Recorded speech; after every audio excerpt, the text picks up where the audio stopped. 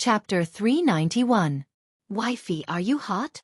After chasing away Cheng Chumo, the powerful third wheel, Li Zixuan began to flirt happily. Anyway, there was still a distance between Chunming Gate and Yongla Lane. It was also excellent to find a beautiful wife to chat with. I'm not hot. Young master, you must be very hot outside, right? Han Yushi's gentle voice came from the window. When Li Zixuan heard it, he felt as cool as if he had eaten a popsicle. The only fly in the ointment was that Han Yushi was still unwilling to call him husband. She said that she wanted to wait until after the formal wedding ceremony. Hey, what a stubborn and shy girl. But I like it. Not hot, not hot. Haha. Wifey, you don't have to worry about me. Li Zixuan laughed heartily and said indifferently. All right, wifey, if you're thirsty, there's water in the carriage. If you're tired, lie on the sofa and rest for a while. Anyway, no one will see. Don't worry about those details. When Han Yushi heard that, although she was touched, she was also very speechless. How could a groom be like this? However, this carriage was indeed comfortable. It was spacious, not bumpy, and cool. She was worried that she would faint from sitting so far in the carriage on such a hot day with a veil over her head. She didn't expect it to be so easy when it came to it. Young master, Yushi is not thirsty or tired. You don't have to worry. About 1:30 in the afternoon, Li Zixuan led the bridal escort team and finally, triumphantly returned. Cough, cough. Finally to the door of the house. Back, back. The bride is back. Suddenly, dozens of people ran out from the courtyard. At the front was Li Jingma and Mrs. Li. Behind them were Ma Zhou and some guests who were watching the fun. You're finally back. Where's my daughter-in-law? Mrs. Li said excitedly. Li Zixuan was a little speechless. She was concerned about her daughter-in-law the moment she came. In the carriage. Li Jingma interrupted. All right, now is not the time for idle chatter. Go in and get ready. The wedding ceremony will begin soon. Don't miss the auspicious hour. Li Zixuan nodded and helped Han Yushi out of the carriage. They stepped on the red carpet and walked towards the door. Li Jingma greeted Li Chengqian, Li Tai, Qin Qiong, Cheng Yaojin, and a few other distinguished guests. It was worth mentioning that Li Chengqian and Li Tai, the two fellow sufferers, did not return with them when the bridal escort team returned from the Han family village. This was because they had come out with a mission today. First, they rode light horses to Plum Village. After completing the field inspection, they quickly caught up with Li Zixuan's large group. The two brothers had really put in a lot of effort to help Li Er complete his task. Wife, there's going to be a surprise later. You better be mentally prepared. Although Han Yushi was unwilling to call Li Zixuan husband along the way, this fellow was thick-skinned. He kept calling her wife, and couldn't stop at all. This fellow was thinking, if you don't want to call me husband, you can't stop me from calling you wife, right? It was as if, although you don't like me, you can't stop me from liking you. Surprise? What other surprises are there? Han Yushi thought to herself, today's grand bridal escort ceremony was already very surprising. How could there be another surprise? Hee hee. You'll know soon. Li Zixuan laughed softly. As soon as she stepped into the Li residence, Han Yushi understood what Li Zixuan meant by surprise. The knee covering on her head was only a thin layer of silk. Although it could block part of her vision, she could still vaguely see the things outside through it. Han Yushi felt that she would never forget the magnificent scene in front of her for the rest of her life. In the center of the courtyard, there was a step-shaped bonsai that was piled up with peony flowers that were taller than a person. The fiery red color was like the blazing fire of the morning sun, burning her heart. There were many other types of flower bouquets around the courtyard. There were orchids, lotus flowers, hibiscus, and so on.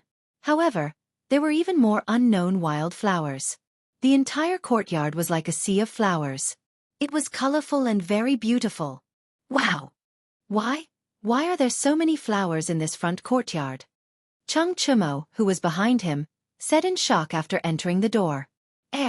Don't tell me little Xian bought this specially for the wedding decoration? Li Tai said with his eyes wide open. It should be like that. Little Xian's thinking is getting more and more strange.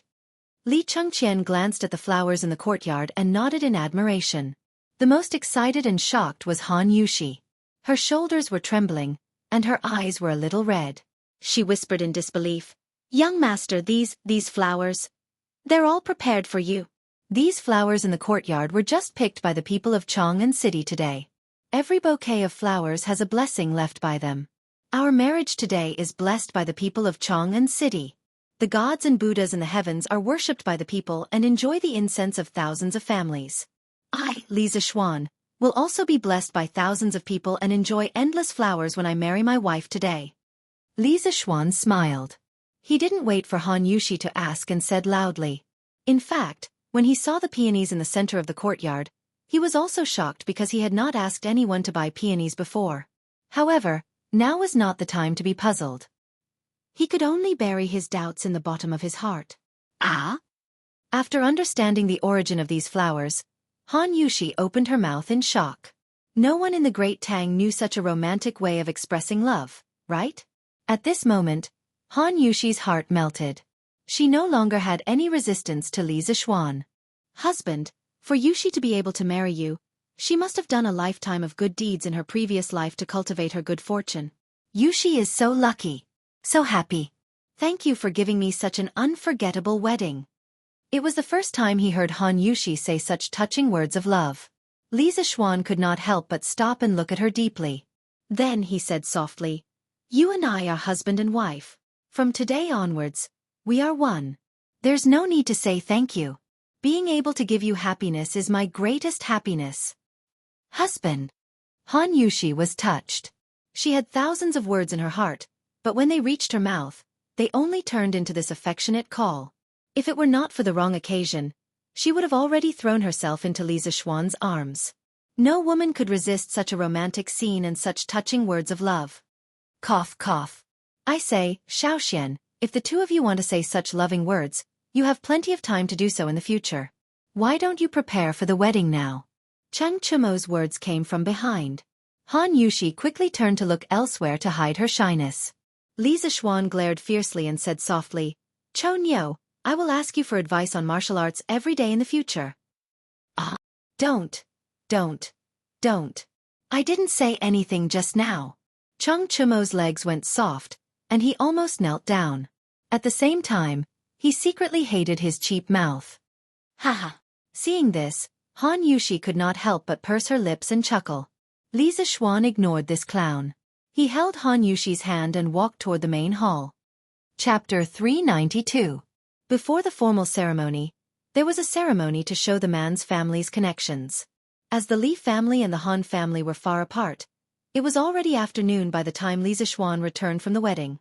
Therefore, some of the guests who were usually busy chose to come in the afternoon. As for those who came in the morning and had already given their gifts, they were left for the ceremony.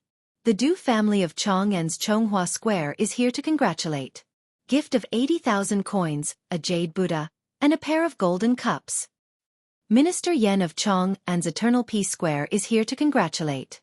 Gift of 400,000 coins, a pair of pure gold buckles, a pair of white jade mandarin duck buckles, for sets of pearls, 2 small knives with jade handles and ivory handles, 4 gold necklaces, 6 silver necklaces, a golden phoenix with pearls, and a golden hairpin with a pair of luan holding longevity fruits. Wow! Even Minister Yen sent someone to give gifts. And these gifts aren't light either. As the Minister of Works, Yen Lide was a well-known figure in the entire imperial court. His actions instantly caused many people to discuss in private. Wei's Wuxia of Chang'an's Yongxing Square is here to congratulate. Gift of 4,000 coins and a piece of calligraphy. Even Wei's Wuxia is here. It's just that the gifts are a little too little. Everyone was surprised to hear that even Wei Zhang had come to congratulate Li Zixuan on his wedding. However, when they heard about the gift he had brought, everyone's face darkened. A gift of 5 strings of cash, this was really... Li Zixuan wanted to vomit blood. Was this old man Wei Zhang here to sincerely congratulate him on his wedding, or was he here to get a free meal? How is it just a little too little? This is 100 times less than what Minister Yen gave just now. That's enough. You guys should be content. In the past, Wei's Wuxia never attended these banquets. Ordinary people couldn't even invite him with money. Last time, when the eldest son of Elder Shao married the princess of Xiang City, Wei's watching only gave a gift of 5 strings of coins. At that time, Elder Xiao was so angry that his nose was crooked. Haha. In that case, the Li family's reputation is really big. Haha. That's how it works. The people of Chang'an were always the most well-informed. After a while, Wei Zheng's background was immediately exposed, but he did not feel ashamed at all. He was still tasting his wine, as if he did not hear the discussion outside. Humph. Anyway, everyone in Chang'an knows that I'm an honest and clean official. I've already given you a lot of face by giving you 5 strings of cash as a congratulatory gift. Besides, my calligraphy must be worth a lot of money, right? Little Xian, you didn't lose out at all. Since this old man has paid such a big price to attend the wedding, I have to eat more later to recoup my losses. That was what Wei Zhang thought to himself. Duke Wei of Jianning Square has come to offer his congratulations. He's gifted 800,000 taels of silver, a pair of white jade and mandarin duck buttons, 4 pairs of beaded silk, beeswax, and turquoise robes, 2 small knives with jade handles and ivory handles, 4 gold necklaces, 6 silver necklaces. San Bao, who was singing at the door, also felt a little awkward. She quickly read out the gift list for the next family. Whoa! Duke Wei is really extravagant. He just added so much dowry to the Han family yesterday, and he's sending so many congratulatory gifts today. Yeah, this congratulatory gift is more than 200 times more than what Wei's watching gave. Li Jing had indeed spent a lot of money this time. He had basically spent a third of the gold, silver, and goods that he had accumulated from his military exploits over the years because of Li Zishuan's wedding this time. Wei Zhang, who was sitting at the side and tasting his wine, heard some people's discussion and his old face instantly darkened. Why the F***ck are they comparing me again? Li Jing usually gets a lot of money after winning a battle. Last time, I was just an advisor. Where could I get money from? How can they be compared?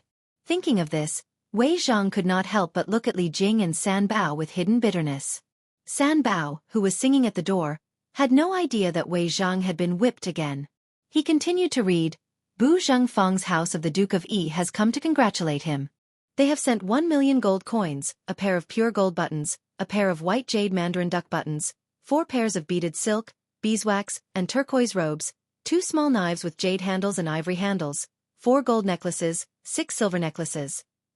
The house of Duke Lu of Huaid Lane has come to congratulate us with 2,400,000 yuan, 4 gold necklaces, 6 silver necklaces, 1 golden phoenix embroidered with pearls, a pair of golden phoenix embroidered with pearls, a pair of golden phoenix embroidered with pearls, a pair of Hetian white jade phoenix embroidered with jade, a pair of phoenix embroidered with emerald, a pair of phoenix embroidered with jade, a pair of phoenix embroidered with emerald, a pair of phoenix embroidered with emerald, a pair of phoenix embroidered with emerald, a pair of phoenix embroidered with emerald, a pair of phoenix embroidered with emerald, a pair of phoenix embroidered with emerald, a pair of phoenix embroidered with emerald, a pair of phoenix embroidered with emerald, a pair of phoenix embroidered with emerald, a pair of phoenix embroidered with emerald, a pair of phoenix embroidered with emerald, a pair of phoenix embroidered with emerald, a pair of phoenix embroidered with emerald, a pair of phoenix embroidered with emerald, a pair of phoenix embroidered with emerald, a pair of phoenix embroidered with emerald, a pair of phoenix embroidered with emerald, a pair of phoenix embroidered with emerald,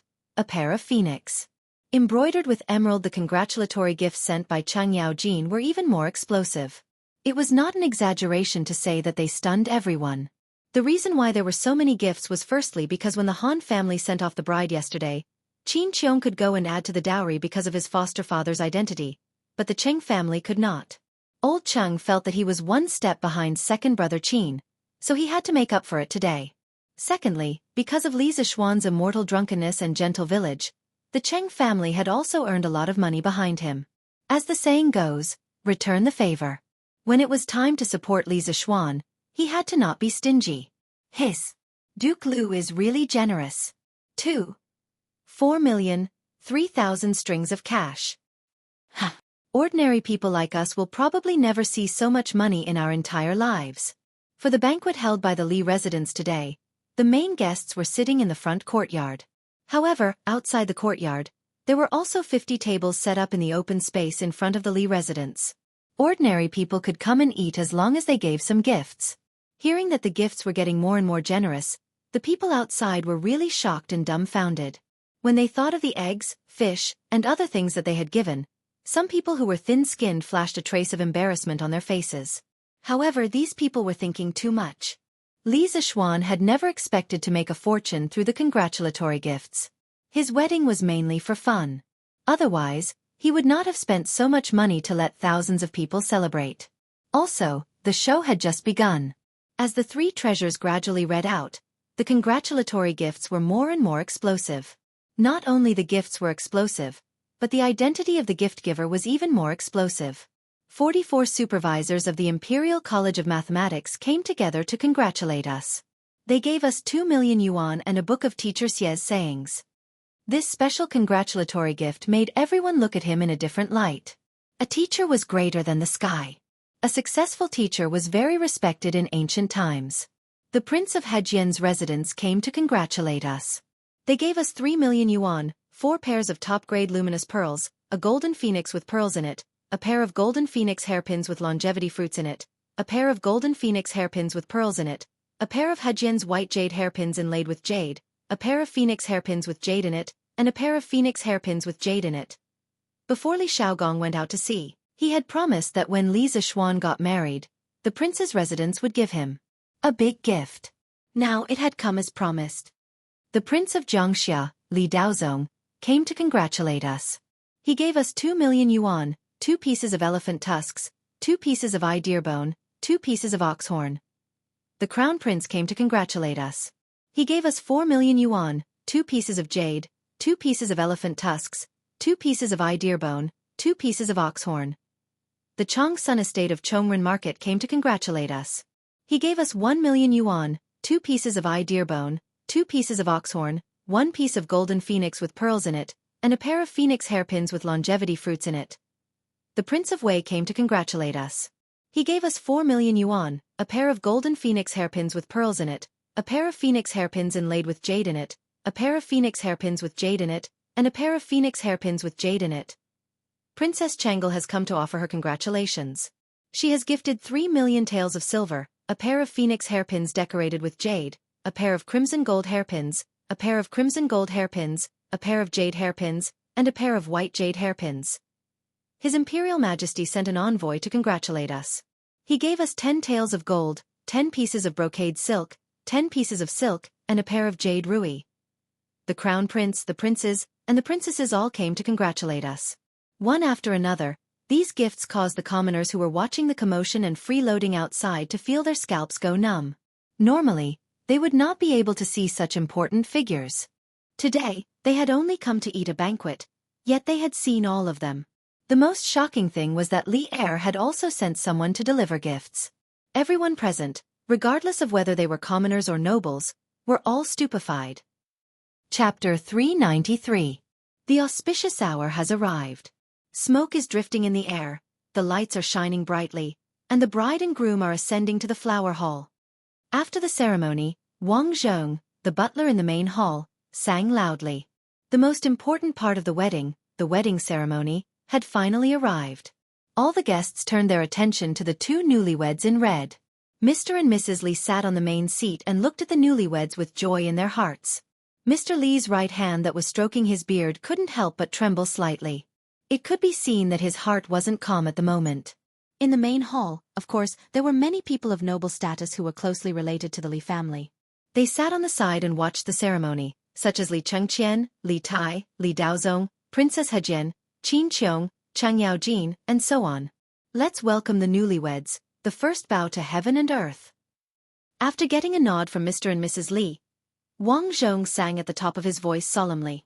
As early as the northern and southern dynasties, it was a fixed ceremony for couples to bow to each other. In the northern areas before the Tang dynasty, couples bowed to each other as a ceremony, and it was held in special houses decorated with green curtains. After the Tang dynasty was founded, the term bow to heaven and earth officially appeared. The 3 bows in the ceremony were inseparable from the ancient idea of the unity of man and nature in China. During the spring and autumn period, Laozi summarized the things in the world into 3 categories: heaven, earth, and man. He thought that although man was the master of all things, heaven and earth were the carrier of production and life. Therefore, when getting married, they should first bow to heaven and earth to express their gratitude to heaven and earth. At the same time, they prayed that heaven and earth could ensure that the newlyweds' children would be safe and healthy. In addition to heaven and earth, parents were also important factors in one's life. Therefore, the ceremony was also an important part of the ceremony. Li Zixuan felt excited and refreshed as this was the first time he got married. He held Han Yushi's hand and solemnly bowed to the outside of the house. He came to the Tang dynasty for no reason. Maybe it was heaven's fault that he came to the Tang dynasty. After going through such a strange thing, Li Zixuan still had a certain level of respect for heaven and earth. Second, bow to the parents. There was no need to say anything more. He had to sincerely bow, not only for the previous owner of this body, but also for himself. Husband and wife bow to each other. Li Zixuan looked at Han Yushi with an expression. Through the thin knee cover, he could still see the outline of her flower-like face. He was looking at Han Yushi. How could Han Yushi not be looking at him? This handsome man in front of her had given her too much happiness and too much romance. To be able to marry such a man, Han Yushi truly felt that she was the happiest and luckiest woman in the world. After looking at each other for a moment, the two of them seemed to have some kind of tacit understanding and bowed to each other. The ceremony is complete. Send the bride to the bridal chamber. Wang Zhong heaved a sigh of relief. Thankfully, nothing went wrong. As the MC of the wedding, he had practiced these few lines in private for a long time. He was so nervous just now, but fortunately, he managed to hold on. Li Zixuan pursed his lips and looked at Xiao He and Xiao Shi holding his wife as they walked out of the hall to the new room in the west courtyard. Haha! Today is my son's wedding. Thank you for coming. We will start the banquet now. Everyone, please eat and drink well. Li Jingma stood up with a smile and cupped his hands to the guests in the room. As mentioned earlier, the Li family was quite far from the Han family. Li Zixuan definitely wouldn't be able to make it back before noon with such a huge entourage. Therefore, the formal banquet was arranged in the afternoon. As for the guests who arrived in the morning, naturally, they wouldn't be starved. At noon, fruits and snacks were provided. Haha! Old Master Li is too polite. We will definitely eat and drink well. Haha! Haha! Your family's delicacies are famous in Chong and City. I, Old Cheng, am here today, and I won't be polite. To be honest, I, Old Cheng, haven't eaten since last night. Haha! Madman Cheng, you are so shameless. Haha! Wherever the father and son of the Cheng family were, there would be joy. These two clowns, old and young, could liven up the atmosphere wherever they were. There were 2 banquet tables set up in the hall of the Li residence to entertain the distinguished guests. However, how could Old Cheng, who came from the wind and went in the rain, be willing to drink in the house?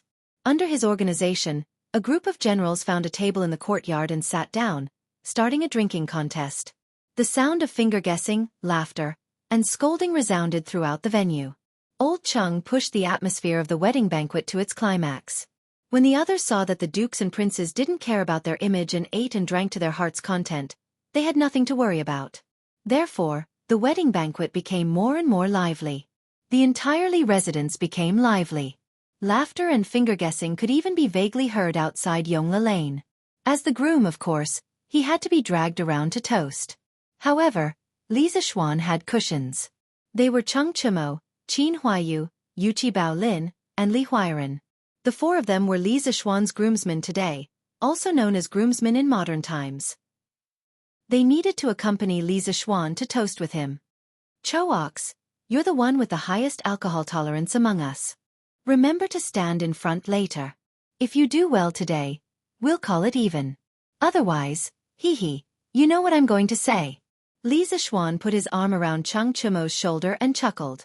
Everyone could hear the threat in his words. On the wedding night, every moment of the night was worth 1,000 gold. Li Zixuan didn't want to be drunk. How could good wine be more important than beautiful women?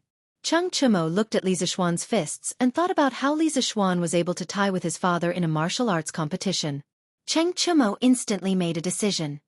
Haha, no problem. We are brothers. There's nothing to talk about. Besides, I, Old Cheng, love to drink the most. Thus, the 5-man team started to fight in the jungle. Qin Huayu was in charge of making the first move, pouring wine. Cheng Chimo, Yuqi Baolin, and Li Huairen were in charge of crazily attacking, drinking wine. Li Zixuan was in charge of stealing the beam and swapping it for the guests and killing them, serving mixed wine to the guests. In an instant, their efficiency exploded. From the group of civil officials in the main hall to the group of military generals outside, these guys ran through all of them. Next was the group of ordinary guests. Li Zixuan and his 4 teammates also ran through all of them. Finally, he came to the most special guest table of the day. It was the 44 students of the Imperial College. It should be 38 now. Li Tai, Li Huiren, Qin Huayu, Cheng Chumo, Yuqi Baolin, and Iron Egg weren't there. The 38 students sat together. Li Zixuan, dressed in his wedding attire, came to the front, raised his wine glass and laughed. I'm very happy that you guys could come. I like the thank you teacher book that you guys gave me. No matter where you guys go in the future, let's drink to this first today. Cheers to all of you. This glass of wine wasn't mixed with water, but it was genuine drunken immortal. In fact, when he was toasting just now, he didn't mix any water in the wine for the guests who were especially close to the Li family. With his current skills, drinking 1 or 2 liters of drunken immortal was no problem. Students toast to Sir. I wish Sir a happy marriage. Meng Wenhao stood up and led the rest of the students in a toast. Meng Wenhao was actually the one who organized the group gift today. Chapter 394. They bowed to heaven and earth at dusk and drank until the lights were lit. When the banquet ended, it was almost midnight. Many people were drunk. Li Zixuan pretended to be dead drunk and lay on the table in the corner of the courtyard, refusing to move no matter what. The groomsmen couldn't pull him away, so they could only leave this knucklehead guy and go drink alone elsewhere. Li Zixuan laid on the table and saw that no one was paying attention to him. Then, he took advantage of the dim lighting and used the orchid butterfly steps to enter the west courtyard. His speed was so fast that no one could match him. Young master. Have you finished drinking? At the door of the bedroom, Xianxia saw a black shadow sneaking towards them. She was so scared that she wanted to shout to catch the thief. However, the black shadow was already in front of her in a blink of an eye. Xianxia took a closer look and recognized that it was Li Zixuan. She patted her chest, let out a sigh of relief and asked, Yes. I've finished drinking. The banquet has ended. How is it? Is Yuxi asleep? Li Zixuan looked into the room and answered absent-mindedly. He did not notice how alluring Xianxia was when she patted her chest. Otherwise, he would definitely look around. Not yet.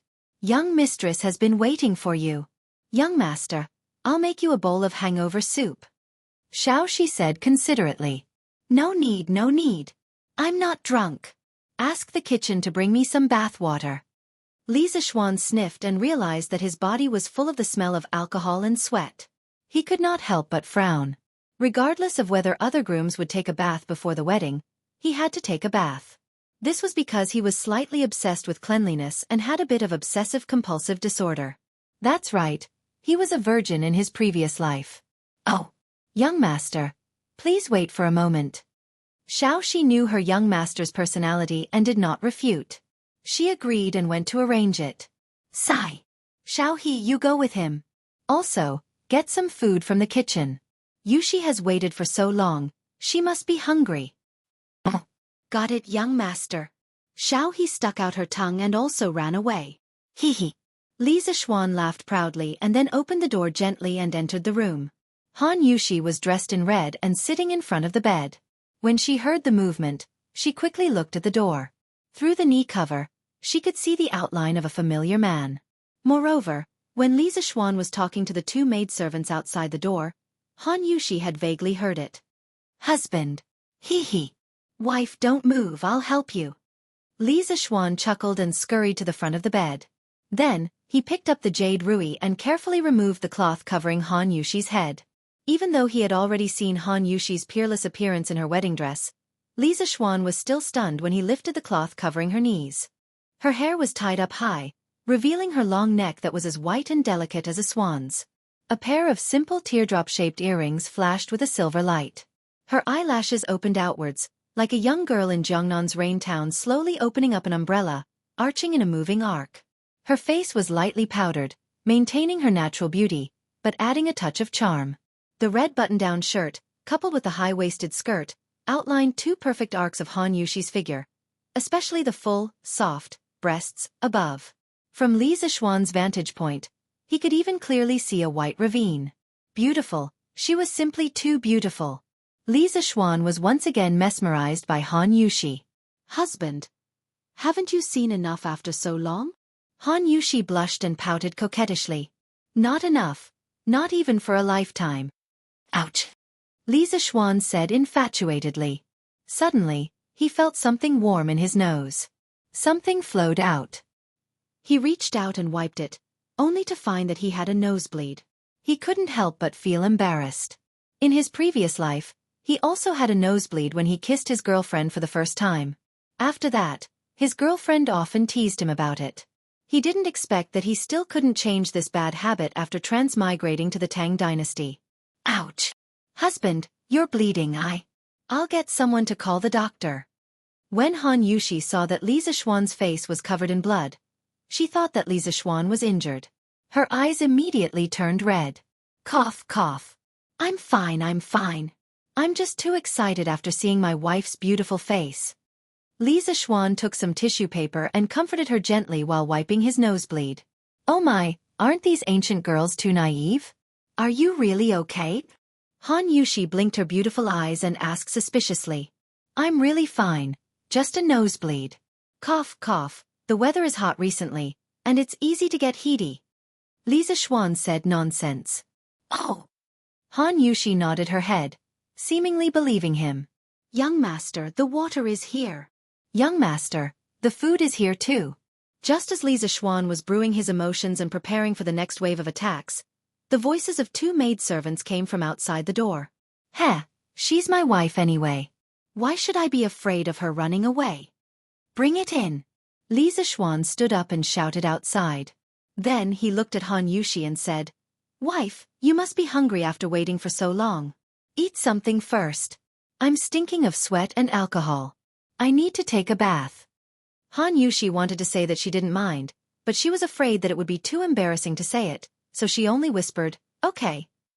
Li Zixuan smiled and went out to take a bath. With his wife in mind, Li Zixuan took a bath quickly.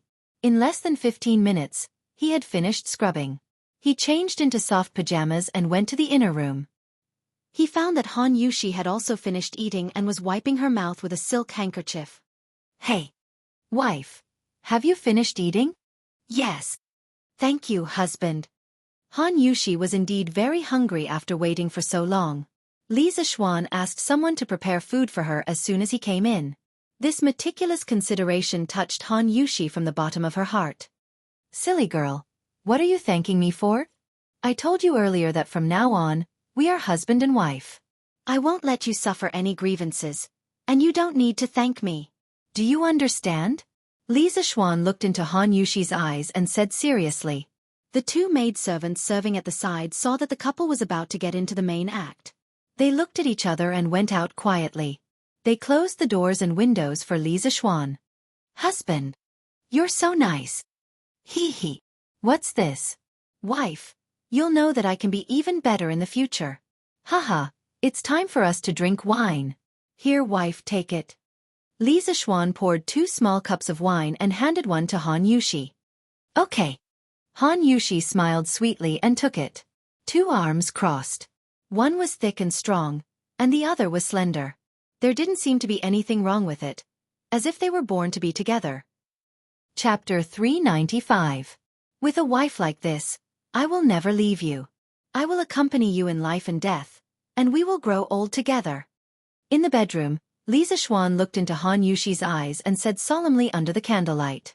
Han Yushi's eyes immediately became misty. She said firmly, With a husband like this, I will never leave you. I will accompany you in life and death, and we will grow old together. This sentence was like a confession, but also like a vow. The two of them looked at each other and smiled, then drank the wine in one gulp. Ahem. Ahem. Wife, look, it's getting late. Let's rest. Li Zixuan looked around and finally revealed his wolf's tail. Before Han Yushi got married, Mrs. Qin had more or less told her some general knowledge about men and women. When she heard the word rest, her face instantly became as red as a big red cloth, so red that water could drip out. Okay. Han Yushi responded in a voice as soft as a mosquito. Li Zixuan was overjoyed. He quickly pulled Han Yushi to the bed and sat down excitedly. Wife! You're so beautiful! Such a beautiful woman would only belong to him in the future. Li Zixuan was intoxicated as he looked at the peerless beauty in front of him. Han Yushi was shy and happy, but she said, "A woman's face is like a shooting star in the sky. It's short and beautiful. Youth is fleeting and youth is fleeting. So what if I'm beautiful now?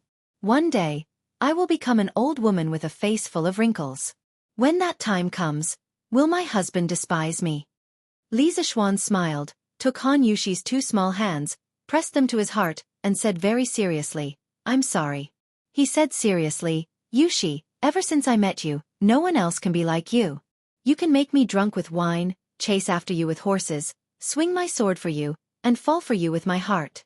People call me crazy, and I have no regrets even if I die. Even if you have white hair one day and your face is past its prime, I will still hold your hands like today and give you the gentleness of the world. I'll hold your hands and give you my tenderness." These words of love really had a fatal attraction. It made Han Yushi's maiden heart, which she had cherished for many years, melt in an instant. Her eyes also became a little blurred. Her soft body couldn't help but fall into Li Zixuan's embrace. "Husband, to be able to hear your words, even if Yushi were to die right now, she would be satisfied." Han Yushi buried her head in Li Zixuan's chest and said emotionally, "Little fool, are you so easily satisfied? You're not allowed to talk about death. We have to live well. We have to be husband and wife for the rest of our lives. We have to be the happiest and most loving couple in the Great Tang. If I don't have you, how can I live?"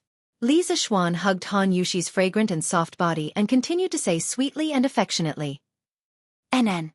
This concubine will listen to my husband.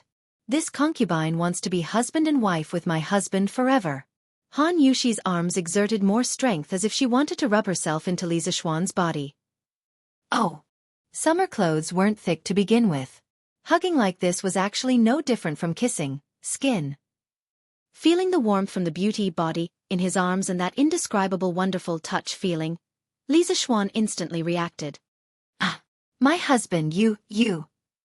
Sensing that something was wrong below, Han Yushi, who had received a period of pre-marriage education these few days, was stunned for a while before she realized what it was. She immediately broke free from Li Zixuan's embrace as if she had been electrocuted. Then, like an ostrich, her head was deeply embedded in his chest. She was so embarrassed that she didn't dare to raise her head again. Ugh! Li Zixuan was extremely embarrassed. Just as he was about to explain that this was a natural reaction, he was suddenly dumbfounded again. Because the great beauty in front of him was a little naked. Gone. Naked. Han Yushi's clothes today were a pair of lapels paired with a high-waisted skirt.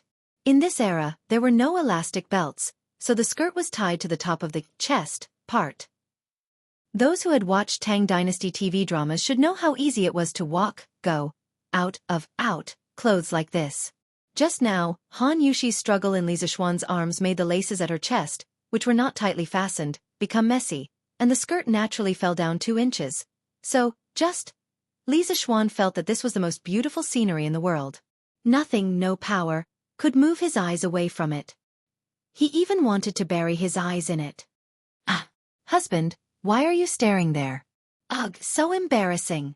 As if she had felt Li Zixuan's burning gaze, Han Yushi raised her head and immediately realized that something was wrong. She hurriedly covered up her exposed, spring light. Gulp. Gulp. Li Zixuan's eyes were fixed on the place where Han Yushi's hands were covering. His Adam's apple couldn't help but move. "Wife." Li Zixuan's voice had actually become somewhat hoarse at this moment. My husband." Han Yushi did not dare to look directly at Li Zixuan's invasive eyes. When she thought about what she was going to experience next, she was both afraid and somewhat expectant. At this moment, her mind was blank. In the end, she simply closed her eyes and did not think about anything. Seeing Han Yushi raise her small face and close her eyes, looking like she was at his mercy, how could Li Zixuan, whose blood had already rushed to his head, hold it in? He roared and pounced on her. 50,000 words omitted here. Accompanied by a cry of pain, the big red curtain suddenly trembled and swayed. Shadows rose and fell, but one could hear a burst of rough, gasping, mixed with several almost inaudible, gasping breaths. After a long time, the room returned to tranquility, leaving only the flickering candlelight. In the outer room, the two little servant girls who were asleep had long been woken up. Their faces were flushed red. Outside the room, the moon in the sky seemed to feel shy and hid behind the dark clouds. Chapter 396. Early morning. The first ray of sunlight shone across the horizon and began to spread its enthusiasm and brilliance to the vast land. Those who were truly working hard for their livelihood had actually woken up early, and those who did not have to worry about food and clothing would also be awakened by the light at this moment. The windows in ancient times were all covered with very strong oiled paper, but this thing did not block the light. At this time, there were no curtains, so once the sun rose every day, the room would become bright. Even if you wanted to continue sleeping, you would be shaken awake by the strong sunlight. Comfortable. Li Zishuan was also awakened by the sunlight. He rubbed his eyes and felt a weight on his right shoulder. He lowered his head and saw a fair beauty with her head resting on his shoulder.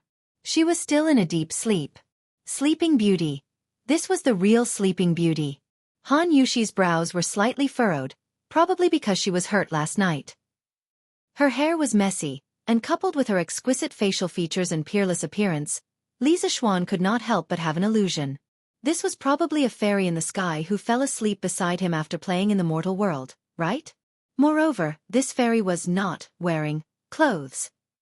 His right hand touched the fairy's smooth, jade back, and his eyes secretly glanced down at the peaks, ridges, under the quilt. A certain part of Li Zishuan's body had the most common, physical, natural reaction that most men would have in the morning. Han Yushi seemed to have sensed something. She twisted her body and snorted. Li Zishuan had a guilty conscience and was so scared that he immediately did not dare to move. A moment later, it seemed that the Han Yushi in her dream could not bear the dazzling sunlight outside.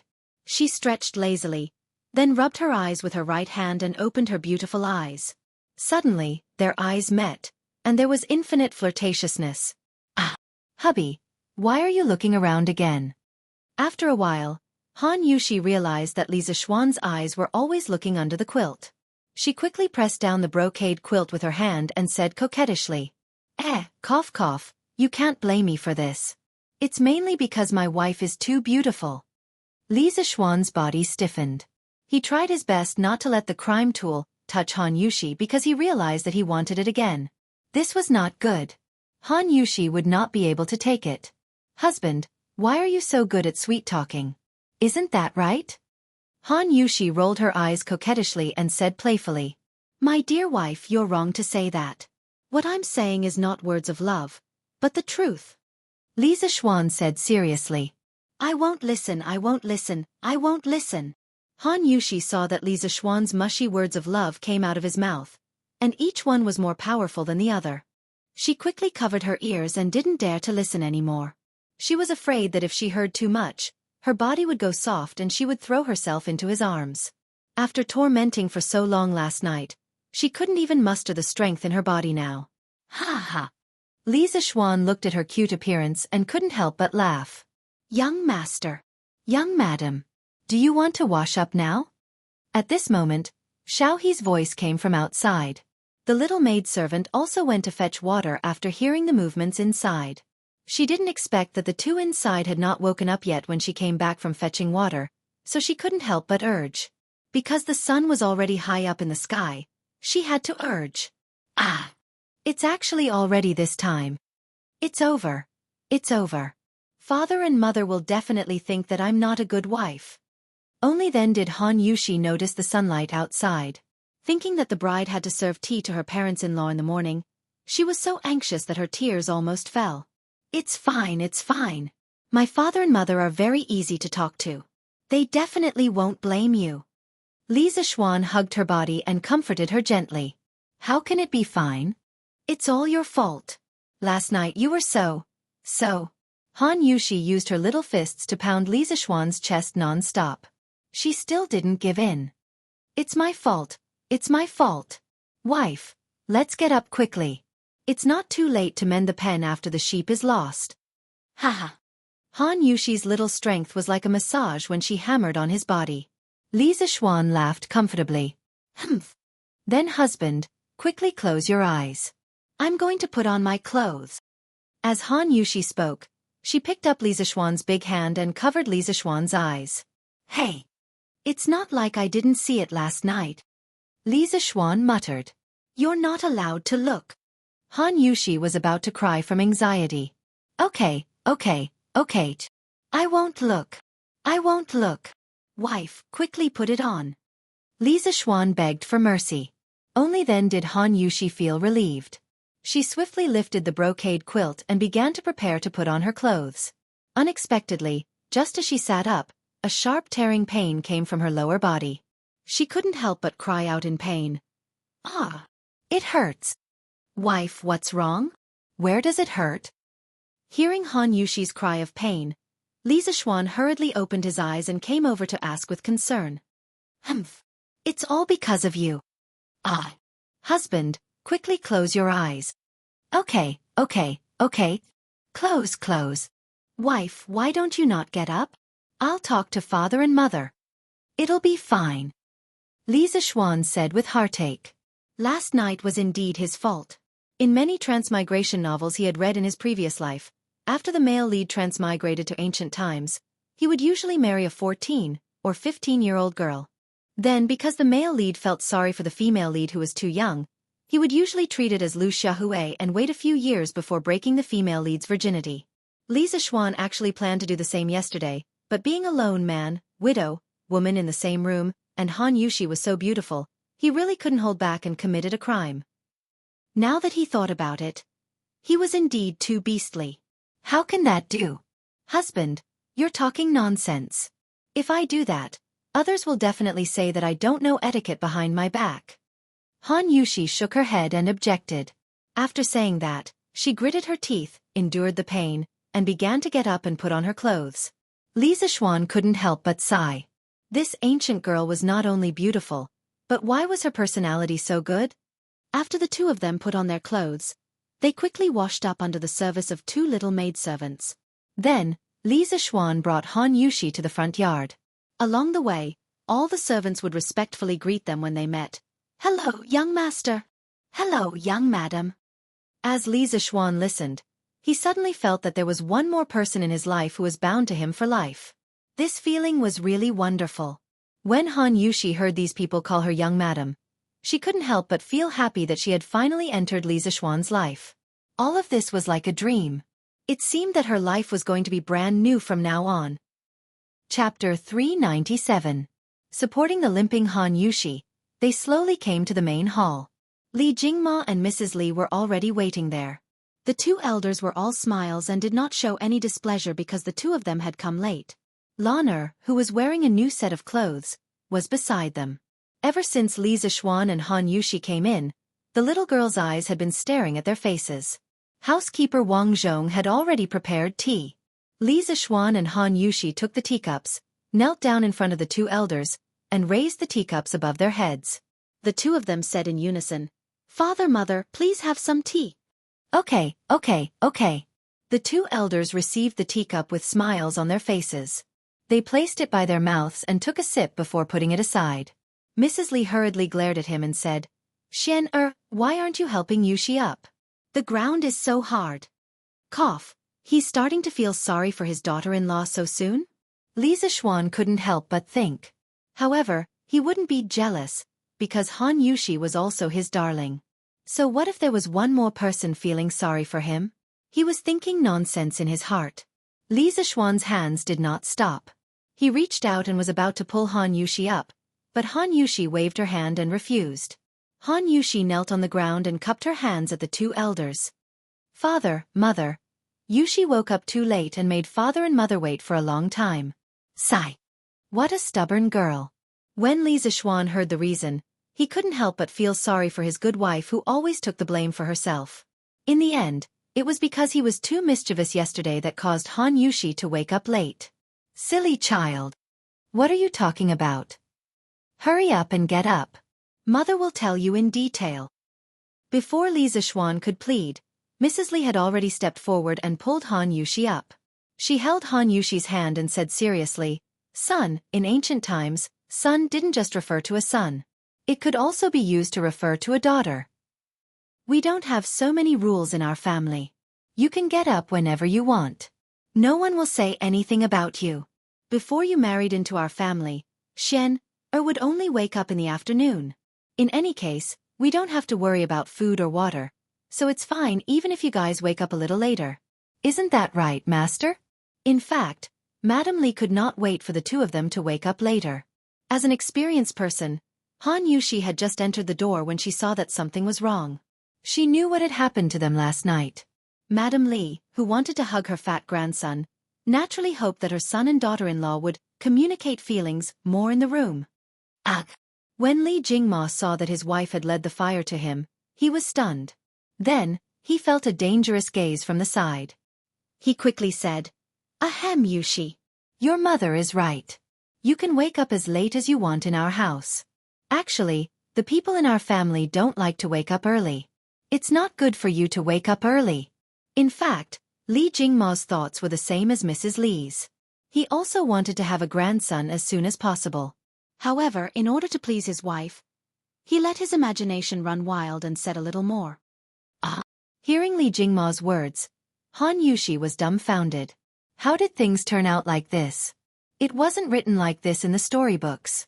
The situation that the neighbors usually talked about when a certain family's daughter married into a certain family wasn't like this. What happened to the intrigue between mother-in-law and daughter-in-law? What happened to waking up early to work and perform well in front of mother-in-law? Why was it all a mess? How could there be parents-in-law who encouraged her to laze in bed and wake up late? Han Yushi felt that this world was a little messy. Ahem. Wife, why aren't you thanking father and mother? Li Zishuan couldn't help but find it funny when he saw his wife's confused look. Previously, he was also doted on by his parents. But then again, he really felt that he was very lucky to be able to meet such a good pair of parents. Thank you, father and mother, for your magnanimity. Han Yushi reacted and said hurriedly. Hee, good child, this is mother's greeting gift to you. Take it. Mrs. Li's smile had never stopped since her son got married yesterday. Today, she saw that her son and daughter-in-law were loving and inseparable. Moreover, this daughter-in-law was gentle and obedient. She couldn't help but be even more satisfied with this marriage. She secretly thought that her son had good taste. Li Zishuan saw clearly from the side. His mother was going to give the jade bracelet that she had always been wearing to Han Yushi. He had also taken a closer look at that jade bracelet previously.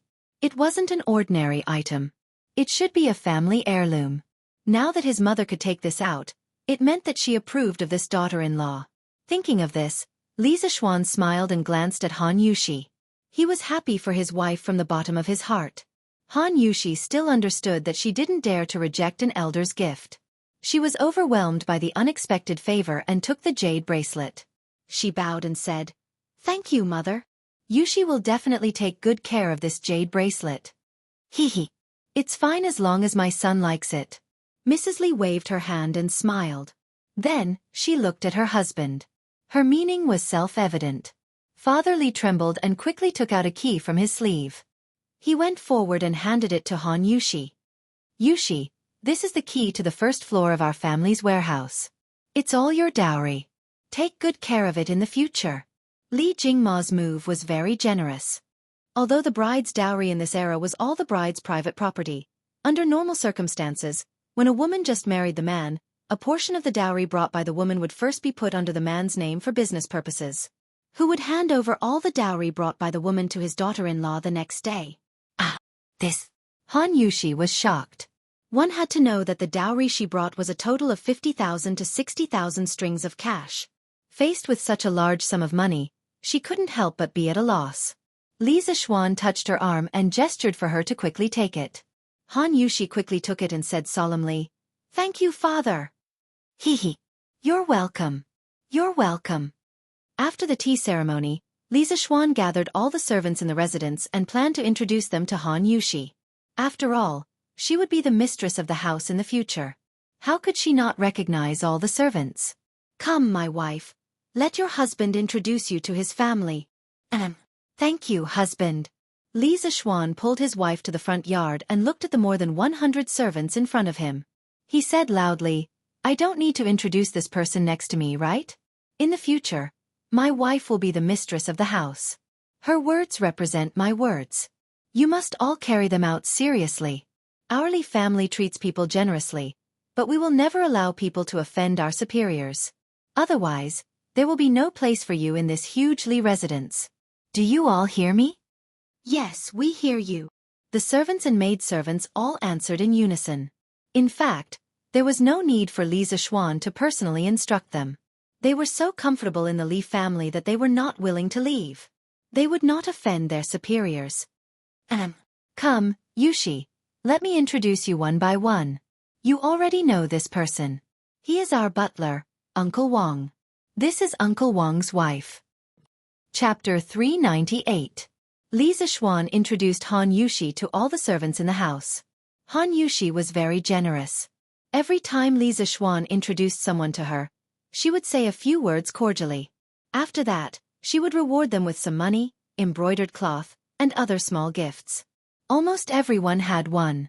It was obvious that Han Yushi was prepared in this aspect. All kinds of rewards were suitable. Not too much, not too little. It was just right. Mrs. Qin must have taught her before the wedding. The servants in the house did not expect the bride to be so generous. They were all very grateful.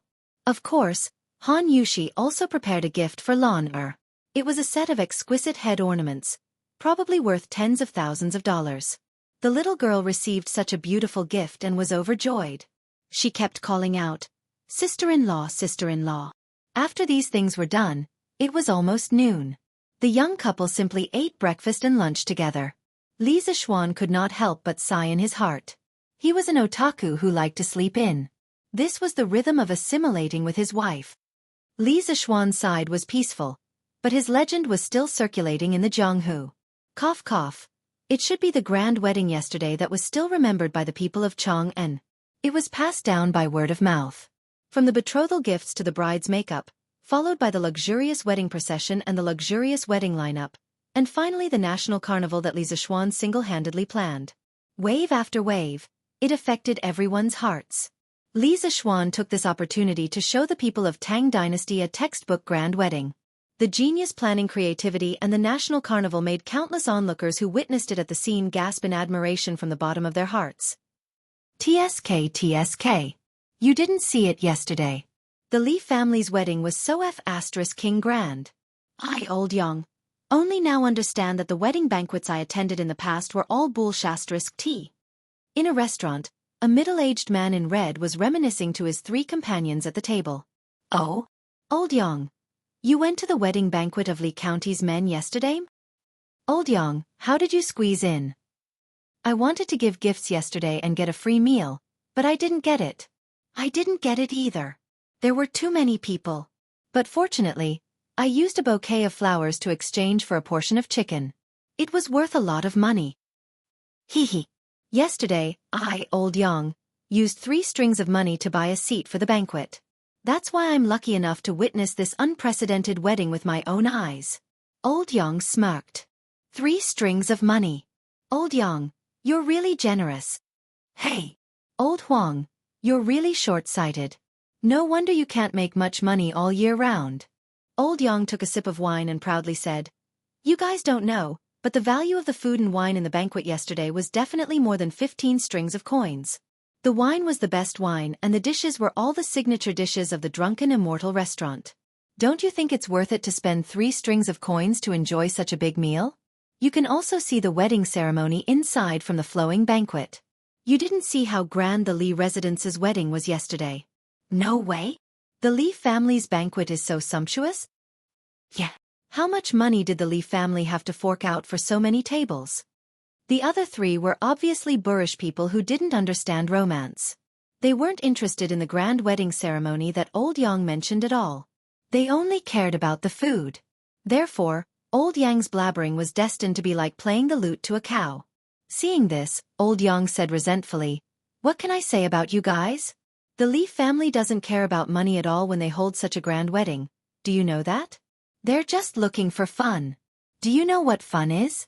Whether it's the betrothal gifts or the bride escort, do you see how much money the Li family spent?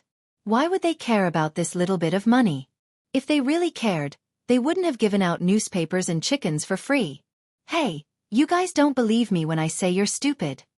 The Li residence's wedding banquet yesterday was really lively. In a luxurious restaurant, a few rich businessmen chatted as they ate. As they talked, they couldn't help but talk about yesterday's legendary wedding. Yeah. I heard that it wasn't just the crown prince. The king of Wei and the princess went personally. Even the emperor sent someone to send congratulatory gifts. Wow. This means that Li Xiannan not only has a wide circle of friends, but he's also favored by the emperor. Yeah. This Li Xiannan not only knows how to do business, but he's also good at being an official. I heard that the students of the Imperial College went to send him congratulatory gifts yesterday. They gave him quite a lot. Haha. Li Xiannan is really competent as an official of the Imperial College. Pingkong Room, Baihua Building.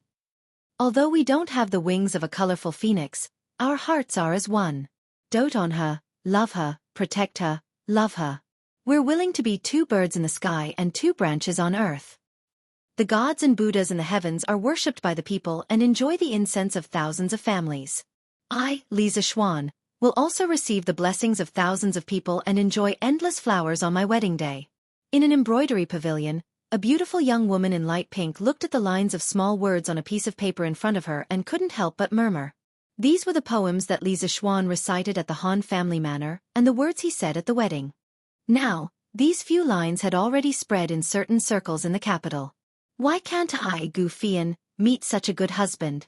I don't know what good deeds this Han Yushi accumulated in her previous life to be able to marry Li Xiannan. I'm so envious of people with poor lives. This woman was Baihua Building's top courtesan, Yan. She had even gone to watch Li Zishuan's wedding procession yesterday. Li Zishuan's wedding yesterday and those poems made many young ladies of the boudoir look at themselves in self-pity and envy. Changle Palace. In the bedroom on the second floor. Changle supported her chin with her hand and looked at the makeup-urging poem that Li Zishuan composed yesterday on the table. She couldn't help but think of the grand and lively wedding she saw with her own eyes at the Li residence yesterday. The sea of flowers and the words that Li Zishuan said to Han Yushi made Changle feel deeply intoxicated. In this era that didn't understand romance, no girl could resist yesterday's romantic wedding. In the heavens, we're willing to be lovebirds. On earth, we're willing to be intertwined branches. Brother Xiaoxian is so good to Sister Yushi. He even spent so much effort on the wedding. I'm afraid that in the future, there won't be a wedding that can surpass this grand occasion, right? I don't know what kind of husband father will find for Changle in the future. Will there be anyone who dotes on her like Brother Xiaoxian? After a long time, Changle sighed softly and muttered to herself. Li Zishuan didn't know that he had stolen a poem from Li Shangyin to hasten the makeup, but it had harmed countless young ladies and caused them to fall into lovesickness. Many young ladies began to use him as a benchmark and set standards for themselves to choose a husband. Chapter 399. After lunch, the couple returned to the west courtyard to rest. After all, it was summer, and the sun was at its hottest at noon. No one had the energy to do anything serious. However, Lan'er's unintentional words in the morning scared Li Zishuan so much that he broke out in a cold sweat. Brother, Lan'er wanted to play with sister-in-law this morning, but father and mother stopped me. Hee. Lan'er will go secretly next time.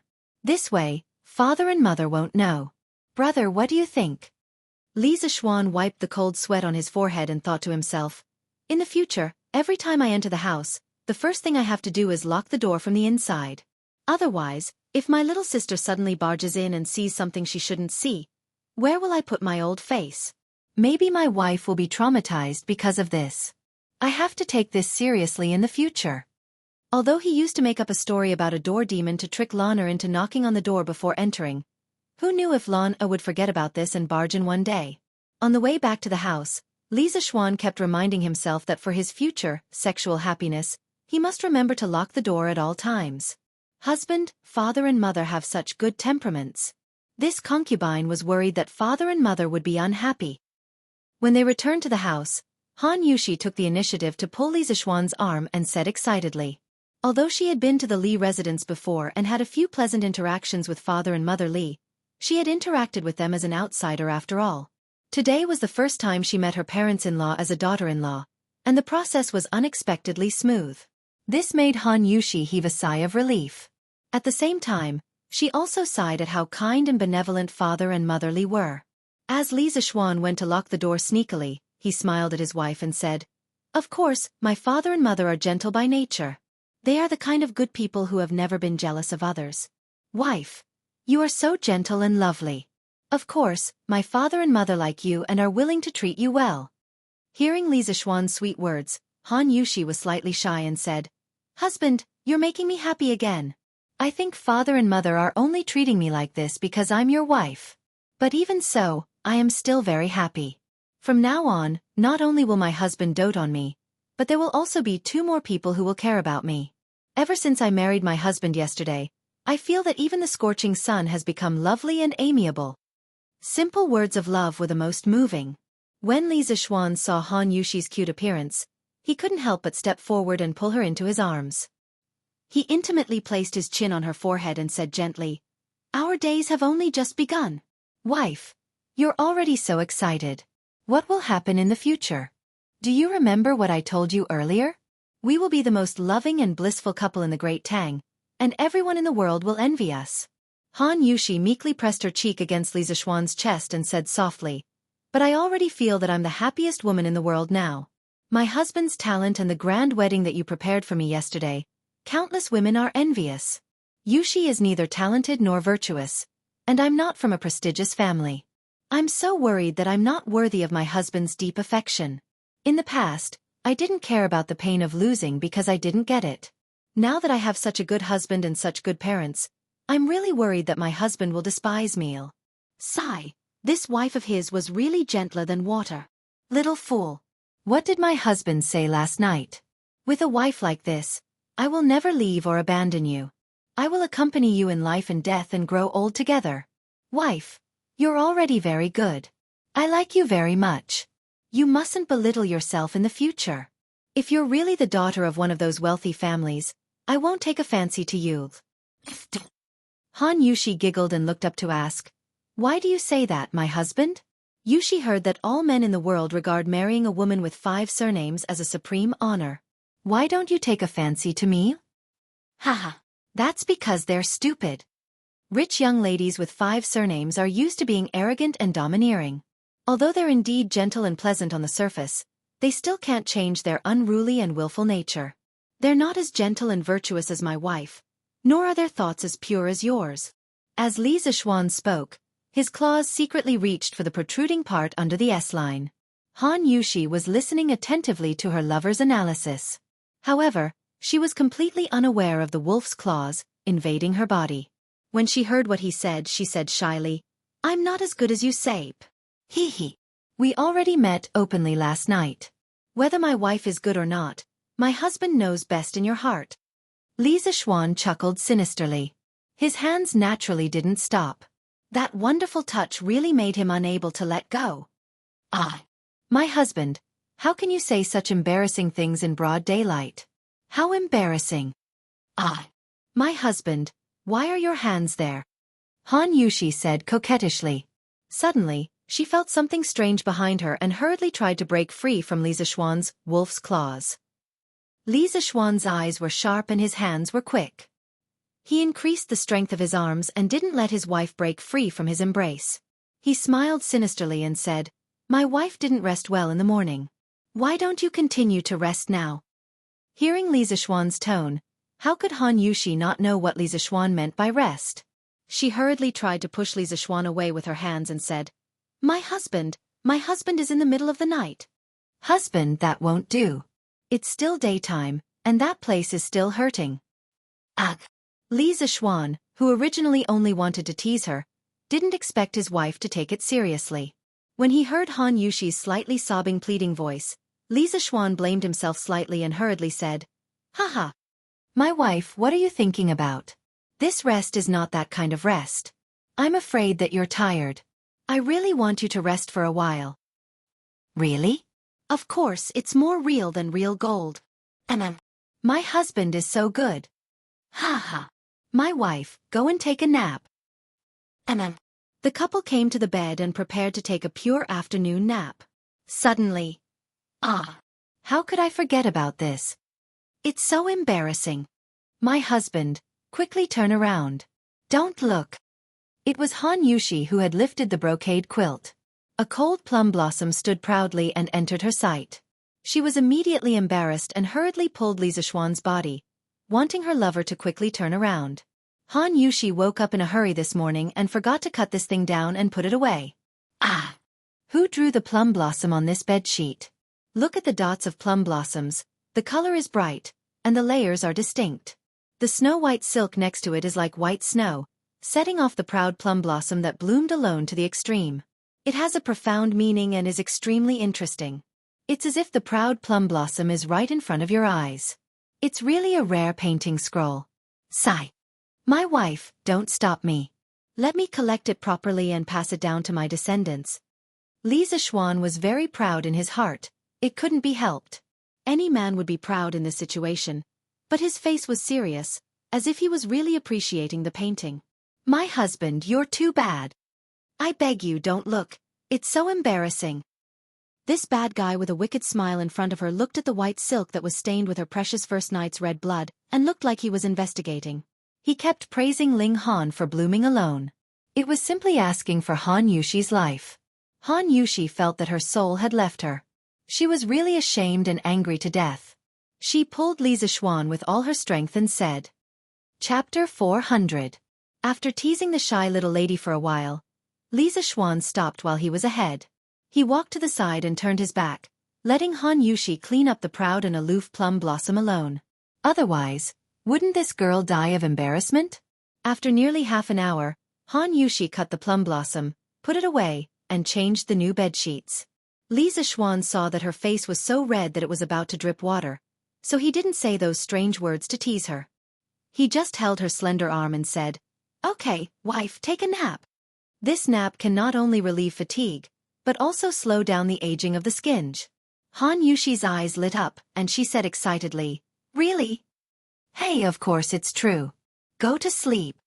Li Zixuan stroked Han Yushi's soft hair and said softly with a smile. In order to cultivate his wife to be a sleeping goddess like him, this guy also put in a lot of effort. Yes, yes. Han Yushi nodded, took off her shoes happily, and climbed into bed to sleep. Youth and beauty were the most attractive poison for all women, and Han Yushi was no exception. Li Zixuan smiled, took off his shoes, and lay next to Han Yushi, ready to take a pure afternoon nap. Although it was a hot summer outside, there was an ice basin in the room to cool down. Not only was it not hot, but it was also a little cool. The husband and wife were covered with a thin quilt, hugging each other, and fell into a deep sleep after a while. Li Zixuan was very obedient this time because he knew that Han Yushi was injured. At this time, he could not just care about his own selfish desires and ignore the pain of others. He could not bear to torture this cute wife like this. Don't worry. Ha ha. What are the Empress and my beloved concubine talking about? They are actually chatting so happily? Even though I'm far away, I can still hear the laughter in the hall. Li Er came to Lijiang Hall after the morning court. He planned to have lunch with Empress Zhang's son, but he didn't expect concubine Yang to also be here.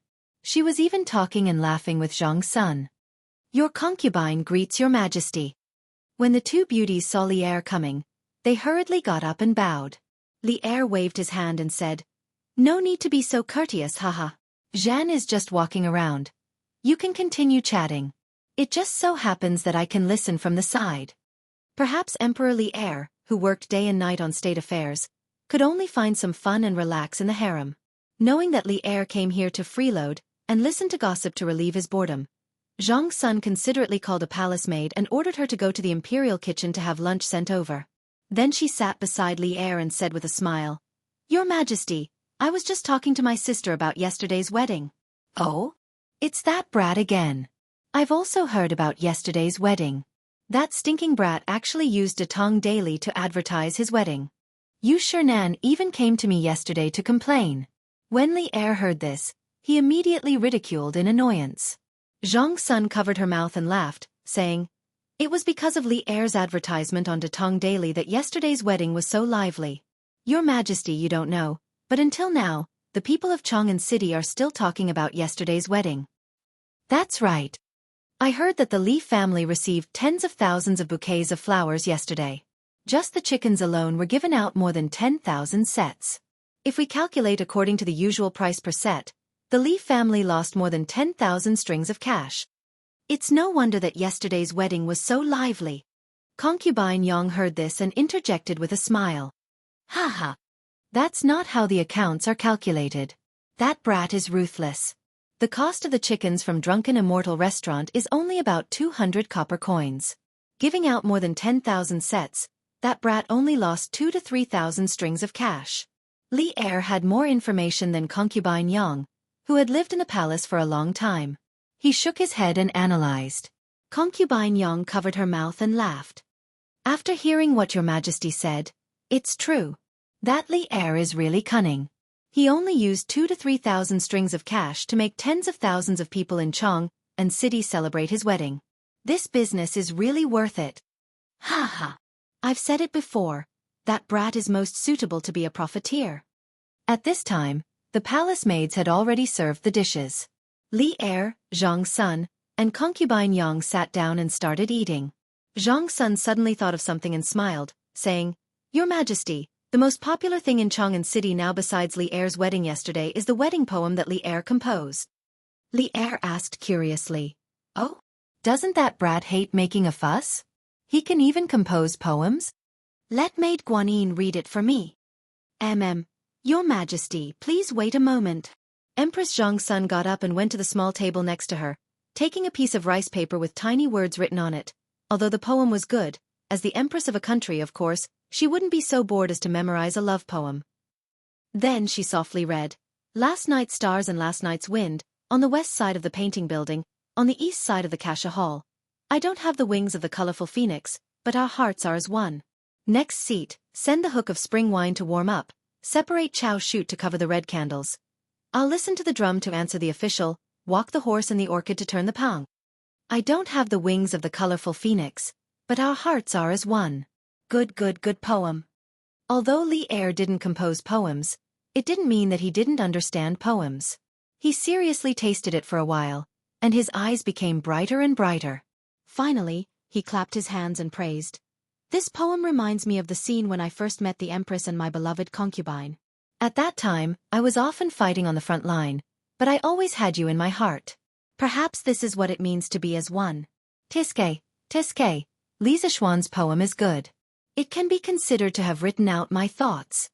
Li Er shamelessly took Li Zishuan's masterpiece for his own use and used it to express his feelings to his wife. Empress Zhang Sun and Concubine Yang looked at each other, somewhat confused by Li Er's sudden romance. We sisters will remember your Majesty's kindness in our hearts and will never forget it. Zhang Sun reacted more quickly. Seeing that the atmosphere was a bit stagnant, she quickly cooperated with Li Er and said emotionally, Sister is right. As the ruler of a country, your Majesty is busy with state affairs all day long. You can still treat us sisters like this. This concubine is satisfied in this life. Concubine Yang wasn't stupid. After Empress Zhang Sun finished speaking, she also understood that Li Er was borrowing poems from them today, so she quickly cooperated. They couldn't not cooperate. They couldn't let Li Er embarrass himself, right? That would hurt old Li. Ha. Empress, my beloved concubine are too polite. I have the two of you in this life, and my heart is satisfied. Eek. Ha. The old pervert Li Er lied against his conscience. Today, after old Li saw Li Zishuan's romantic poem, he didn't know what was wrong with him, but he also wanted to be romantic for his two wives. However, Li Er, who was good at both civil and martial arts, was too far away from Li Zishuan in the field of romantic flirting. He almost made the atmosphere stiff. Chapter 401. N? Husband, did you wake up long ago?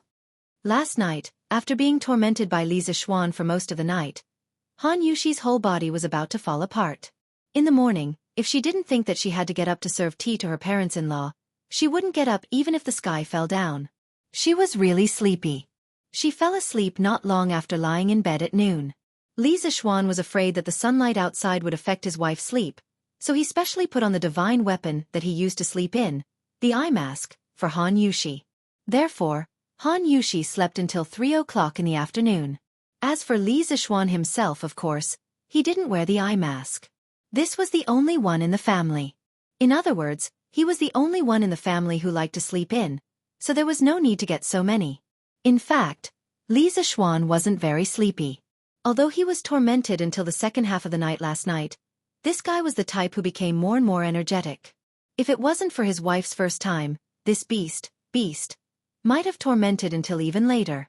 There were 4 great joys in life: sweet dew after a long drought, meeting an old friend in a foreign land, the wedding night, and the time to pass the imperial examination. Li Zixuan, who had just experienced one of the 4 great joys of life, was only excited in his heart. How could he be sleepy? So he only slept for an hour before waking up. The reason why he didn't wake Han Yushi up was because a beauty looked really good when she slept. Although he couldn't eat it now, he could secretly kiss his wife when she was asleep, take advantage of her mouth, and gently touch her with his claws. It was also a different kind of fun to take advantage of her hand. As for the other reason, Li Zixuan thought that since his wife could fall asleep, then he would let her sleep as much as she wanted. If she slept too much during the day, she would naturally not be able to sleep at night. At that time they could talk about life together. It had to be said that ever since she took care of her virginity last night and obtained the first blood, this fellow was now eating marrow, knowing, taste, essence, worm, brain, filled with dirty thoughts. The pure and kind Han Yushi had fallen into the devil's claws, just like that. Perhaps it was because Li Zixuan's claws were too strong, or perhaps it was because she had really slept enough. Han Yushi stretched lazily and opened her eyes. She realized that it was pitch black in front of her. Then, she felt that there was something covering her eyes. After she reached out to pull off the blindfold, she saw her lover staring at her with his eyes. She was shy and happy, so she asked, "And, seeing that you were sleeping soundly, I didn't have the heart to wake you up. How was it? Did you sleep well?" Li Zixuan put away his dirty thoughts just now and said, That's not right." How could he say that he had dirty thoughts? Wasn't it natural for him to want to do shameful things with his wife? Li Zixuan indicated that they were a legal couple. A legal couple. This guy finally convinced himself in his heart. I slept very well. Husband, what is this? It looks weird." Han Yushi held the eye mask and asked curiously. This thing is called an eye mask. It's worn on the eyes. This is a good thing.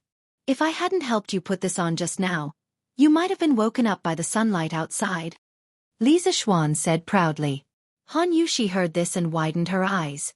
She said speechlessly, "Husband, did you specially make this thing to sleep during the day?" "That's right."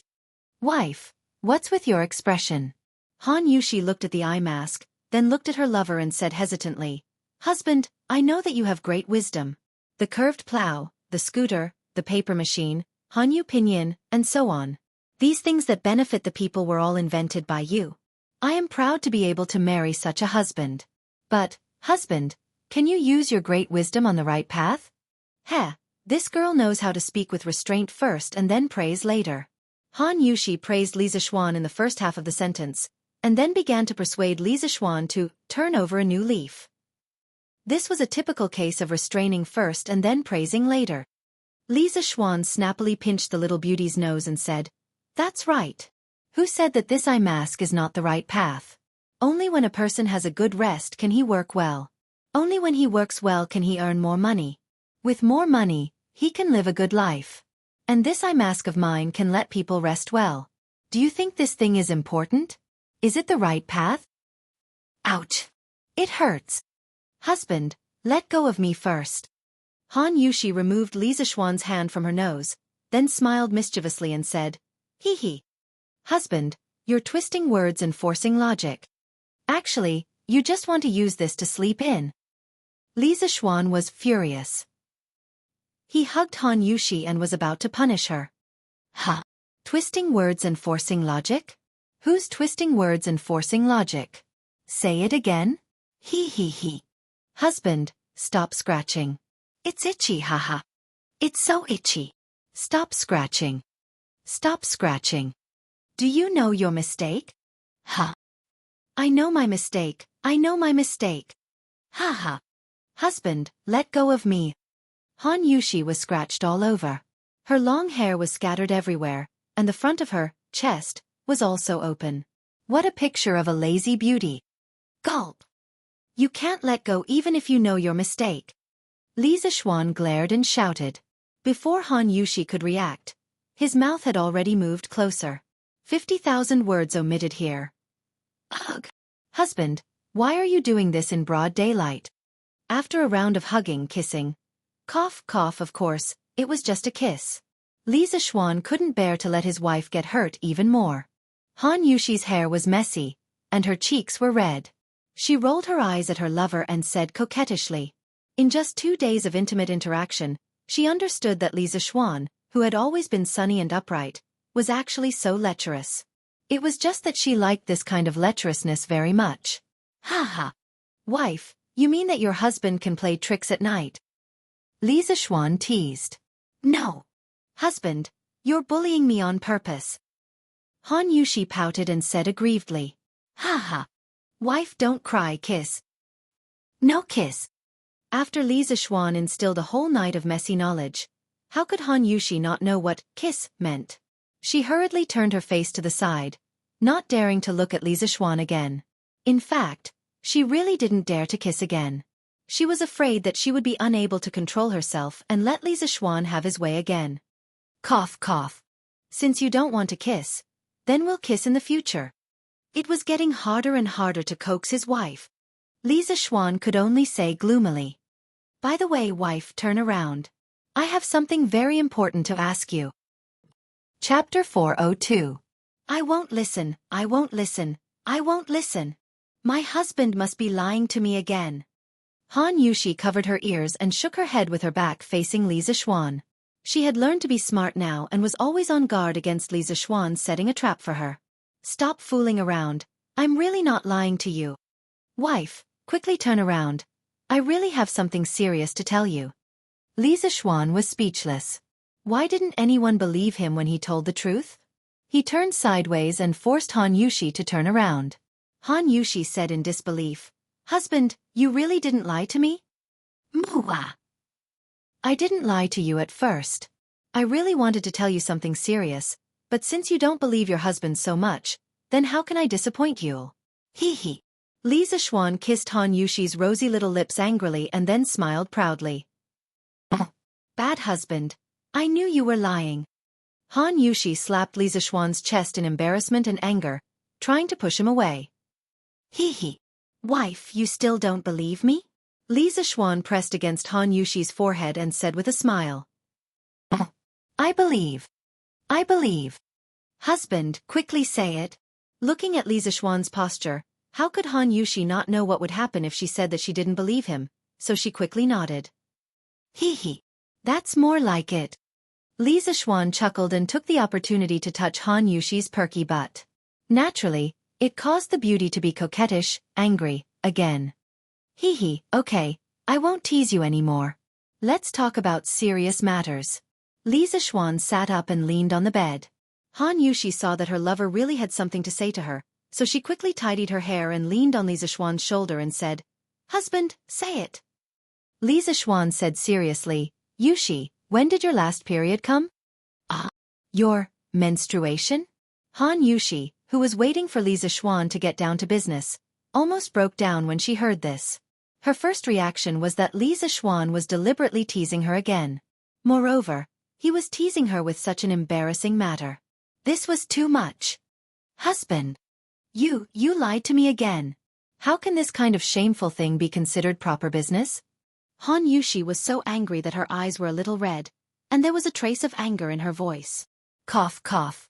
Wife, don't misunderstand. I really didn't mean to make fun of you. Hurry up and tell me, this is really important to me. Li Zishuan had long expected that Han Yushi would misunderstand.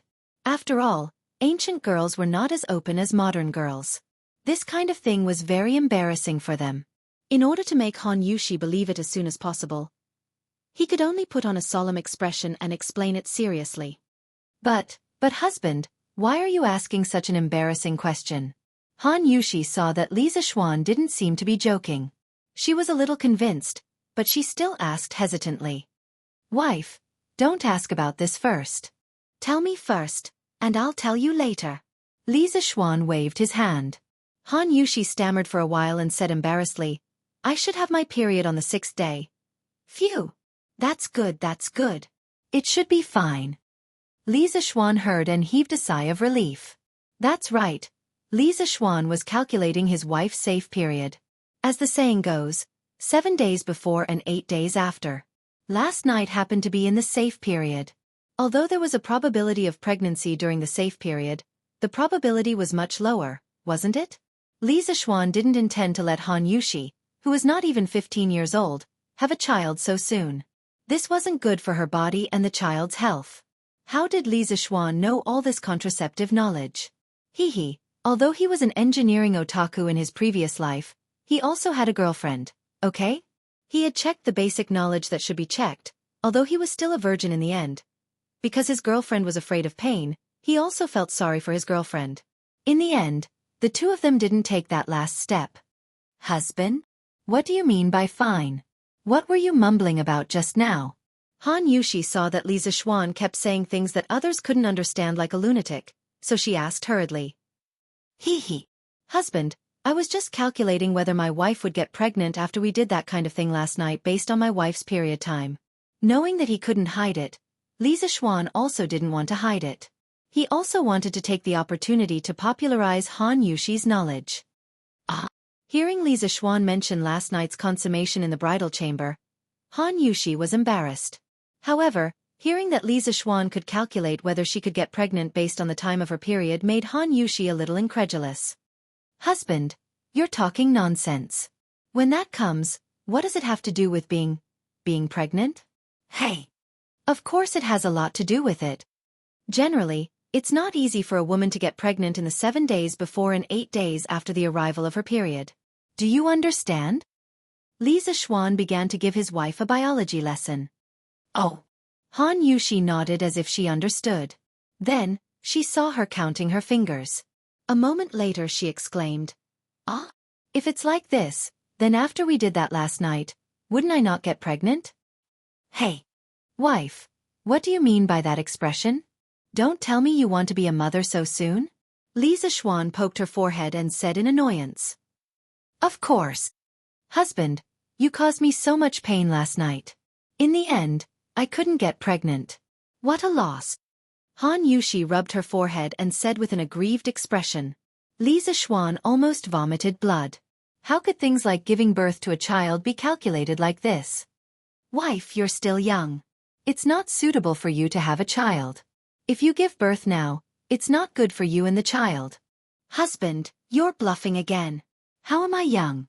The people in the village who are younger than me already have children, and I'm fine. Han Yushi pouted and said unconvinced. She felt that Li Zishuan was depriving her of the right to be a mother. Although it had been less than 2 days since she married into the Li family, Han Yushi had fallen deeply in love with this place because there were parents-in-law who doted on her and a husband who doted on her. Although her husband always liked to play tricks on her, she liked this kind of intimate feeling. Therefore, she was also eager to give birth to a child for her lover. Li Zishuan said that she was too young to give birth at this time.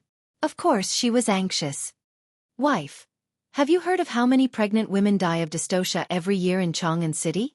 Li Zishuan said with a serious expression. This. Han Yushi's face turned pale.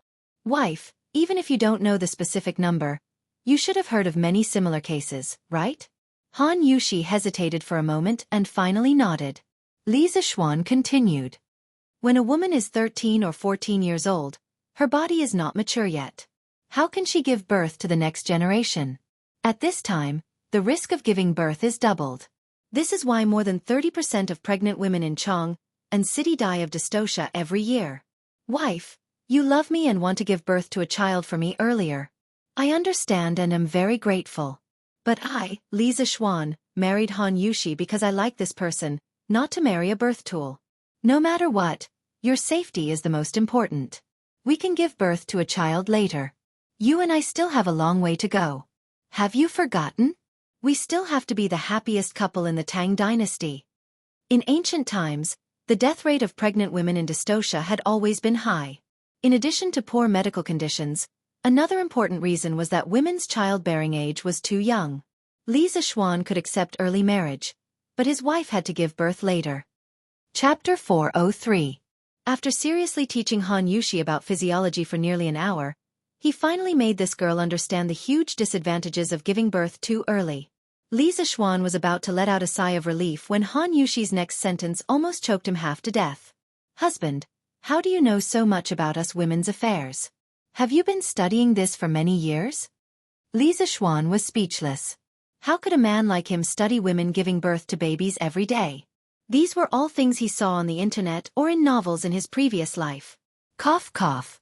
"Wife, there's something I want to tell you, but you must not tell anyone."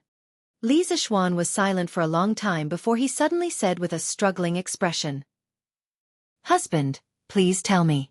I promise I won't tell anyone." Han Yushi's eyes lit up and she quickly promised. Being able to share the secret in her lover's heart made her feel very excited. Looking at the flames of gossip burning in his wife's eyes, Li Zixuan was speechless. Sure enough, women liked to listen to such nonsense. It was the same in ancient times and modern times. My master once had a female confidant who specialized in medicine. She was especially good at treating women's illnesses. Back then, I had followed my master to the residence of that female senior several times. What I told you earlier was all from her medical notes. Then husband, what was the name of your master's female confidant? Did she end up with your master in the end? Han Yushi turned around and looked at Li Zixuan with sparkling eyes. It could be seen that she really wanted to know the answer to this question. Li Zixuan choked. He really wanted to say, "Wife, you're digressing. We're talking about medical problems now. Why are we suddenly talking about emotional problems?" A female confidant is ultimately just a female confidant. My master pursued the heavenly Tao all his life and had no interest in romantic relationships. Every time he met up with that female senior, it was only purely for medical discussions. In the end, it was a love lost, but heartless flowing water. That female senior was called Hong Luan. She was an expert in medicine, and her attainments in medicine were not below my master's. Ah? How could this be? Why can't lovers be together? Senior Hong Luan is so pitiful. Han Yushi tearfully grabbed Li Zixuan's hand and said sadly. Li Zixuan looked at the beautiful woman's pitiful appearance and regretted that he had been too free just now. Asterisk cough cough asterisk, that's right. What he said was all made up by this fellow. The main thing was that this fellow got a little carried away while chatting, and the topic got further and further away. Now that it was like this, it was a little difficult to clean up the mess. Cough cough. Although Senior Hong Luan has a favorable impression of my master, she has never thought of marrying him. Why is that? If you like someone, shouldn't you marry him? Han Yushi frowned and asked in confusion. What she didn't know was that in Li Zixuan's eyes, her expression was very cute and moving. Li Zixuan resisted the urge to kiss her and continued to talk nonsense with a serious face. Wife, not all the infatuated people in this world can be like you and me, having a smooth sailing life and finally getting married. Senior Hong Luan's original name was Gu Ziyuan. It was said that when she was young, she was extremely beautiful. However, because she was born with a red Luan aura, no one within 100 miles dared to marry her. Senior Hong Luan was heartbroken and changed her name to Hong Luan, determined not to marry for the rest of her life. Later, she ran away from home and visited a famous teacher. She was engrossed in medicine and helped the dying and the injured. By chance, she met my master by chance. They had a lot in common in medicine and became close friends. However, between the two of them, one had no interest in love, and the other didn't want to harm the other party because of personal feelings, so they were separated for the rest of their lives. After my master passed away, Senior Hong Luan sat quietly in front of my master's body for a day and a night. Then, she took the zither that my master left behind and played a song before leaving silently. There was no news of her after that. In his previous life, he had accompanied his girlfriend to watch so many melodramatic and bitter dramas. Finally, he hadn't watched them in vain. A love story full of melodramatic and routine slowly came out of Li Zixuan's mouth. It was just that his master in the underworld had suffered. For no reason at all, his evil disciple had created a piece of gossip. If this story were to spread, then spiritual master Ling Su's illustrious reputation would be destroyed in an instant. Woo-woo, husband, Senior Hong Luan is so pitiful. Woo-woo, Husband, will you be like your master in the future and abandon me to pursue the heavenly Tao? Woo, I can't bear to part with husband. Han Yushi, who was born and raised in the Tang dynasty, had never experienced the baptism of the melodramatic dramas of the later generations. The story that modern people felt was very melodramatic was instead an incomparably strange fate filled with twists and turns in her ears. Therefore, when Li Zixuan finished speaking, this lady immediately burst into tears and tightly hugged Li Zixuan, not daring to let go. Seeing his wife crying like a pear blossom bathed in rain, Li Zixuan couldn't help but feel a trace of guilt in his heart. He had gone overboard with his fabrications. However, the beautiful lady throwing herself into his arms and the wonderful feeling coming from her body made him feel secretly pleased. Especially since this era didn't have that kind of underwear. When Han Yushi pressed herself against him, Li Zixuan could immediately feel those two small nubs. At this moment, he hesitated. He didn't know if his nonsense was right or not. There were advantages and disadvantages. However, wasn't using this method to take advantage of his wife a bit shameless? Wife, don't cry, wife, don't cry. Husband will definitely not leave you. The way of heaven is vague. There are thousands of cultivators in the world, but how many of them can finally attain Tao? Mortals look up at the sky, there is no tomorrow, the moon hides, and the 4 seasons change. In the netherworld, all things follow the cause and effect. Eternity is the way of heaven. Husband, I don't cultivate the way of heaven. I only cultivate the way of humanity. With such a good wife, such good parents, and such a cute little sister, why would I, Li Zixuan, pursue the way of heaven? Wife, we have agreed that we won't leave each other and will follow each other in life and death. This sentence, I will do what I said. Li Zixuan originally just wanted to comfort Han Yushi, but as he spoke, he unknowingly brought up the way of heaven and the way of humanity. His master in this life had indeed spent his entire life pursuing the way of heaven. This point what he said before was indeed true. Li Zixuan certainly scoffed at the illusory concepts of gods, demons, ghosts, and the way of heaven in his previous life. However, now that he had experienced such a bizarre thing as transmigration, these mysterious things like the way of heaven might really exist. But even if the way of heaven did exist, so what? Now that he had such a warm family and such a gentle and lovely wife, how could he abandon all the people he cared about to pursue the way of heaven, which might not even exist? In his previous life, when he played the Legend of Sword and Fairy 4, a sentence from the Fairy of Ninth Heaven at the end left a deep impression on him. If you want to cultivate the way of immortality, you must first cultivate the way of humanity. If you can't cultivate the way of immortality, how can you become an immortal? Therefore, no matter from any point of view, it was impossible for him to pursue the way of heaven with all his energy like his master. Otherwise, he would definitely not be in Chang'an now, but in Dragon Tiger Mountain. Really? Husband, you are so nice. Han Yushi raised her head and asked with tears in her eyes. Then wife, shouldn't you give husband some rewards? Li Zixuan squinted his eyes and smiled evilly. His wretched appearance was just short of the word pervert written on his forehead. Oh, no husband, stop fooling around. It's time to get up. Oh no, the sun seems to be setting. We will definitely be laughed at by others when we go out. Chapter 404. Newlyweds always like to be entangled together. Even if they didn't do anything, just whispering sweet nothings to each other, it was still quite addictive. The excitement of marriage and falling in love were obviously different, and it was even more so for the ancient people. Although the customs of the Tang dynasty were more open, marriage was still a big matter and could not be avoided by parents and matchmakers. 90% of the couples would get married first and then fall in love. The husband and wife did not know each other before marriage. After marriage, they would slowly get used to each other. If they got used to each other well, they would be happy for the rest of their lives. If they didn't get used to each other, they could only change to another person. Of course, this referred to the man, so many people liked to marry concubines. It was probably because they didn't get along well with the first wife. Li Zixuan and Han Yushi were lucky. Although they hadn't known each other for a long time, they had experienced a lot of things together. They met, knew each other, fell in love, and finally got married. Therefore, once the two of them got married, they were inseparable and couldn't be separated no matter how hard they tried. The young couple did some shameless things in the room and only left the room at 5 in the afternoon. Li Zixuan felt that Xiao He and Xiao Shi were looking at him strangely, as if they were looking at an animal. Li Zixuan opened his mouth and wanted to argue with the two maidservants, but after thinking about it, he decided not to. If he was an animal, then so be it.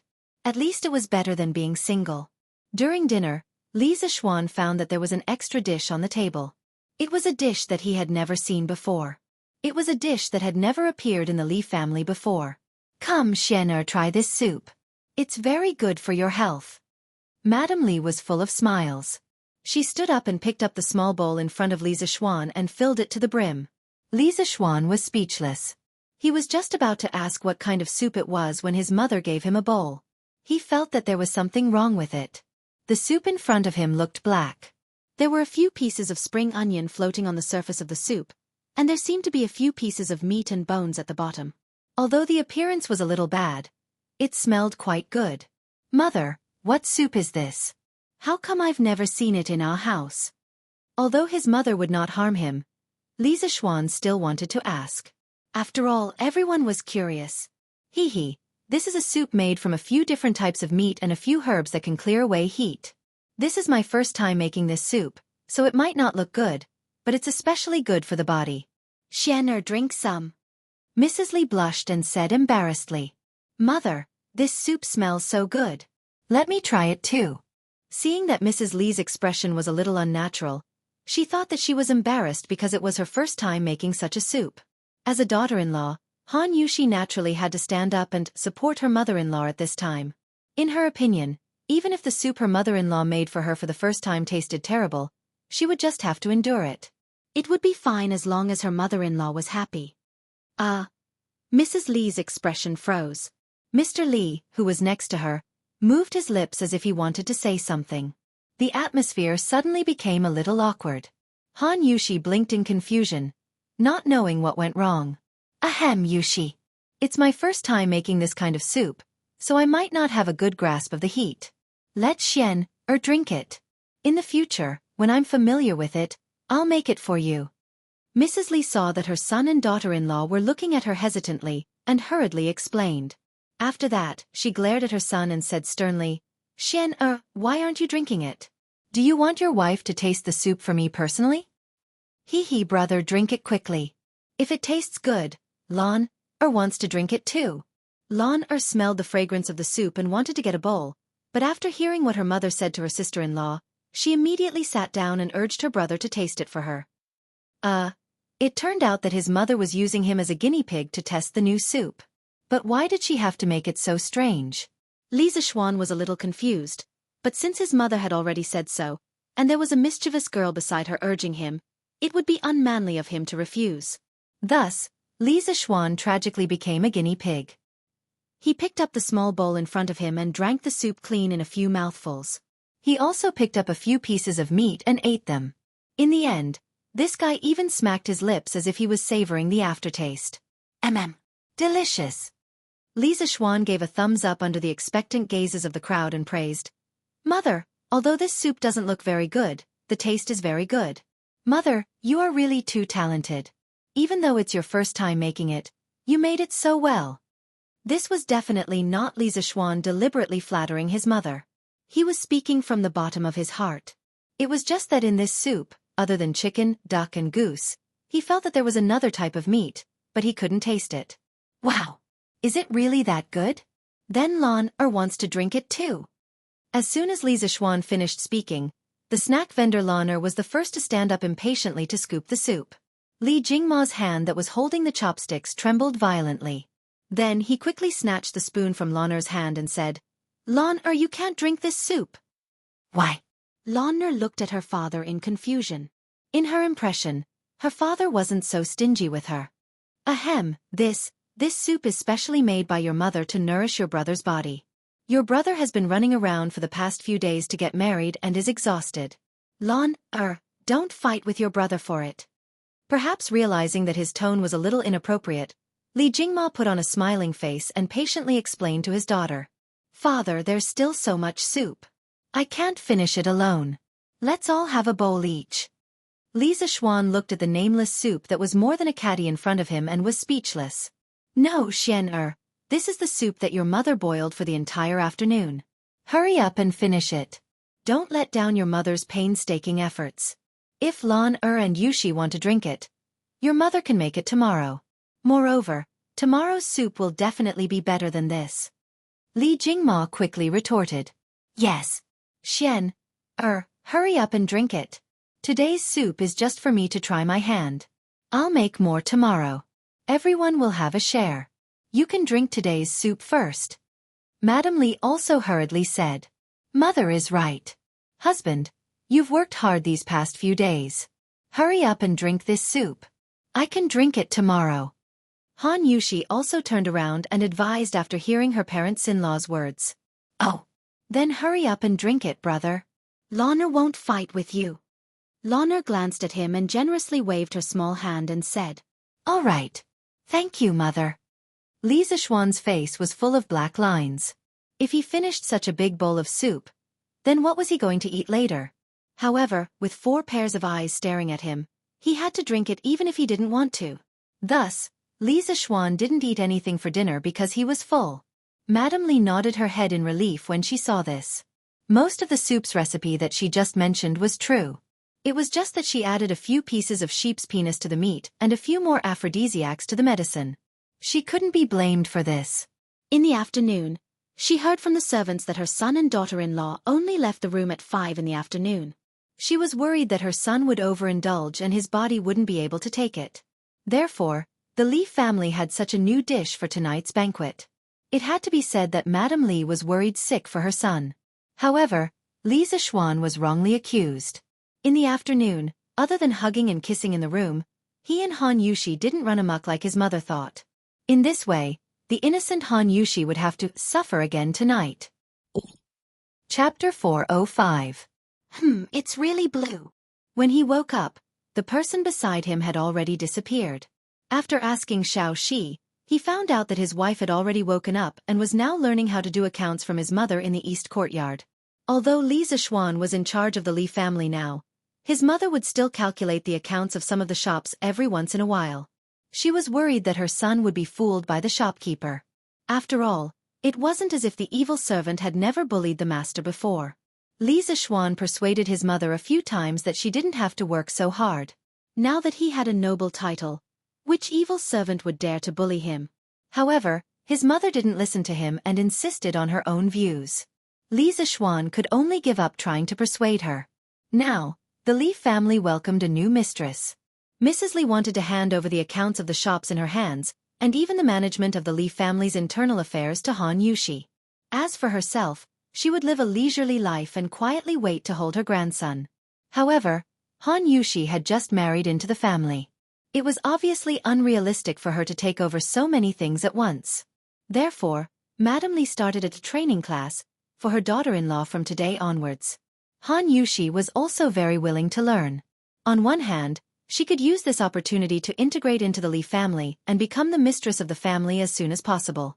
On the other hand, although Li Zishuan didn't care about her family background and loved her unconditionally, she didn't want to be a useless person. She wanted to share Li Zishuan's burdens. However, her student had dark circles under her eyes today. After Madam Li saw it, she was secretly pleased. It seemed that the tonic soup she made for her son last night was effective. Han Yushi, on the other hand, was complaining in her heart that Li Zishuan had tormented her again last night. He was as energetic as an animal, but she did not know that the real culprit was actually the mother-in-law who was teaching her by her side. Li Zishuan stood in front of the courtyard and twisted his waist a few times. He looked up happily and exclaimed that the sky of Tang Empire was really blue. Last night, when he felt the heat in his lower abdomen, coupled with the strange reaction of the 2 elders at the dining table, he understood that the soup that his mother made for him had added ingredients. The effect should be similar to the legendary all-nourishing soup. Li Zishuan, who had figured out the crux of the matter, really did not know whether to laugh or cry last night. Han Yushi's injury had not recovered, and he could not torment her there. Therefore, Li Zishuan, whose heart was burning, could only let his wife use other places to think of a way. Since he had a good night's sleep, he naturally felt refreshed when he woke up in the morning. However, did he go overboard last night? Li Zishuan scratched his head embarrassedly when he remembered his wife's bitter face last night. Young master, I'll get the kitchen to heat up your meal. After Xiao Shi poured away Li Zishuan's face wash water, she came over and said considerately, Oh, There's no need to heat it up. It's better to eat cold food on a hot day. Li Zishuan waved his hand and went to eat breakfast. Since his wife was busy with serious matters, then shouldn't he also do some serious matters today? The architectural design for Yanhuang College had not even been finalized, and there were still a lot of things to arrange. He had been indulging in the life of a married couple for the past 2 days, and he had become a little dispirited. However, he could not continue to be dispirited like this. Previously, he had resigned from the Imperial College in order to do something big. Of course, he also had the intention of using Yanhuang College to strengthen himself so that others would not dare to bully him casually in the future. Last time, it was the 8 professors who stirred up trouble. He might have been able to handle it, but what if the 8 assistant ministers stirred up trouble together next time? At the end of the day, his foundation was still too shallow. His current nobility was only obtained by relying on a few important inventions to Tang dynasty. Compared to those nobles who obtained their nobility through military achievements, his current position was obviously not very stable. The reason why he was still living a comfortable life was completely because of Qin Qiong, Chang Yaojin, and the other nobles who came from the family of generals. However, in life, how could one rely on others to lift them up? One had to be strong to forge iron. Yanhuang College was an important breakthrough for him to gain a foothold in Tang dynasty. As a transmigrator, if one were to talk about what advantages he had compared to the ancient people, being an official in politics and mingling in the imperial court was definitely not a match for old foxes like Zhang Sun Wuji. However, it was not impossible for him to lead an army and kill the enemy. In any case, he was now a martial arts expert who was half a step into Zhongsha realm and was no longer a weak scholar. However, there were currently no important battles that required him to participate in personally. The battle that destroyed the Eastern Turkic Khaganate 3 years ago was still far away.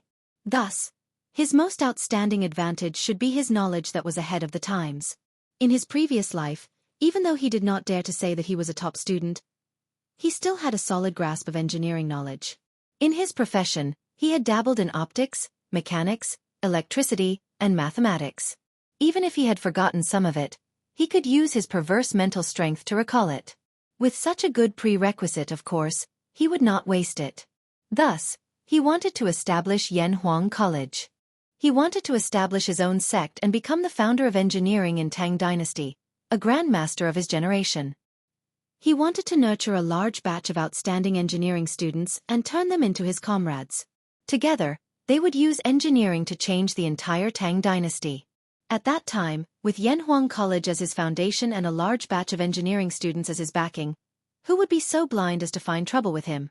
His family and future children would also have a solid guarantee. Just as Li Zishuan was complacently preparing to start the construction of Yanhuang College, Sanbao reported that Chonghua Workshop's Chao Wendong had requested to meet him. As for Chao Wendong, Li Zishuan had heard from Sun Huayuan and Ma Zhou that this person's repeated actions were deliberately to curry favor with him. Li Zishuan had never believed that there was love without a reason in this world, so he was sure that this Chao Wendong must have some ulterior motive. However, he had been busy with marriage and being lovey-dovey with his wife recently, so he had temporarily put this person at the back of his mind. He did not expect that Chao Wendong would come just as he had time. This person was really in a hurry. Bring him in, Li Zishuan ordered softly. Regardless of whether Chao Wendong had other requests or not, since he had taken the initiative to express his goodwill, he had to meet him. As for whether he would agree to the other party's request, he could only wait and see when the time came. Yes, young master. A moment later, a slightly plump middle-aged man in purple followed Sanbao into the hall. Young master, Boss Chao is here. Sanbao cupped her hands and said, Li Zishuan nodded and gestured for Sanbao to leave. Then, he carefully sized up the person in front of him. Other than his slightly large belly, Chao Wendong's appearance was considered average. At the very least, he was not very annoying. Greetings, Lord Juve. I hope Lord Ju can forgive my rudeness for coming uninvited. Li Zishuan could size up Chao Wendong, but Chao Wendong did not dare to look at Li Zishuan so unscrupulously. Once he entered the room, he kept his head down and looked at his feet obediently. He shuffled to Li Zishuan in small steps and bowed respectfully. Chapter 406. Haha. Boss Chao, you don't have to be so courteous. Li Zishuan helped him up and smiled politely. Then he said, Boss Chao, You threw 2,000 strings of cash to support the new carriage of the Strange Taste Pavilion. The day before yesterday, you threw 1,000 strings of cash to send over 100 pots of Luoyang Red at my wedding banquet. I have yet to thank Boss Chow for his righteous actions. How can I blame you for anything? Chow Wendong was relieved when he heard that. The money he spent earlier wasn't wasted. With a good start to the conversation, it would be much easier to negotiate the rest. Lord Ju, please don't flatter me. It's only a few thousand strings of coins.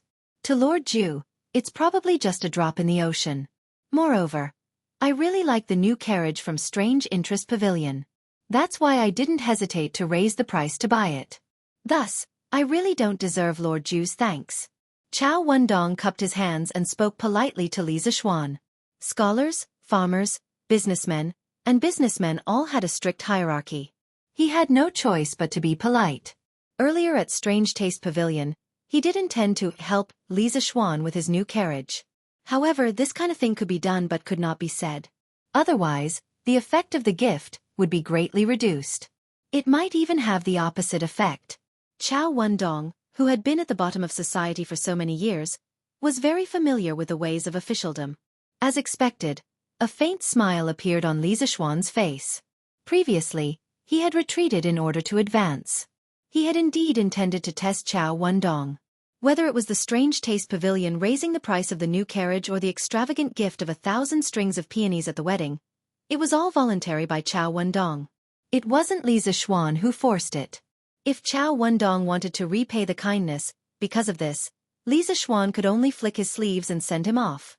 He didn't want to be friends with such a scheming person. Fortunately, Chow Wendong's response satisfied Li Zixuan. He knew when to advance and when to retreat. He was sensible and knew how to adapt to circumstances. He was a hero. Haha. Boss Chow, you really are a broad-minded person. However, no matter what, Boss Chow did put in a lot of effort during my wedding, so I'm very grateful. I just don't know why Boss Chow is here today. After probing a little, Li Zixuan felt that Chow Wendong's character was not bad, so he did not beat around the bush and said directly. Ugh.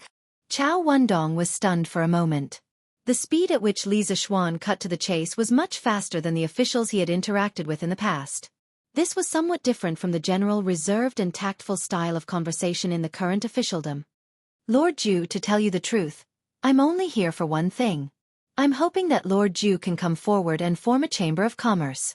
The members of the Chamber of Commerce can prioritize cooperation with each other. I've always wanted to cooperate with Lord Ju regarding the Scooter, Drunken Immortal, Gentle Softness, De Tong Daily, and all the books from Strange Culture. However, I have no way to do so and can only wait at home. Since Li Zixuan did not beat around the bush, Chow Wendong decided not to dawdle and went straight to the point. Li Zixuan raised his eyebrows in surprise. He could understand why Chow Wendong wanted to cooperate with him. After all, the businesses under him were all monopolies.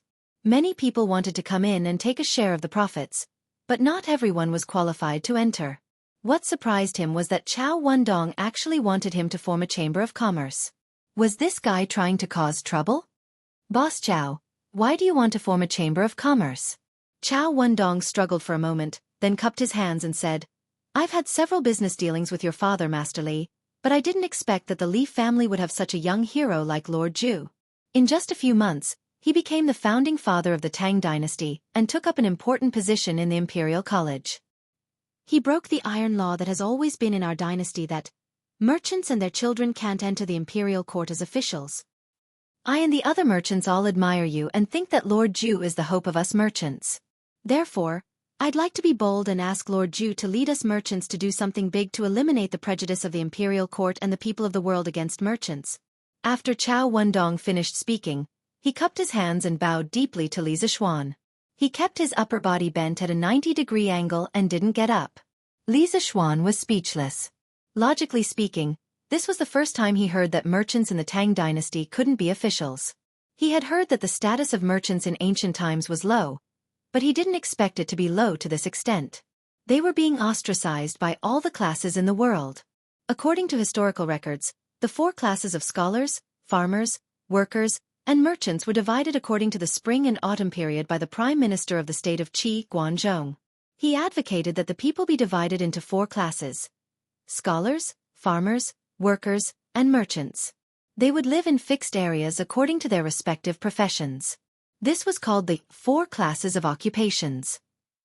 This kind of specialized commodity economy model was respected as the basic form and guiding principle since the Han Dynasty. On the surface, the 4 classes of occupations seemed to be an inheritance of the ancient system of the Zhou Dynasty. In fact, there was a big difference. The fundamental difference was that the industrial and commercial and farmers were placed side by side, and they were all regarded as the stone people of the country. Therefore, when Guanzhong first divided the classes of scholars, farmers, workers, and merchants, there was no distinction between superior and inferior. The ancient people of China didn't seem to take commerce lightly. The people of Shang clan who established the Shang dynasty after the Xia dynasty were actually the earliest merchants. This is also the root of why we call them merchants. During the Shang dynasty, people were happy and good at doing business and engaged in handicraft manufacturing. Later, when the founders of the Zhou dynasty reflected on the lesson of the fall of the Shang dynasty, they believed that the fall of the Shang dynasty was due to the people's enthusiasm for industry and commerce. This caused the people's impetuousness and the country's foundation to be unstable.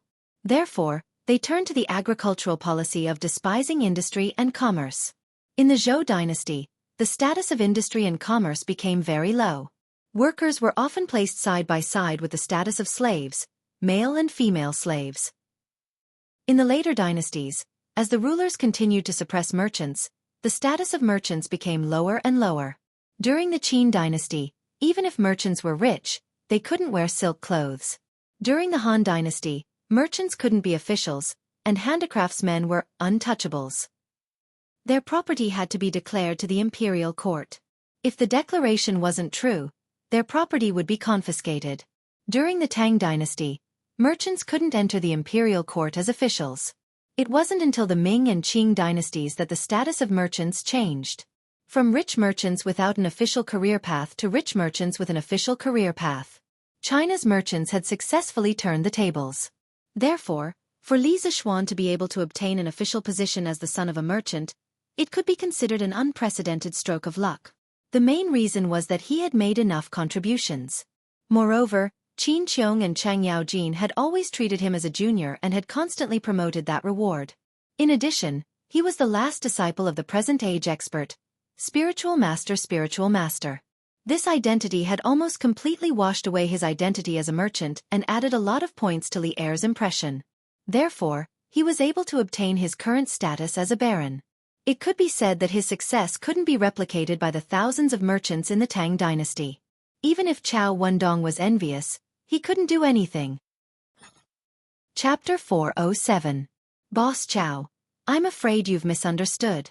My Li family is no longer a merchant's family. There are a few shops in my family that are managed by the servants. This duke and my family are not directly involved.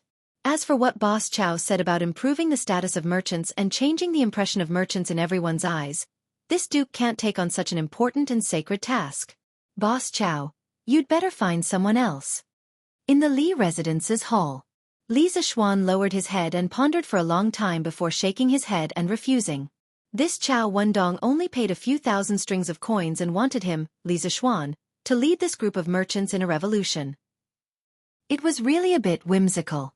To be honest, Li Zixuan sympathized with the unfair treatment of the merchants, but it was only sympathy. He wasn't willing to be the leader of the merchants and cause trouble. First, it wasn't worth it. If he wanted to break the 1,000-year-old class system of scholars, farmers, workers, and merchants, he would have to pay too much of a price. Moreover, it wouldn't benefit him at all. He was now in the scholar class and could be considered to be the beneficiary of this class system. How could he be hot-blooded enough to stand up for the merchants just because of Chao Wendong's words? He wasn't an impulsive and brainless brat. Second, his current focus wasn't on this. His most important task right now was to do well in his Yanhuang college. He wasn't interested in these irrelevant things at all. So, why would he do something that didn't benefit him and wasn't interested in? He couldn't be obedient just because Chao Wendong had helped him a few times before, right? It was impossible. Chao Wendong's arms suddenly trembled when he heard this, and his expression quickly turned gloomy. He smiled bitterly as he cupped his hands towards Li Zixuan and said, "It seems this Chao has been rude. I hope Lord Zhu can forgive me. This Chow will take his leave now. Wait. Li Zishuan stretched out his hand. Although this noble cannot personally establish a chamber of commerce, this matter of cooperation is still possible. Boss Chow, if you have any feasible plans for cooperation, feel free to go to the workshop and discuss them with Faubert and Ma Zhou. In addition, this noble has no prejudice against merchants. On the contrary, this noble believes that if the Great Tang wants to progress and the people of the realm want to live a happier life, they cannot do without merchants. I think Mr. Chow is a man with his own ideas. Although I can't personally participate in the Chamber of Commerce you mentioned, I'm still very willing to give you some support within my ability. These words came from the bottom of Li Zishuan's heart. Historically, Chinese people had the most rigid view of merchants in the world.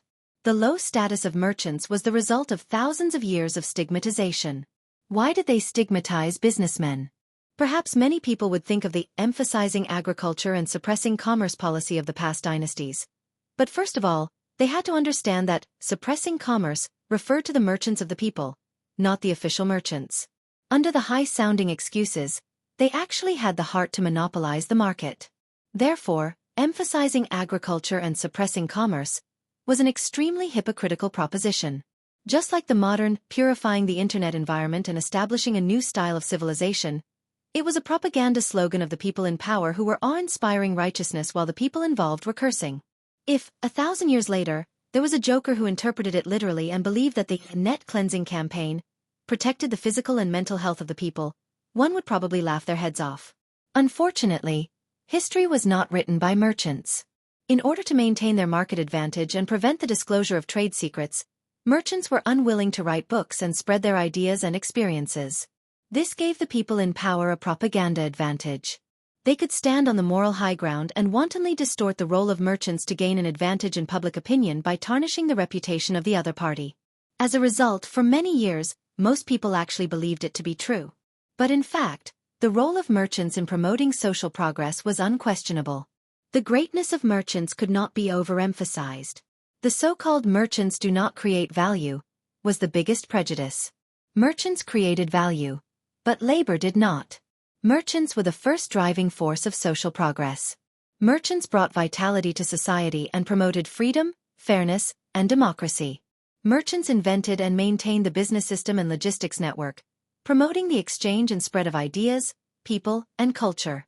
For example, in the late Xia dynasty, it was West Asian merchants who introduced wheat, bronze, and mathematics to China. The glorious achievements of human civilization, such as science, technology, law, and art, were all byproducts of the business system. History was political and incomplete. Only by looking at history from the business perspective could history be restored to its original form. Therefore, from the perspective of social progress, Li Zishuan was very willing to see the status of merchants rise a little and the business of Tang become more prosperous. But if he was asked to be the vanguard of a revolution, then forget it. You could say that he was cold-blooded and heartless, but he had people he needed to protect. He would not take risks for something that was not related to him. That's great. In that case, I thank Lord Zhu for your help and guidance. Chow Wendong expressed his gratitude excitedly. Although this result was still a little far from his ideal, it was still better than nothing. At least he had something to look forward to. Hee hee. Take care, Boss Chow. Father, husband, try this fried chicken meatball and see how it tastes. Noon. The family gathered around the table and ate their lunch warmly. However, the dishes on the table today were obviously different from before. Li Zishuan could smell it with one sniff. It was definitely not made by the kitchen maid at home, Auntie Zhao, nor did it seem like it was made by his mother. That's right. Old Master, Xianxia, today's lunch was all prepared by Wuxia alone. She put in a lot of effort. Mrs. Li narrowed her eyes and looked at her daughter-in-law with a smile. Don't we have a kitchen maid at home? Yushi, why did you cook the dishes yourself? Old Master Li frowned and asked. He thought that the servants did not do a good job. Father, I just wanted to do my best. It has nothing to do with Auntie Zhao. Father, quickly try it. Is it delicious? Husband, you should try it as well. There are several dishes here that this concubine made based on the chicken, braised pork, and meatballs that you ate before. Husband, see if they are to your liking. Han Yushi smiled sweetly as she picked up some food for Li Zixuan and said. Li Zixuan looked at the golden and tender chicken meatballs that were the size of pigeon eggs and had 2 or 3 green onions on the outside. He was a little surprised. Wasn't this similar to the salted crispy chicken that was eaten in the modern world? And it was a high-quality version of salted crispy chicken. If Han Yushi had not said that she imitated the dishes that he had invented previously, Li Zixuan would definitely have thought that his wife had also transmigrated. Damn it, his wife's learning ability was heaven-defying. She could even comprehend by analogy based on existing dishes. She was really a genius. Just looking at the appearance of these dishes is very appetizing. Let me try it. Li Zixuan smiled, then picked up a piece of meat and put it into his mouth. Instantly, his mouth was filled with fragrance. He gave a thumbs up and said, delicious. It's really too delicious. Wife, it's lucky that I married you. Otherwise, our family's drunken immortal restaurant would definitely be losing money now. Chapter 408. Lon wants to eat too. Lon wants to eat too. Also, why did brother say that if we don't marry sister-in-law, our drunken immortal restaurant will suffer a loss? Lon stood up and asked curiously as she picked up some salted crispy chicken for herself. Han Yushi also wanted to ask, but when she heard Lon ask on her behalf, she sat quietly at the side and looked at her husband's handsome face, waiting for an answer. What's there to be confused about? Li Zixuan chewed on the delicious food in his mouth as he explained, our drunken immortal restaurant's sudden rise is all because of those new dishes I came up with. If your sister-in-law opens a restaurant of her own, every time we come up with a new dish, she only needs to taste it to figure out how to make it. Moreover, she can also make other similar dishes by analogy. In terms of taste, it can even reach a higher level. In this way, what advantage does our drunken immortal restaurant have? We can only suffer a loss. Haha, Xianxia is right. This marriage has become a blessing for the drunken immortal restaurant. Old Man Li said half-jokingly, causing everyone to laugh. Haha. Thinking about it, Xianxia, you have a good eye for choosing a wife. Madame Li covered her mouth and laughed. Husband, father, mother, you must be joking. How can Yushi's insignificant culinary skills be considered elegant? Not to mention opening a restaurant. I'm already very satisfied to be able to cook some food for husband and mother. Han Yushi heard everyone's praise. Although she was delighted, she still spoke modestly. Hee. Sister-in-law is really modest. Lon thinks that this dish is much better than the chicken that brother made. The snack seller Lon had eaten this salted crispy chicken for the first time, and she immediately changed sides and betrayed. From then on, she became Han Yushi's loyal hardcore fan. Imperial College. A major event had happened today. The Imperial College's doctor, Xianxia, had recovered from his illness and returned. However, other than the 7 doctors who had joined him in impeaching Li Zixuan, the others didn't seem to like him very much. Even the students of the Imperial College looked at him strangely. There was doubt, disdain in their eyes. Yes, disdain. Ever since Li Zixuan stopped coming to the Imperial College recently, most of the other students of the mathematics school also stopped coming to school. Without the weird and happy team from the mathematics school, the Imperial College immediately lost a lot of its vitality. Later on, news of Li Zixuan's resignation from the Imperial College spread. Many people were shocked and went to verify the authenticity of the news. To be honest, they had a very good impression of this young and talented person who had brought about a major change in the Imperial College's teaching methods and teaching system. Previously, Li Zixuan had created the Red List and Black List. The students of the other schools had been talking about it for a long time. Most of the students who could enter the Imperial College had a strong family background. In less than half a day, the news of Li Zixuan's resignation from the Imperial College was verified. Not only that, even the details of his resignation were dug up by some students. Suddenly, many students were outraged.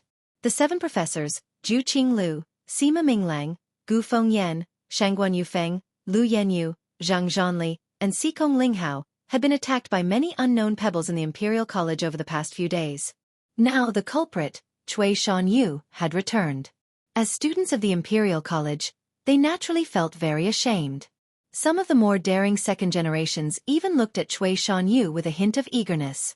In this strange atmosphere, Cui Shanyu finally finished his morning class. The moment he stepped out, he saw the 7 fellow sufferers waiting for him. Brother Cui, did you just finish your class? Zhang Zhanli smiled. What are you all doing here? Cui Shanyu looked at the 7 people who were lined up neatly in front of him and was puzzled. Cough cough. Brother Cui, you don't know. The security in the Imperial College is not very good recently. It's not safe to go out alone. Lu Yenyu smiled bitterly as he walked. There was still a walnut-sized bump on the back of his head. Oh, why is that? I've only left the Imperial College for less than half a month. Why would such a strange thing happen? Cui Shanyu stroked his beard and wondered. Haha. Let's not talk about these small matters for now.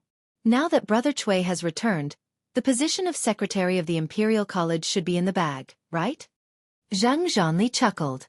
Lu Yenyu heard this and looked at Cui Shanyu enviously. Haha. What Brother Zhang said is right. That's right. Didn't Brother Cui bring our joint recommendation to the Chancellor's place in the morning? How was it? What did the Chancellor say? The others also looked at Cui Shanyu curiously. Haha. What do you mean by in the bag? It's still too early to talk about this. Before the morning court assembly this morning, I sent your joint recommendations to the Chancellor. The Chancellor didn't say anything at that time. He only asked me to wait patiently for His Majesty's decision. So, don't say anything like, in the bag now. Don't make a fool of yourself if I don't become the Secretary of the Imperial College. Cui Shanyu smiled reservedly. But from the expression on his face, he probably felt that he was in the bag too. Haha. Brother Cui, don't be modest. Other than Li Zixuan, all the previous secretaries only needed the joint recommendations of 6 professors. I don't think His Majesty would have any different opinions. Brother Cui, this is what everyone wants. Zhang Zhanli laughed loudly. Gu Fengyan nodded and said, Indeed. I think Chancellor Kong will definitely return to the Imperial College in the afternoon. When that time comes, Brother Cui will definitely become the Secretary of the Imperial College. We can also bask in the glory. Yes. Brother Cui, don't forget about us when that time comes. The rest of the people also went up and smiled as they complimented him. The flattery in their tone was obvious.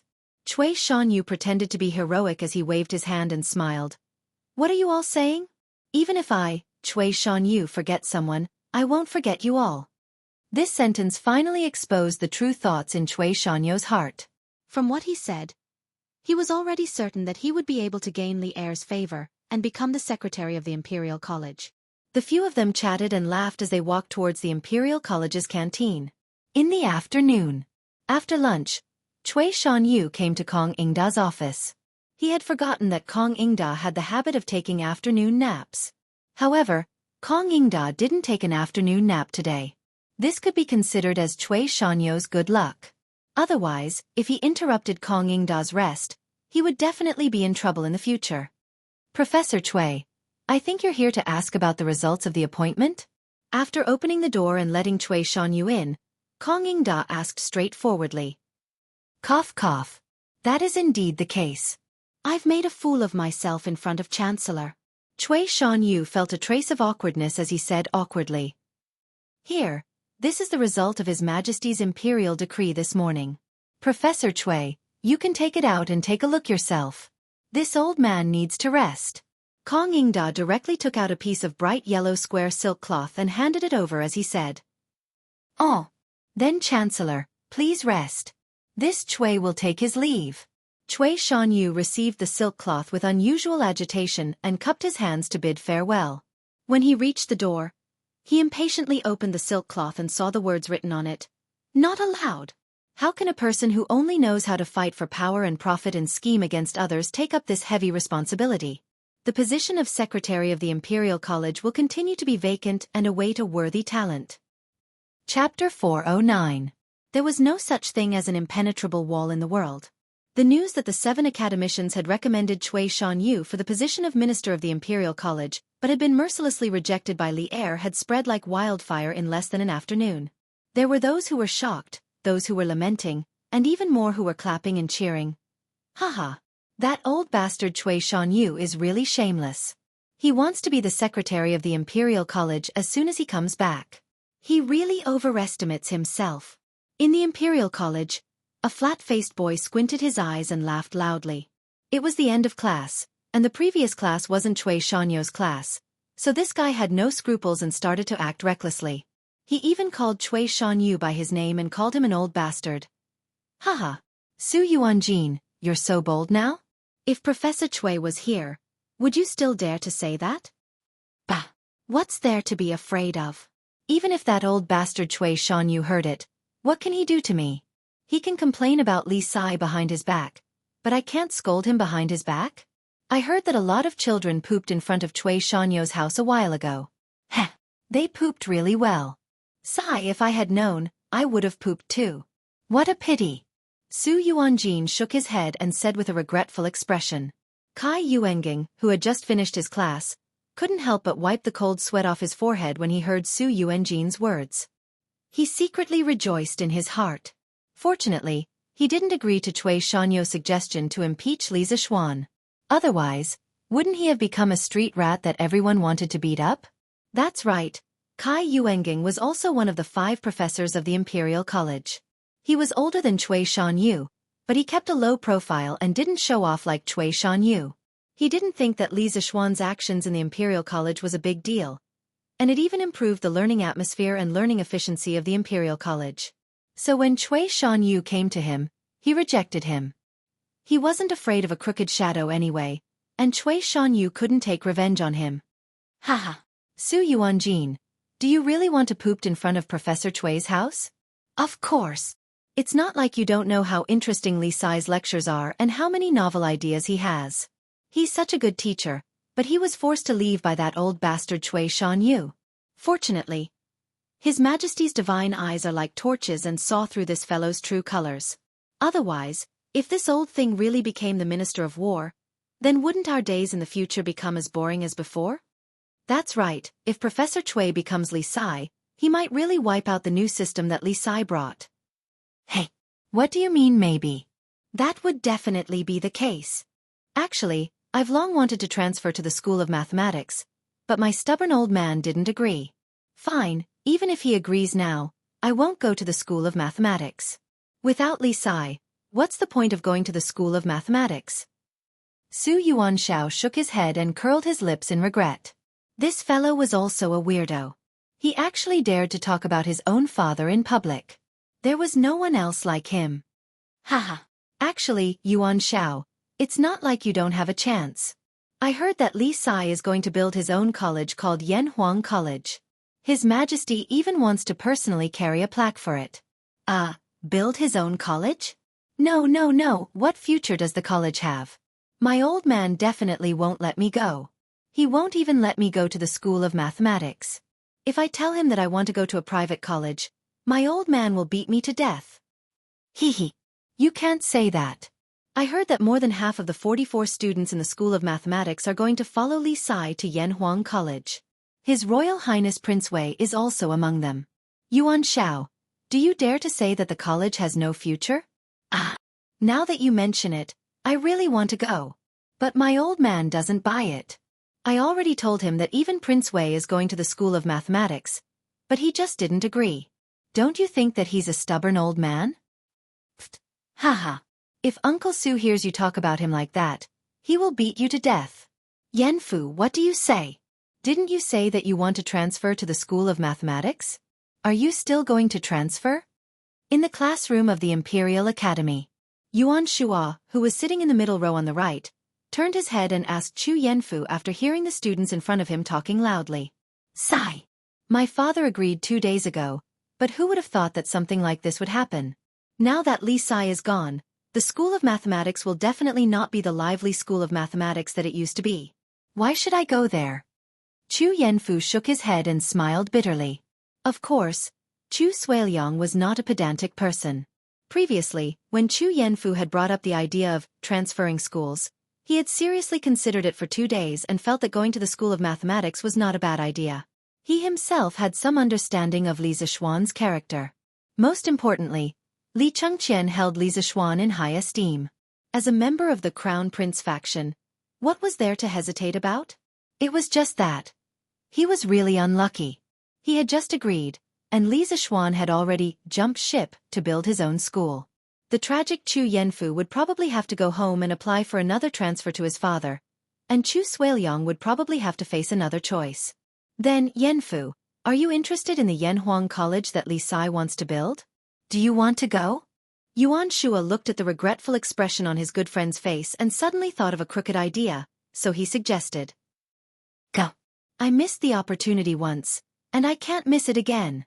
Yuan Shua, you don't know how much more motivated the students have become after Li Sai came to the School of Mathematics. Moreover, Li Sai's teaching method is also full of tricks. It's completely different from the professors in our Imperial Academy, who only know how to read books all day long. Chu Yanfu thought for a moment and suddenly said firmly. Yanfu, you can't be serious, right? Don't you know the morals of the schools in our Tang dynasty? If you go there, what will your future be like? Moreover, your father will definitely not agree. Yuan Shua was really shocked. He had only said it casually and never expected Chu Yanfu to actually dare to do this. He was really too daring. Of course I'm serious. I don't care about the other schools, but I believe that Li Sai's school will definitely be different from theirs. You saw Li Sai's wedding 2 days ago, right? That scene, that spirit, that creativity.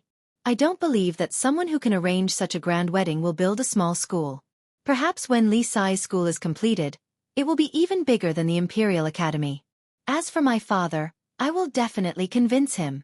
Chu Yanfu said confidently. As he spoke, his eyes became brighter and brighter. It was a kind of expectation and yearning for a bright and beautiful future. Speaking of which, this child could be considered as the first student attracted by Yanhuang College other than the students of the School of Mathematics. Chapter 410. Yanfu, you're actually so confident in Yanhuang College? 2 days ago, Li Sai's wedding was the talk of the town. Of course I saw it. It was indeed the grandest wedding in the history of the Tang Empire. However, building a college is not the same as holding a wedding, right? Yuan Shua was stunned speechless. He really admired his good friend's way of thinking. Haha, although it's not the same, I can completely see Li Sai's huge and grand vision of the situation from this grand wedding. That's enough. Chu Yanfu smiled and said confidently. Yuan Shua shook his head.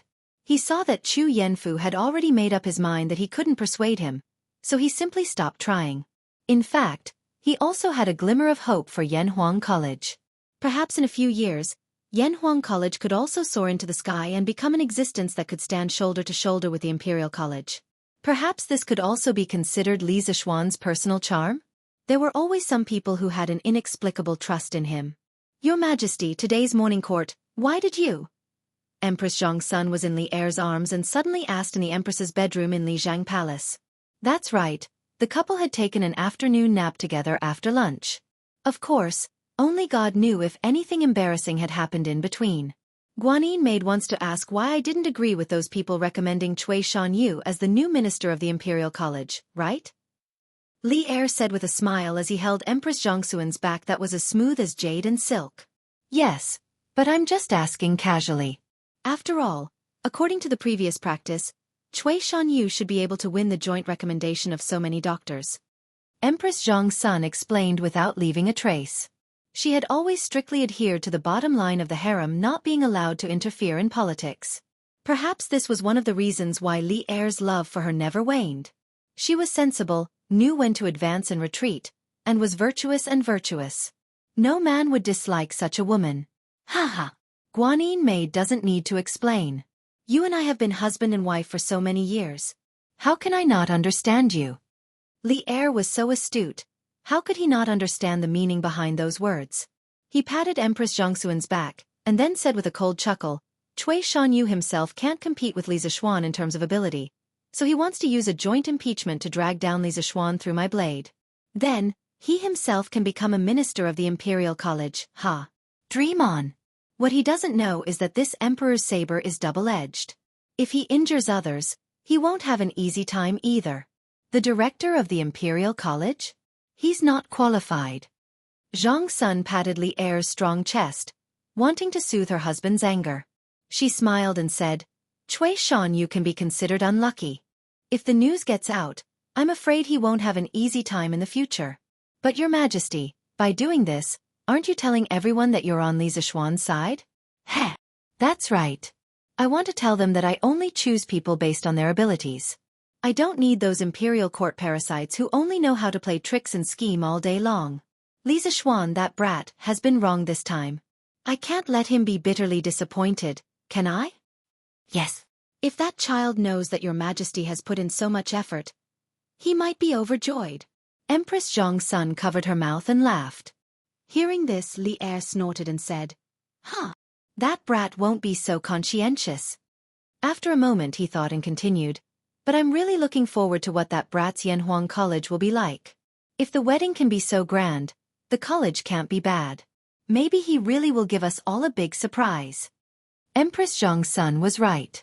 The most important thing about Cui Shanyou's failure to be a minister of the Imperial College was not the matter itself, but the deeper meaning behind it. Li Er was obviously supporting Li Zishuan. This made those who heard that Li Zishuan had been kicked out of the Imperial College and thought that Li Zishuan had lost the emperor's favor and his future was bleak. At the same time, more and more people began to pay attention to the Yanhuang College that Li Zishuan was about to establish.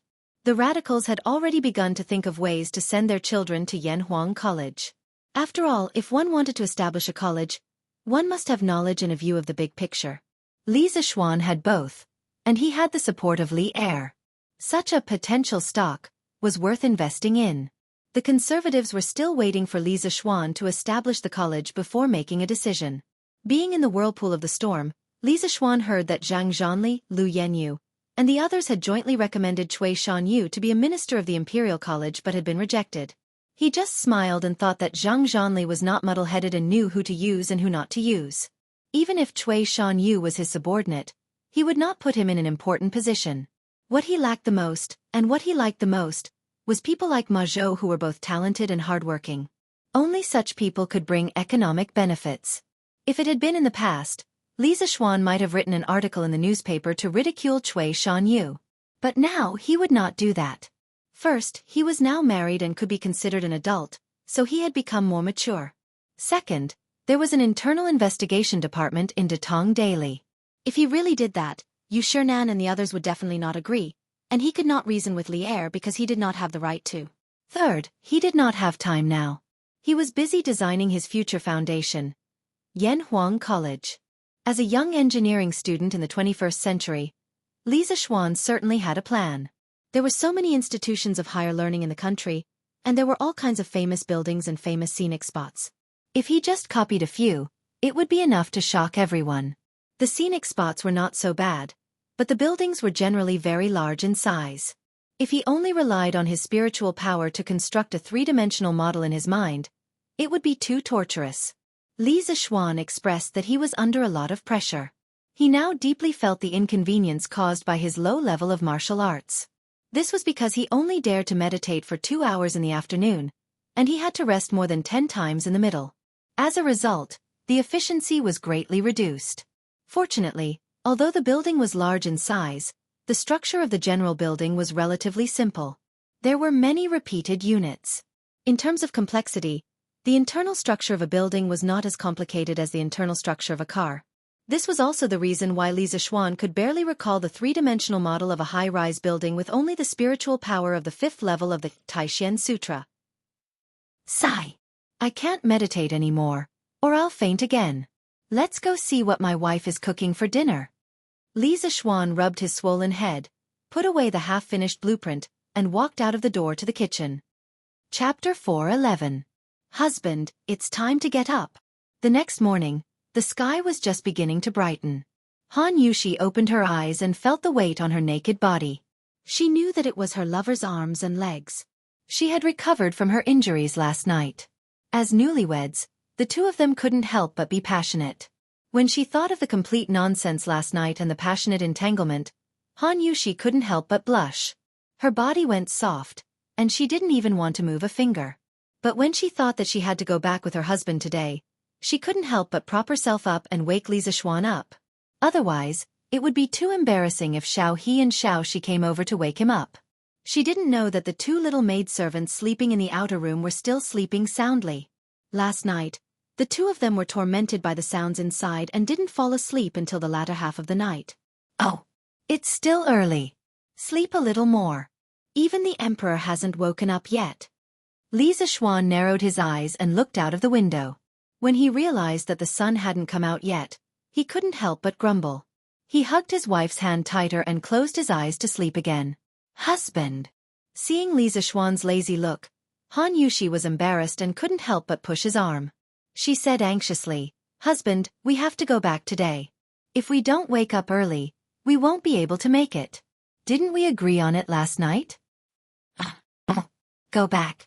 Then I'll get up. In a daze, Li Zishuan remembered that there was indeed such a thing. He hurriedly propped himself up and got up. Suddenly, he looked at the beauty on the bed and teased. Why does my wife look so energetic? No wonder people say that there are only cows that are plowed but no fields that are plowed. You're courting death. The gentle and virtuous Han Yushi could not stand such hateful words. Hearing this, she immediately came over and pinched the soft flesh on Li Zishuan's waist. Who said she wasn't tired? She was also exhausted last night. If it wasn't for the fact that she had to return home to visit her relatives today, she also wanted to stay in bed and not get up. She didn't expect to be teased by her husband like this. Ouch. Wife, quickly let go. I owe my old waist. Li Zishuan immediately bared his teeth and screamed. After breakfast, the couple took their gifts and matchmaker song with them and embarked on their journey back to Ning City. Returning to peace was also known as visiting, returning home, or returning to the home of the three dynasties. It originated very early, and there were related records in the Book of Songs. Generally, it referred to newlyweds who brought gifts to visit the bride's family on the third day of their marriage. At this time, the bride's family also had to prepare a banquet, usually at noon, known as the Returning to Peace Banquet, or inviting the son-in-law. After the Returning to Peace Banquet was over, the matchmaker's work would come to an end, and the man would have to send gifts to the matchmaker to express his gratitude. Therefore, Matchmaker Song woke up early today and rushed to the Li family because the debt from before hadn't been settled yet. Compared to other newlyweds, Li Zishuan and Han Yushi's Returning to Peace Banquet today was slightly more complicated. Their first stop was the Qin Manor, which was what the two elders had instructed them to do yesterday afternoon. After all, Qin Qiong and Mrs. Qin both treated Han Yushi as their biological daughter and helped a lot in this wedding. They also supported the Li and Han families a lot. If the Qin Manor could be considered half of Han Yushi's family, it wouldn't be too much at all. On the contrary, if they didn't go today, it would really be a bit too much. There was no other reason why they chose to go to the Qin Manor first. The main reason was that the Qin Manor was closer to the Li family. After they were done, they could go to the Han family for the Returning to Peace Banquet. Previously, Li Zishuan had sent someone to the Qin Manor to deliver a letter, so when they arrived at the door, they saw Qin Huayu waiting there. Haha, brother Huayu. Li Zishuan got off the carriage with his wife and quickly walked over to Qin Huayu. He laughed heartily as he greeted him. He hadn't forgotten how his four good brothers had helped him drink on the night of his wedding. Hey, little Xian, you left me and Chumo alone that day. That wasn't very kind of you. Qin Huayu bore a grudge and punched Li Zishuan in the chest as he joked. Haha, that night, your little brother couldn't hold his liquor. Didn't I come to visit you today? Li Zishuan shamelessly spouted nonsense. Greetings, sworn brother. Han Yushi stepped forward and bowed to Qin Huayu. Haha, you don't have to be so polite, sworn sister. Go in quickly. My father and mother are waiting for you. Qin Huayu originally wanted to scold Li Zishuan, but since Han Yushi came over to greet him, he couldn't continue scolding him. He could only lead the couple in front of him into the manor. As expected, Qin Qiong and Mrs. Qin were sitting in the living room, waiting for them. Qin Qiong was wearing a thin black shirt, and his face was flushed. Li Zishuan could feel the heat from his body even from far away. He probably just finished his morning exercise. Thinking of this, Li Zishuan couldn't help but feel a little ashamed. Qin Qiong was already so old, but he still hadn't given up on martial arts. He hadn't gotten up early to practice martial arts in a long time. After he had a wife, he couldn't bear to part with his wife in the morning. Yesterday, when he was recalling the three-dimensional model of modern university buildings, he was still complaining that his mental strength wasn't enough. It seemed that he should hurry up and practice martial arts starting tomorrow. Li Zishuan secretly encouraged himself. Greetings, godfather. Greetings, godmother. Han Yushi didn't have such complicated thoughts. She followed Li Zishuan to Qin Qiong and Mrs. Qin and bowed gracefully. Ah. Good girl, get up. Mrs. Qin's face was like a blooming flower. She quickly went forward and pulled Han Yushi to sit beside her. She looked at Han Yushi carefully and couldn't help but laugh when she saw that Han Yushi's face was rosy and full of energy. Yushi, how are you doing in the Li family?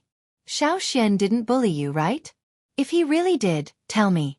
Your godfather and I won't let him off. That's right. The Qin family is your maiden home. Yushi, if you suffer any grievances at Xiao Xian's place, feel free to tell your godfather. Qin Qiong stroked his beard and smiled. Yes. Godsister, if Xiao Xian bullies you, I won't let him off easily either. It was rare to have the opportunity to pretend to be rich in front of Li Zishuan, so Qin Huayu also joined in the fun. Li Zishuan was speechless. It was supposed to be a good gwinning event to visit relatives. How did it become a meeting to criticize him? Thank you, godfather and godmother, for your concern. My husband treats me very well and didn't bully me. Han Yushi quickly explained with a smile when she saw Li Zishuan's embarrassed look. Ahem, even though Li Zishuan had just bullied her last night, this kind of private matter obviously couldn't be told to outsiders. Chapter 4:12. Uncle Qin, are you feeling better? After some small talk, Li Zishuan suddenly asked. Although from another perspective, Qin Qiong was half his father-in-law, Li Zishuan was not used to calling him that, so he insisted on calling him Uncle Qin. Qin Qiong was stunned and said with a smile, much better. Although I'm not as strong as before, I can wield the golden mace for at least an hour now. Haha. This is all thanks to little Xian's medicinal wine and the blood-stealing life-prolonging technique.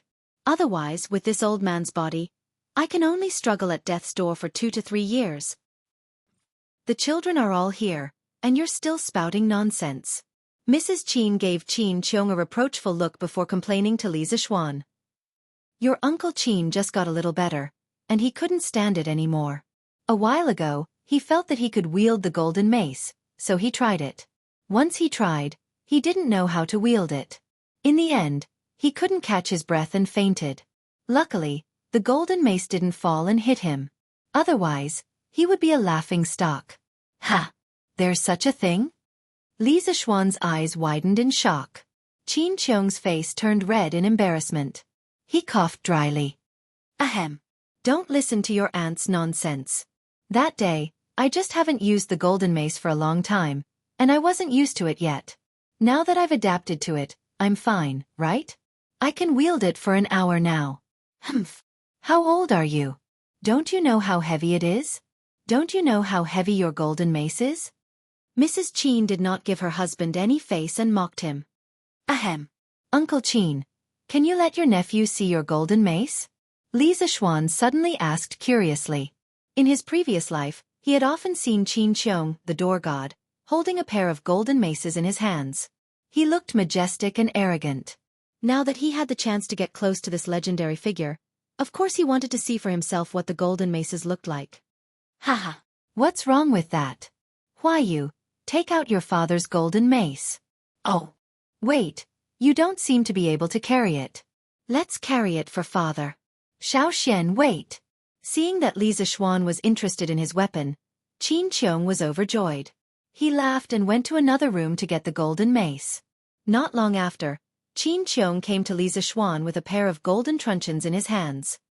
He said, Here, this is the golden truncheons that have followed this old man to war for more than 10 years. Little Xian, take it.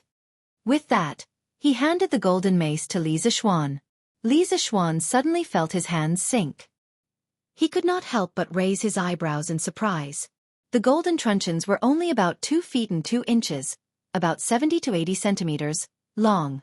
He estimated that they were at most 20 to 30 caddies. However, after Li Zishuan weighed them, he realized that they were more than 20 to 30 caddies. They must have weighed at least 70 to 30 caddies. In the Sui and Tang dynasties, Qin Qiong's golden truncheons weighed about 20 caddies. However, according to the official history of the Tang dynasties, Qin Qiong's golden truncheons weighed 65 catties each, for a total of 70 to 30 catties. Looking at the two maces in his hands that were unremarkable in appearance but shockingly heavy, Li Zixuan couldn't help but feel speechless. No one who had just recovered from a serious illness would be stupid enough to take out such heavy weapons for training. This was King playing with one's life. Qin Qiong was really going all out. Luckily, he had only fainted because of a concussion. If he had sprained his back, it would have been troublesome. Haha. Little Xian, how is it? My golden truncheons are not bad, right? They are stained with quite a few enemies' brains. Qin Qiong saw Li Zixuan staring at the truncheons in a daze. He thought that this kid was shocked by the truncheon's domineering aura. He could not help but laugh proudly. Brains? Li Zixuan was so shocked that his wrist trembled.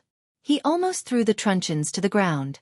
During the rescue mission at Mt. Bei Meng, although he had killed dozens of people, including Flying Snake, he did not use the truncheons to hit people's heads for fun like Qin Qiong. Too disgusting. Cough cough. Uncle Qin, please forgive me for being blunt. You have just recovered some of your blood qi. It is not suitable for you to use such a heavy weapon. You have to know that going too far is as bad as not going far enough. This is especially true for martial arts. My master said that martial arts is a process to stimulate the human body's potential. However, if you do not care about the limits of your body and forcefully increase the burden, not only will your martial arts not improve, but your body will also break down. Li Zixuan thought for a moment and said solemnly, anyone who was sick would have a gradual recovery process. For someone like Qin Qiong, who felt that his body was slightly better, he went straight to the most difficult training method. He was really seeking death. Li Zixuan could not help but feel lucky that he came today. Otherwise, if he let Qin Qiong continue like this, his body's potential would be overdrawn, and it would be difficult for him to recover in the future. Oh? There's such a thing? Why haven't I heard of it? Qin Qiong asked suspiciously. You haven't heard of it because you are ignorant. Are your medical skills better? Or is Xiao Xian's medical skills better? Xiao Xian. According to what you said, does that mean that my master will not be able to use the truncheons in the future? Mrs. Qin was shocked after hearing Li Zixuan's words. She quickly stood up and looked at Li Zixuan. Of course, she could not help but pinch Qin Qiong in the process. Hiss. Qin Qiong grimaced and did not say anything else. Li Zixuan pretended that he did not see their little actions and said seriously, in reply to Auntie, at least before Uncle Qin fully recovers, he should not use such a heavy weapon. That is tantamount to overdrawing his life potential. It won't be too late to use the truncheons after Uncle Qin fully recovers. For now, it's best to use some light weapons to train your body. That will be beneficial to your recovery. Master, did you hear that? I'll let someone take these truncheons away for now. You should change to a lighter weapon in the future. Mrs. Qin turned her head and glared at her husband. Then, without any explanation, she asked the servants to take the truncheons away. Qin Qiong stretched out his hand and said unhappily, but I'm not used to changing weapons. It's better not to practice. Then don't practice if you don't want to. Just rest. Mrs. Qin insisted stubbornly. You. Qin Qiong waved his hand in exasperation. Then he turned to Li Zixuan and said shamelessly, You brat, you took away my truncheons. You have to think of another way for me. It wasn't easy for me to wield a sword and a spear. If I still do nothing every day, I feel like my bones are going to rust. Li Zixuan was stunned speechless. He did not expect Qin Qiong to have such a mischievous side. Perhaps it was because he really treated him as a nephew that he revealed his true nature. He tilted his head and thought for a moment. Then he suddenly laughed and said, I've got it. Uncle Qin, I have a set of very advanced fist techniques here. Not only will it help your body recover, but it will also help Uncle Qin comprehend the martial arts realm. Chapter 413. Fist Technique? No way. What fist technique can defeat this old man's golden mace? You sure know how to brag. Qin Qiong shook his head in disbelief. Master. Xiao Xian already said that this fist technique can nourish the body. Since you can't use the golden mace now, just follow along and practice. After all, Xiao Xian won't harm you. Madame Qin hurriedly advised. That's right. Father. Go ahead and practice. Xiao Xian isn't someone who likes to boast. Since he said that this fist technique is good, then there must be something special about it. Qin Huayu also stood up and advised. There was no helping it. Qin Qiong was as stubborn as a bull. All right. Then let's take a look first. Qin Qiong saw that if he didn't agree, it seemed like he would be betrayed. He hurriedly waved his hand. Thus, the group of people all moved to the training field in the backyard of Qin Manor. Li Zixuan looked at the time and thought to himself, I can't delay for too long. I still have to go to the Han Manor for the returning home banquet. Thus he went straight to the point and said, Uncle Qin, this fist technique is called Tai Chi. It was deduced by my master from the thousands of Taoist techniques in his spare time. As the saying goes, the great Tao is above Tai Chi, but not high, below the six extremes, but not deep, above heaven and earth, but not old, above the ancient times, but not old. Taiji fist may look ordinary on the surface, but those who have truly grasped its essence can feel its infinite mysteries. If Uncle Qin can grasp its essence and integrate the profoundness of Taiji fist into your Tai Chi technique, I'm sure your martial arts realm will reach a higher level in the future. Qin Qiong's expression became more and more serious as he listened to Li Zixuan's words. He didn't expect Tai Chi to have such a great background. After Li Zixuan finished speaking, he sighed and said, Since this fist technique was created by your master, and I'm not a Taoist, how can I steal it? Xiao Xian, it's better that you don't teach it to him. Uncle Qin, you're wrong. My master has never had the thought of keeping his knowledge to himself. His greatest wish in life is for me to pass on all his knowledge to those who need it. Li Zixuan said hurriedly. Spiritual Master Ling Su is indeed an otherworldly expert. This old man cannot compare to your breadth of mind. Qin Qiong sighed. Li Zixuan smiled and said, Uncle Qin, I still have to go to the Han Manor later, so I'll teach you a simple set of Taiji fist first. There are a total of 24 forms. If you think this fist technique is okay, then I'll teach you the complete set of Taiji fist. Qin Qiong nodded and solemnly cupped his fists towards Li Zixuan. That was a cupped fist salute to people of the same generation. Tai Chi was not something that Li Zixuan had created by simply activating his gold finger. Moreover, his gold finger did not have the overbearing ability of copying martial arts from his previous life. In his previous life, he had majored in Tai Chi and Tai Chi swordsmanship. Why didn't he choose basketball? Because he wasn't tall enough. Why not choose football? Because his body was not strong enough. His stamina could not keep up. Therefore, he could only tragically practice Tai Chi with a group of girls and a few boys in every PE class. However, as he practiced, he gradually became interested in Tai Chi. The PE teacher of his class majored in Tai Chi before and had even won a place in a national competition. Li Zixuan's curiosity was aroused and he had the intention of becoming a disciple. This was because he knew that they were practicing a simplified version of Tai Chi in class. The PE teacher was a beautiful woman who was not even 30 years old and had just graduated from the Capital Sports University. Ahem, Li Zixuan's disciple was definitely only for Tai Chi, not for the person. When she heard that Li Zixuan was interested in Tai Chi, she could not help but be surprised. However, the teacher was also afraid that teaching in private would cause gossip, so she sent Li Zixuan a complete video of Tai Chi and Tai Chi swordsmanship so that he could self-study and ask her if he had any questions. Everyone had a dream of becoming a martial arts master, and Li Zixuan was no exception. At that time, this guy was as excited as if he had received a secret martial arts manual. He practiced in private for about 2 months and had mastered all the basic movements of the 108 forms of Yang's Tai Chi and the 55 forms of Yang's Tai Chi swordsmanship. Taking advantage of the time after class, he demonstrated it to the beautiful teacher. The beautiful teacher pointed out more than a dozen shortcomings. After a few rounds of guidance, he got full marks in Tai Chi in the first semester of his freshman year and Tai Chi swordsmanship in the second semester of his sophomore year, which made others envious. However, after he found out that Tai Chi could not make him a martial arts master, he gradually let go of it and became a nerd who only knew how to run back and forth between the laboratory, the classroom, and the dormitory. At this moment, Li Zixuan nodded at Qin Qiong and then began to close his eyes and clear his heart. After a while, when his essence, qi and spirit reached the best state, he opened his eyes and drew a circle with the tip of his foot. His hands formed a circle, and his body stretched limitlessly. With one foot as the core, he slowly danced along the agitation of his body's qi. Tai Chi Yin and Yang Xian Li Ming. Thousands of changes do not leave the origin. Not biased, not relying on defense, And only when you understand the loosening and tightening skill can you succeed.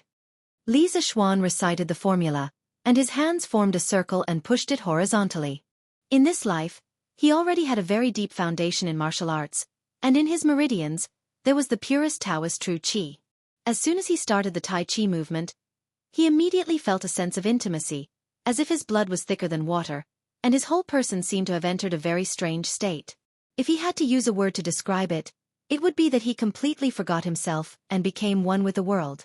This feeling was very strange. Tao is the natural law of nature. Don't ask for it, don't pursue it. The heart is loose, the spirit is loose, it seems loose, but it is not loose. Li Zishuan had already forgotten where and when he was at this moment. There was a fire in his heart, and that was that he must freely and unrestrainedly perform this set of Tai Chi fist techniques. He slightly turned his body, turned his waist, and crossed his arms. His left and right palms flew up and down, and it was difficult to see with the naked eye. At this moment, an early flower butterfly landed in the center of his palm. A world in a flower, a Bodhi in a leaf. Every blade of grass and tree had life. Every insect and fish had spirituality.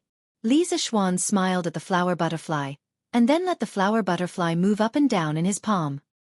He stretched out his two hands, and shook his arms up and down according to the frequency of the flower butterfly's wings, up and down, borrowing and dispersing force. Every time the flower wanted to fly, it would be coincidentally dispelled by his strength. When the flower's body fell, it would be pushed up into the air by his rebounding force.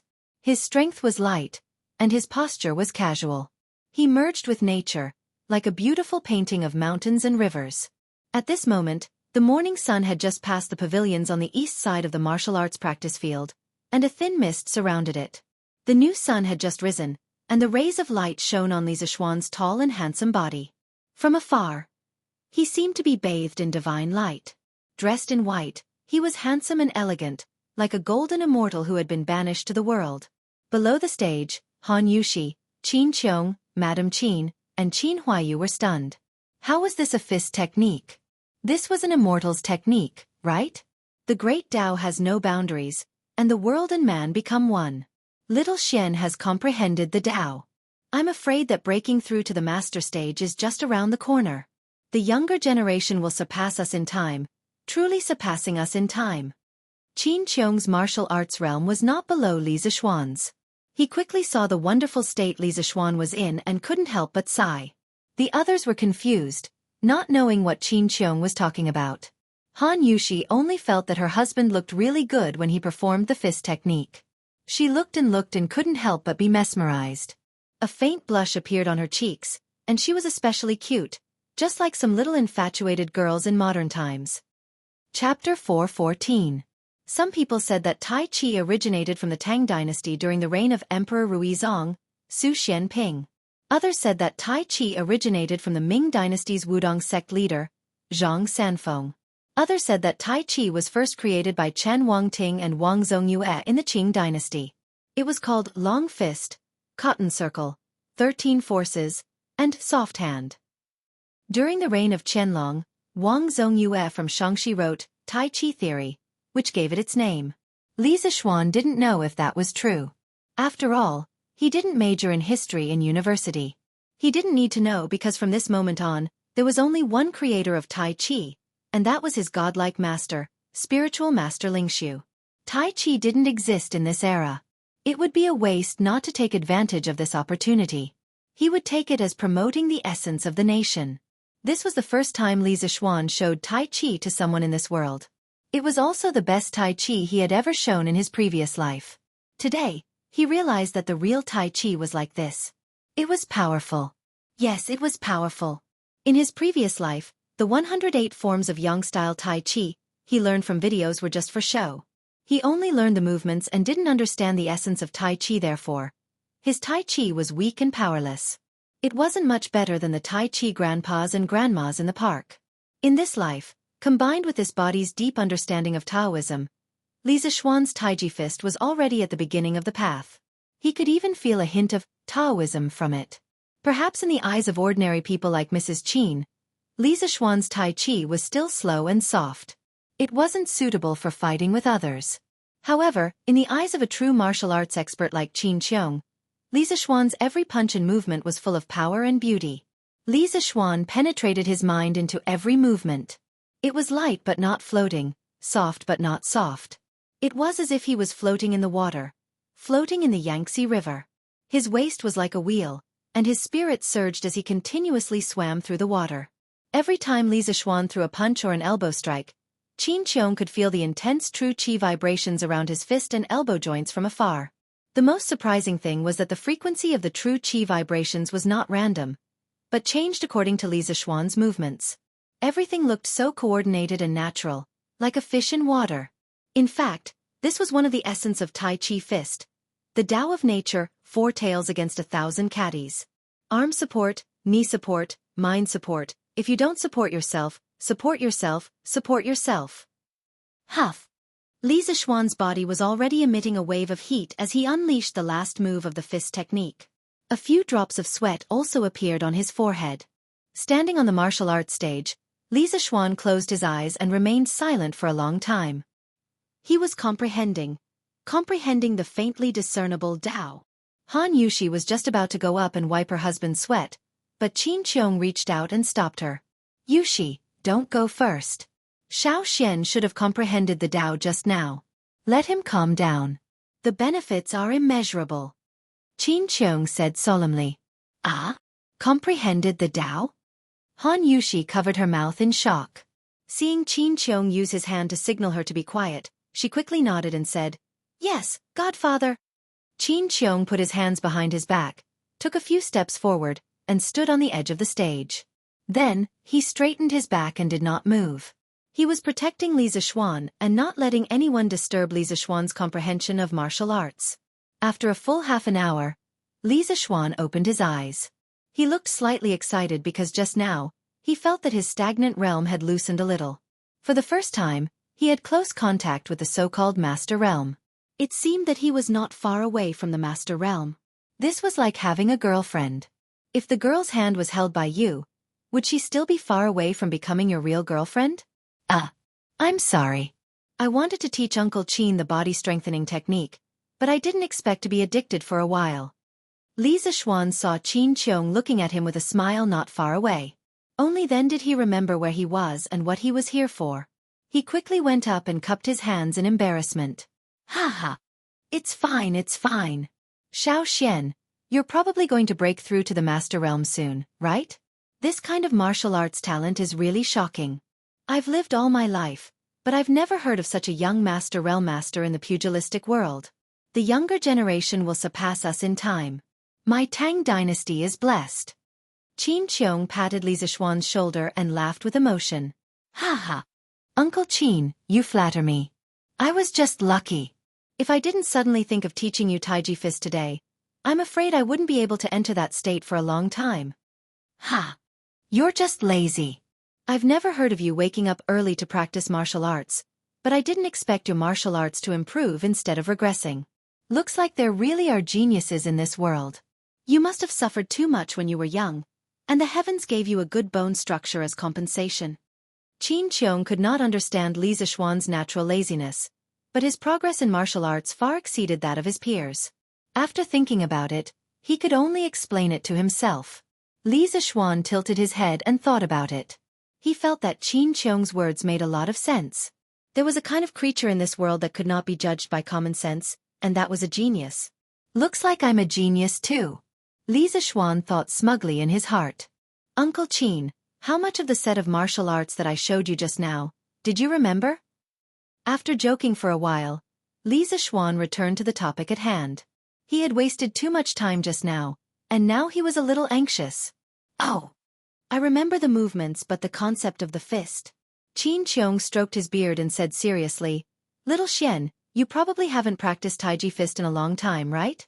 When this old man first saw it, he felt that it was soft, powerless, and ordinary. But as you gradually improved, this old man realized that each of your punches seemed to contain the charm of Tao. It's not difficult for me to imitate the movements you just did, but I'm afraid it's very difficult for me to execute the concept you just showed. Li Zixuan nodded. Xianxia was indeed a martial arts expert who had once entered the Grandmaster realm. Although his strength had declined because of his body, his eyesight was still there. He could see the difficult part of Taiji fist at a glance. Fist intent. Fist intent was illusory and had to be comprehended by oneself. The reason why Li Zixuan could understand the fist intent of Taiji fist so quickly was inseparable from his body's 8 years of Taoist culture. At this moment, facing Qin Qiong's question, he organized his words and said, "Uncle Qin, it's not difficult to execute that concept, but it's also not difficult to say that it's not difficult either. It all depends on one's own understanding. I can only share my experience with you." "Speak. I'm all ears," Qin Qiong said seriously. Li Zixuan said slowly, "Taiji is the state before heaven and earth were created and before the chaos was divided into yin and yang.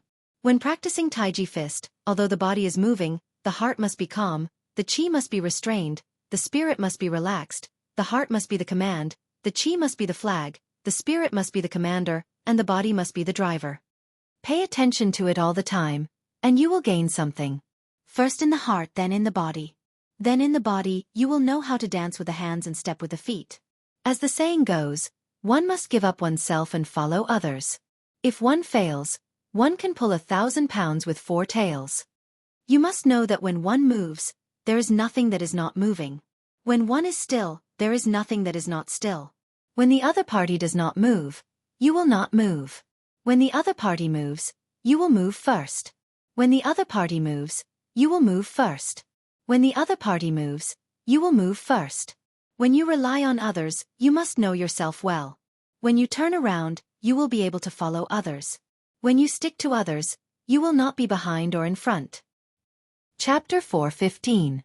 After explaining the essence and profundity of Taiji fist to Qin Qiong at Qin Manor, Li Zixuan saw that old Master Qin had practiced it in a decent manner and felt that it was not bad. Then, he left with Han Yushi. Thinking of the endless light in Qin Qiong's eyes when they parted, Li Zixuan guessed that the Qin Manor would not be peaceful for the next 2 days. Because the old master had a new toy again, he would probably be having fun. But this way, it was better than letting him play with the more than 130 kilograms of gold. At least he wouldn't hurt anyone when he practiced Taiji fist. At the same time, he was thinking in his heart that after accompanying his wife home today, he would have to study Taiji fist a few times. Maybe he could really comprehend Taiji fist from the profound meaning of Taiji and break through to the Grandmaster level in one go? In that case, his mental strength would be even stronger, and he would be able to create even more awesome, big treasures. In a while, they would be going to the Han Manor. Li Zixuan had to go home and choose a batch of gifts. Because they were going to the Qin Manor first, they couldn't bring the gifts for the Han family to the Qin Manor and then bring them out, right? Although Qin Qiong wouldn't mind, it wouldn't look good on his face. Driving the carriage quickly back to the Li Manor, Madame Li had already prepared the gifts. There were a total of 10 carriages, with copper coins, snacks, and silk. The 10 carriages were neatly lined up, and the coachmen and servants were all in place. Once Li Zixuan returned home, he immediately set off with the carriages. Previously, Li Zixuan had heard from Han Yushi that Han Lijing had spent all his fortune to give his daughter a dowry. It wasn't that Han Yushi took the initiative to ask for money for her family. She still understood the principle of following the husband after marriage. She only slightly expressed her worries about her father's future in front of Li Zixuan. The rest of the situation was investigated by Li Zixuan himself. Not only did he marry his beautiful daughter that he had raised for more than 10 years to you, but he also gave you all his fortune. After knowing that there was actually such an honest father-in-law in the world, Li Zixuan was really touched, and he didn't know whether to laugh or cry. He didn't lack money now. It wasn't worth it for Han Lijing to do this. Therefore, he discussed with his parents and decided to bring more gifts when he returned home today. On one hand, it was to help Han Lijing's family. He couldn't let his father-in-law not even be able to afford food after marrying his daughter, right? If the news spread, where would the Li family put their face? On the other hand, it was to give benefits to the villagers of the Han family. After all, when the Han family was at its most difficult time, Han Yushi had eaten hundreds of meals in the village. This time, she could be considered to have returned to her hometown in glory, right? The family had to have the right to show off. And couldn't be stingy. The Han family was clearly prepared for this. Knowing that Li Zixuan probably brought more than one person today, Han Tianhu invited the 2 village women with the best cooking skills in the village to the house. He was a rough man in the army, so his cooking skills were naturally not good. Then, he invited 4 or 5 young men to help move the table, choose the vegetables, and wash the dishes. The small courtyard of the Han family immediately became crowded. As Li Zixuan's eldest disciple and brother-in-law, although Iron Egg's feelings were a little complicated, he was still willing to help. He was everywhere in the courtyard, the hall, the kitchen. "They're here. They're here. They're here. Uncle Han, young master and big sister Yushi are here." A chubby boy with snot running down his nose came bouncing in, making a big fuss. It was one of Iron Egg's playmates, Erniu. Smack. Slug didn't even have time to ask for a reward before he was slapped on the head. "Little brat. You have no respect for your elders. What did I tell you before? You have to call her young madam. Who are you to call big sister Yushi?" It was the Niu family's woman, Erniu's mother, Feng Chun-mei. She and Lu Yue were considered the village women with the best cooking skills in the village. Today, Han Lijing invited the two of them to cook. She had just come out and was about to take some washed vegetables. When she heard her son shouting, she immediately became angry, so she went forward and scolded him. "Cough cough. Old Niu's family, why do you have to be like this? Erniu is not wrong. What young madam and young madam? My girl has eaten your family's food before. Come Erniu, come here." Han Tianhu walked over and pulled Snot over. He asked with a smile, "Erniu, where are Xiaoxian and the others now?" "Lijing." The Niu family's woman wanted to say more, but Han Tianhu waved his hand to stop her. "Uncle Han, when Erniu came, young master and the others had already arrived at the village entrance. They should be here soon." Erniu blinked and said, "Haha. Good. I'll reward you with a drumstick." Han Lijing laughed loudly. A drumstick appeared out of nowhere and stuffed it into Erniu's hands without any explanation. Erniu was stunned. Then, he looked at his mother. Seeing that his mother did not object, he happily took the drumstick and ran out. He must have gone to taste the delicious food with his brother, Dainiu. "Father." Erniu was right. In a short while, Han Yushi appeared at the entrance of the courtyard holding Li Zixuan's hand. Looking at her old father in the courtyard, Han Yushi's eyes were filled with tears. In just a few days, she had changed from the daughter of this family to the wife of another family. Returning to this small courtyard where she had lived for more than 10 years, the bits and pieces of the past could not help but appear in her mind. It was really a mixture of feelings. "Ayo. Daughter, you're back? How have you been these days?" Looking at his daughter holding hands with Li Zixuan, how could Han Lijing not have mixed feelings in his heart? It was said that a daughter was the flesh of a father's heart. These words were really not false at all. He resisted the sourness in his eyes and quickly walked closer with a smile. "Father.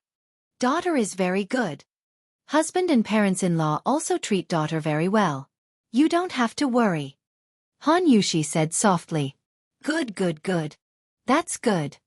Han Tianhu laughed with relief. Son-in-law pays his respects to father-in-law. Li Zixuan smiled and cupped his hands in greeting. Han Lijing was overjoyed and hurriedly said, "No need to be so polite, no need to be so polite. Quickly go in and sit. Iron Egg, why are you still in a daze, you brat? Quickly go and get some water." "Father, there's no hurry. We've brought a lot of gifts for the villagers this time. I'll take the opportunity to go to the village with my husband to distribute these gifts to everyone. We'll come back for dinner later." Han Yushi did not forget her other mission today and quickly said, "Oh, that's fine. Iron Egg. Quickly pack up and help your sister deliver the gifts." Han Tianhu was stunned. He turned around and shouted at Iron Egg. "Ayo! Young madam is really considerate. She even brought us gifts." The Niu family's woman, Feng Chun-mei, was all smiles as she complimented. "Auntie Feng, what young madam? You can just call me Yushi. We only brought some snacks and cloth to satisfy the children in the village. At the same time, we can also cut a few new clothes. It's not worth much." Han Yushi hurriedly waved her hands. She was really not used to these people who had been with her day and night suddenly calling her young madam. Chapter 4:16. Han Yushi, Li Zixuan, and Iron Egg led a group of servants and pulled 6 carts of gifts. The other 4 carts were naturally sent to the Han family, to the villagers of the Han family manor to send warmth from house to house. "Ayo! There's too much, too much. Young master, young mistress, you can't accept this.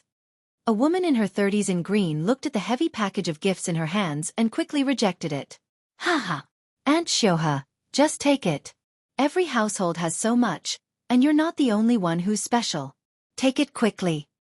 Li Zixuan saw that behind the woman in green, 3 little boys and a little girl were staring at the package in their hands. Obviously, the 4 children had sharp noses and smelled the fragrance of the snacks in the package. Hence, he smiled and pushed the gifts back. He saw himself in the eyes of the children when he was young in his previous life. Back then, he had also experienced such a difficult life. Yes. Aunt Shoha. Take it quickly. There's only some snacks, and cloth inside. It's not worth much. You can also use the cloth inside to make some clothes for Da Mao, Mao, and the others, right? Han Yushi smiled faintly. Although Han Yushi said that these things were not worth much, that was not the case. How could the gifts from the Li family not be worth much? The things inside were worth at least 7 or 8 strings of coins. To an ordinary villager, it was a huge fortune. Thank you, young master, young mistress. The woman in green hesitated for a moment before taking the package. She turned around and said to the children, Da Mao, Mao, San Mao, Mao Mao, come over and kowtow to young master and young mistress. The 4 children of different sizes came over to kneel. Although Li Zixuan was quite shocked by their names, his reaction was not slow. He quickly waved his hand and said, Aunt Shoha, there's no need. We still have to rush to the next house. Goodbye. After saying that, he pulled Han Yushi and slipped away. He did not know why, but he did not like kneeling to others, nor did he like others kneeling to him. Hence, he could only slip away quickly. The next stop was the Hu family. Now, the Hu family could be considered to be living a good life. Not only were their son and daughter's illnesses cured, they no longer needed to go bankrupt to see a doctor. Moreover, their family had earned quite a lot of money through Hu Zhen's training classes for the children of the Han village and Plum village. The dilapidated courtyard walls made of reeds were gone and replaced with green brick walls.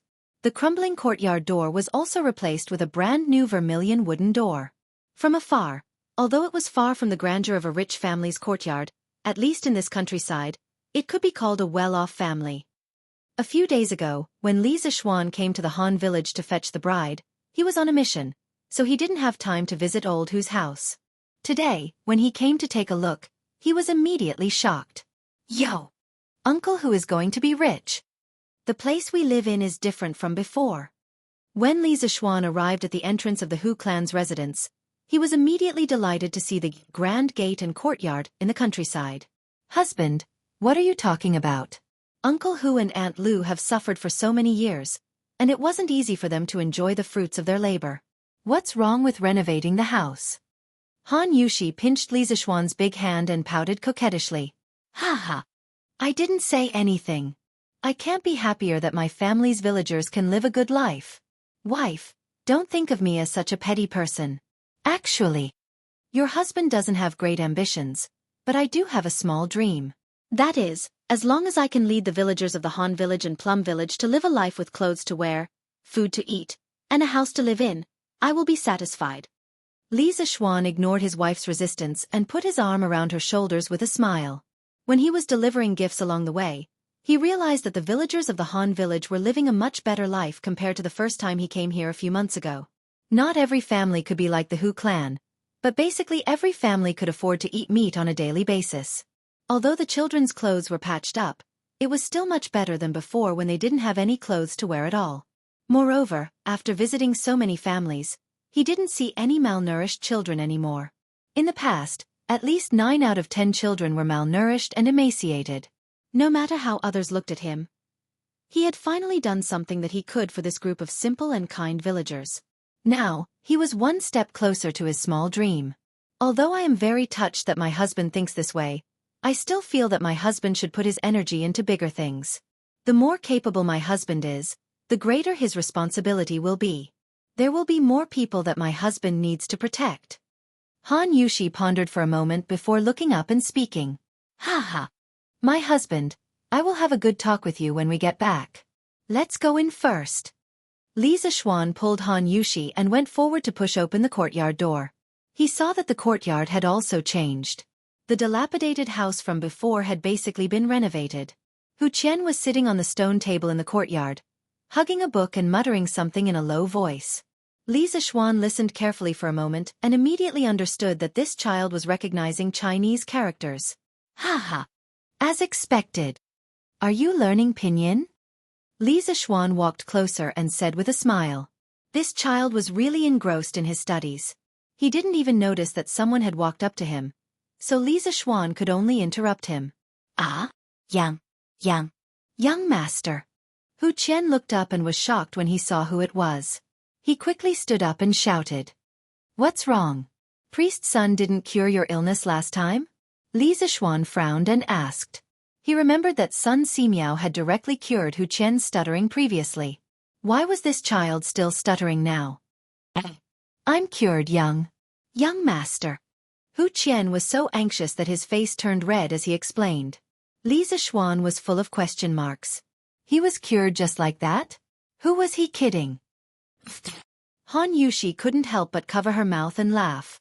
My husband, let Hu Qian rest first. He hasn't seen you for a long time. He must be so excited that he can't speak clearly now. His previous illness has really been cured. Everyone in the village has heard him speak normally. Yes, Yushi. Sister Yushi is. Right?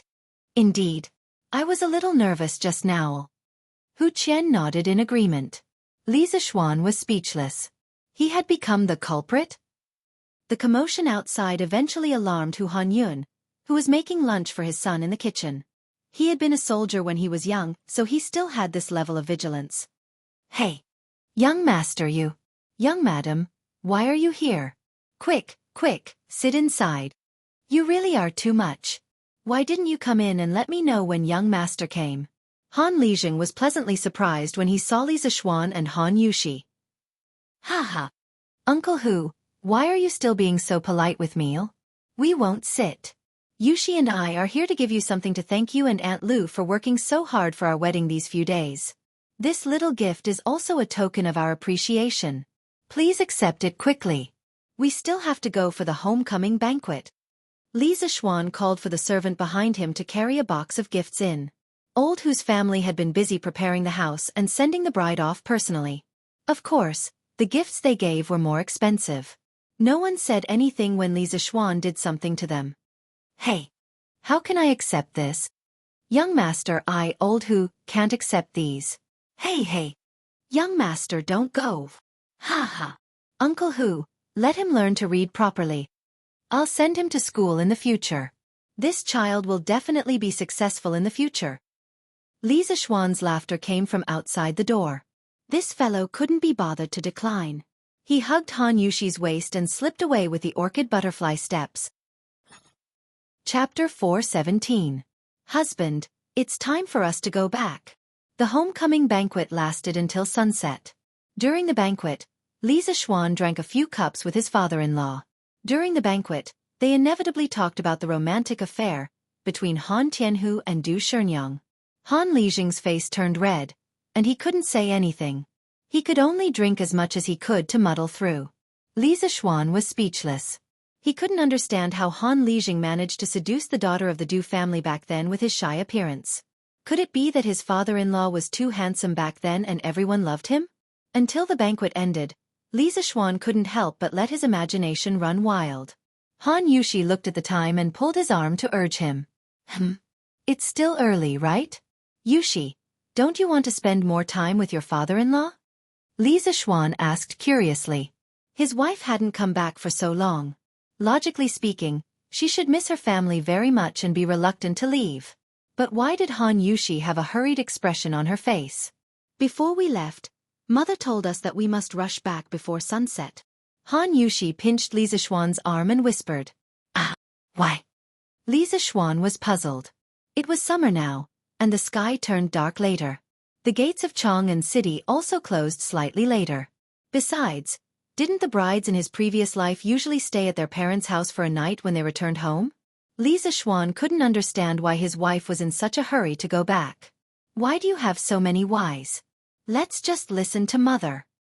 She didn't know if it was an illusion or not, but Han Yushi's cheeks were flushed red as if she was drunk. She whispered to Li Zixuan, then stood up and said to Han Lijing, "Father, I'll go back with my husband first. Otherwise, my mother-in-law will be anxious. Take care of yourself at home. If there's anything, remember to send a letter to your daughter." Haha. Okay. You guys go back. Be careful on the road. Han Tianhu was a little drunk, but he wasn't completely drunk. He stood up and chuckled. Han Yushi nodded and bade farewell to her father with her husband. Just as she was about to leave, she heard Han Tianhu shout, "Hey! Take Iron Egg with you and let him follow little Xian to gain experience. It's better than playing in the mud in the village." During Li Zixuan's wedding, Iron Egg was afraid that his father would be too busy at home, so he came back to help. Now that his sister's wedding was over, he had to continue learning from his master. Taidan, you should go and pack your things. Li Zixuan nodded. No need, master. The Iron Egg is ready. After saying that, Iron Egg went into the house, took out a package, and ran out. Obviously, the father and son had discussed this beforehand. Thus, the husband and wife took Iron Egg and left the Han family village in 2 carriages. As for Matchmaker Song, Li Zixuan had already given her 10 golden beans and sent her away. The other servants that he brought along when he came here took the 6 empty carriages back to Chong and after lunch. After all, they didn't waste time eating like Li Zixuan and Han Tianhu. As for the other 4 new carriages, Li Zixuan gave them to the Han family.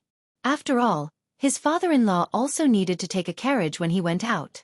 The carriage that Iron Egg was in now no longer belonged to the Li family, but to the Han family. With fewer carriages, the speed of return was naturally faster. Li Zixuan lay on the long sofa in the carriage and looked at his wife, who was sitting beside him with red cheeks. He smiled and asked, "Wife, can you tell me now? Why do you have to rush home before sunset?" He wasn't stupid. How could he not see that there was more to it? "Didn't I tell you already? It's all my mother's orders." Han Yushi's eyelashes fluttered as she quickly said, "Hee. Wife, I'm very familiar with every part of your body. Do you think I can't tell if you're lying or not? Hurry up and tell me. Otherwise, I'll punish you." Hee. Li Zixuan squeezed his wife's white and tender hand tightly and laughed mischievously. "Ah, you're courting death. San Bao is still outside. Husband, let go of my hand." Hee. Wife, if you don't tell me the truth, it won't be as simple as holding hands. Li Zixuan looked at Han Yushi's snow-white dress. Her features were picturesque and flawless. That jade-like appearance really made him a little lustful. Cough, cough. If this new carriage could be made as enclosed as a modern off-road vehicle, this fellow might really want to have a carzy in this wilderness. Han Yushi was embarrassed and wanted to break free from Li Zixuan's perverted hands. However, how could she fight against that little bit of strength? Moreover, looking at Li Zixuan's perverted expression, she was really afraid that Li Zixuan would mess around. Thus, she could only pout and whisper, "Mother and Matchmaker Song told me before that if we go home before sunset, it'll be easier to have a boy in the future." As she spoke, Han Yushi's voice became softer and softer. Her head also lowered shyly. Li Zixuan was stunned. He didn't expect there to be such a saying. However, seeing that his wife was so embarrassed, he couldn't tease her anymore. He could only say, "Wife, didn't we agree earlier? We'll have a child in 2 years. Why are you thinking about this now?" But this kind of thing can't be said for sure. What if this concubine accidentally gets pregnant with husband's child? Of course, it's better to have a boy. Han Yushi raised her head and retorted. She always felt that the contraceptive method Li Zixuan told her earlier was unreliable. Besides, she also wanted to have a child as soon as possible. Li Zixuan scratched his head. It was indeed unreliable to use contraception based on the safe period. Modern medical institutions had calculated that the failure rate was quite high. It seemed that he couldn't mess around often in the future. Cough, cough. Wife, I like both boys and girls. Don't be too pressured. Actually, I like girls more. Girls are so cute and easy to deal with. Seeing Han Yushi frowning and struggling, Li Zixuan hurriedly smiled and comforted her. Really? Han Yushi's eyes lit up as she said happily. Of course it's true. But this concubine still wants to have a son. Han Yushi bit her lip and said cutely. Li Zishuan. Whoosh bang. Right at this moment, a sharp whistle suddenly sounded from the left side of the carriage, followed by a violent collision sound from the carriage wall. The stable carriage immediately stopped and even tilted slightly to the right.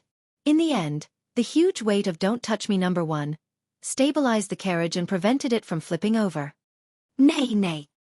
Big White, who was outside, let out an anxious neigh at this moment. Li Zishuan was shocked. He turned his head and saw that a large part of the left wall of the carriage had collapsed inwards. A head poked out from the tip of an arrow, and it was shining with a cold blue light.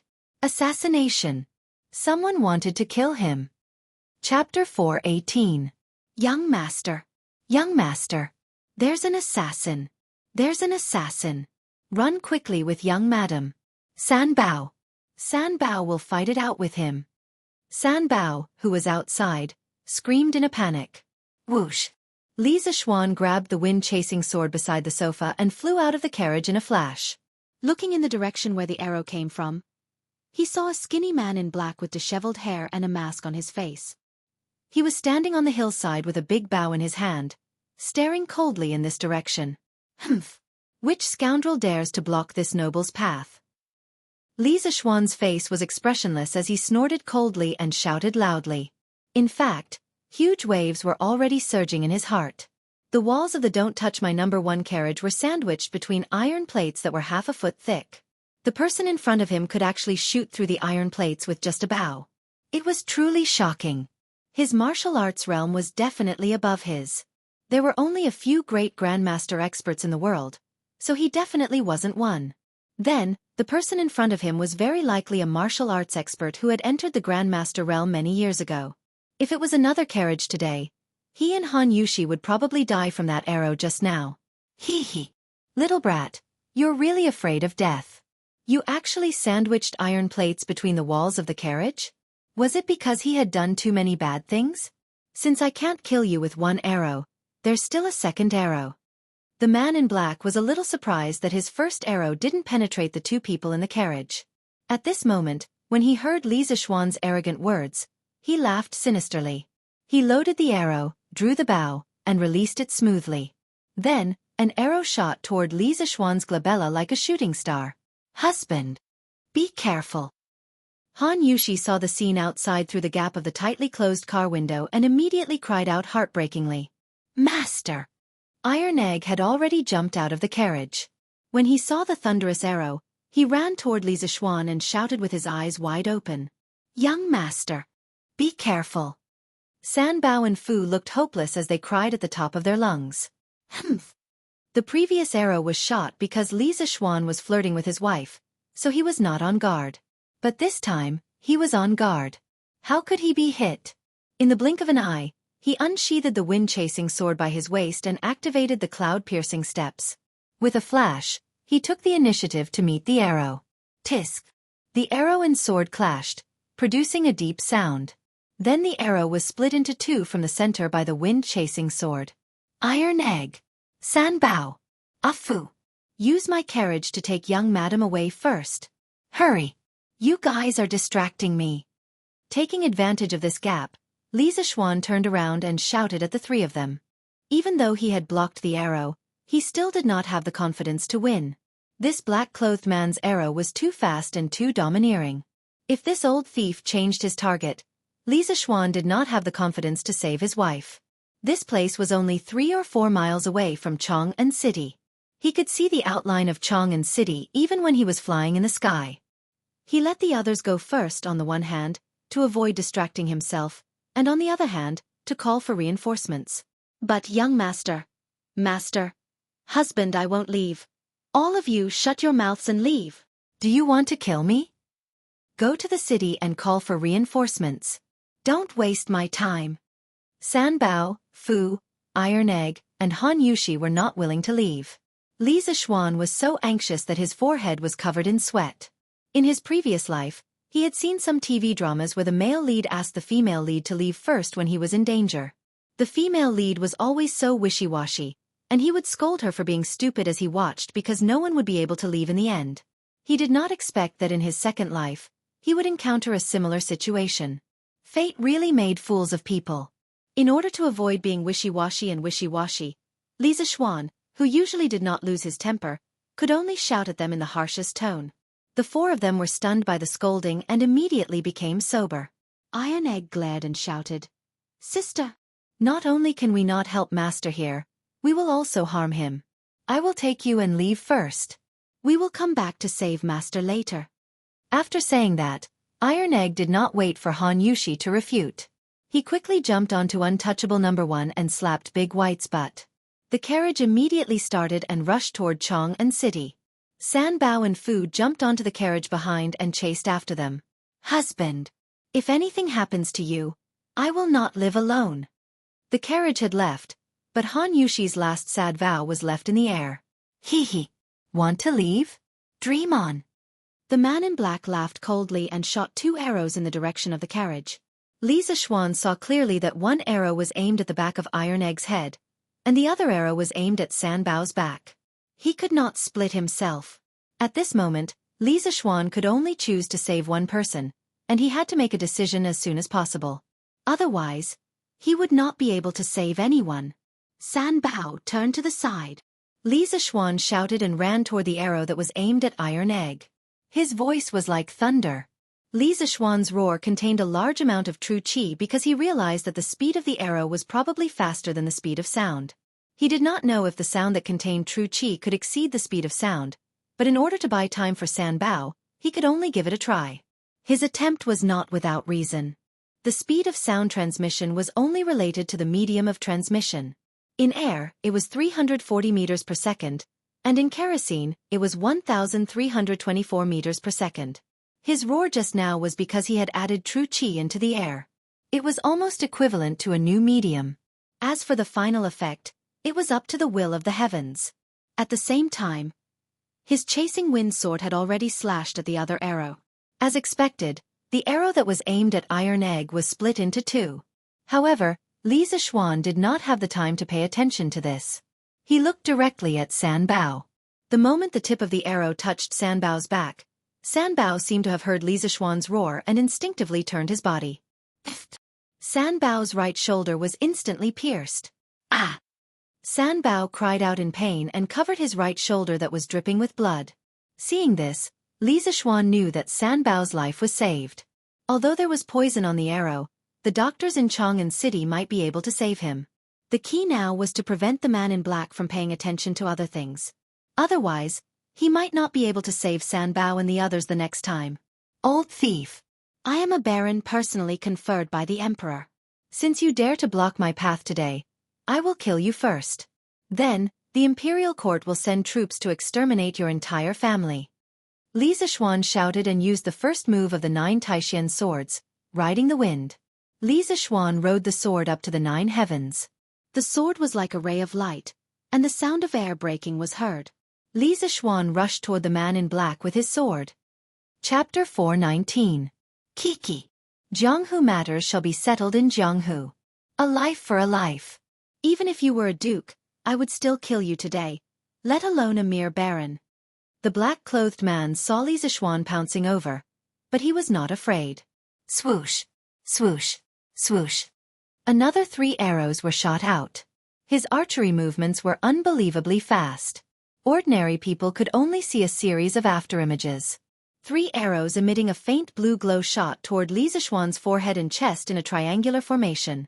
The angles were tricky and ruthless, and their speed was as fast as lightning. Li Zixuan was not confident that he could deflect all 3 arrows with his wind-chasing sword. Helpless, he could only dodge the arrows. He suddenly changed directions in midair and slightly missed the arrows' flight paths. Just when he thought that he had dodged the arrows, he saw the 3 arrows suddenly and strangely change directions. Their target was Li Zixuan's current position. Li Zixuan's heart skipped a beat. He thought to himself that this old thief's archery skills were very strange. The arrow's flight paths defied common sense.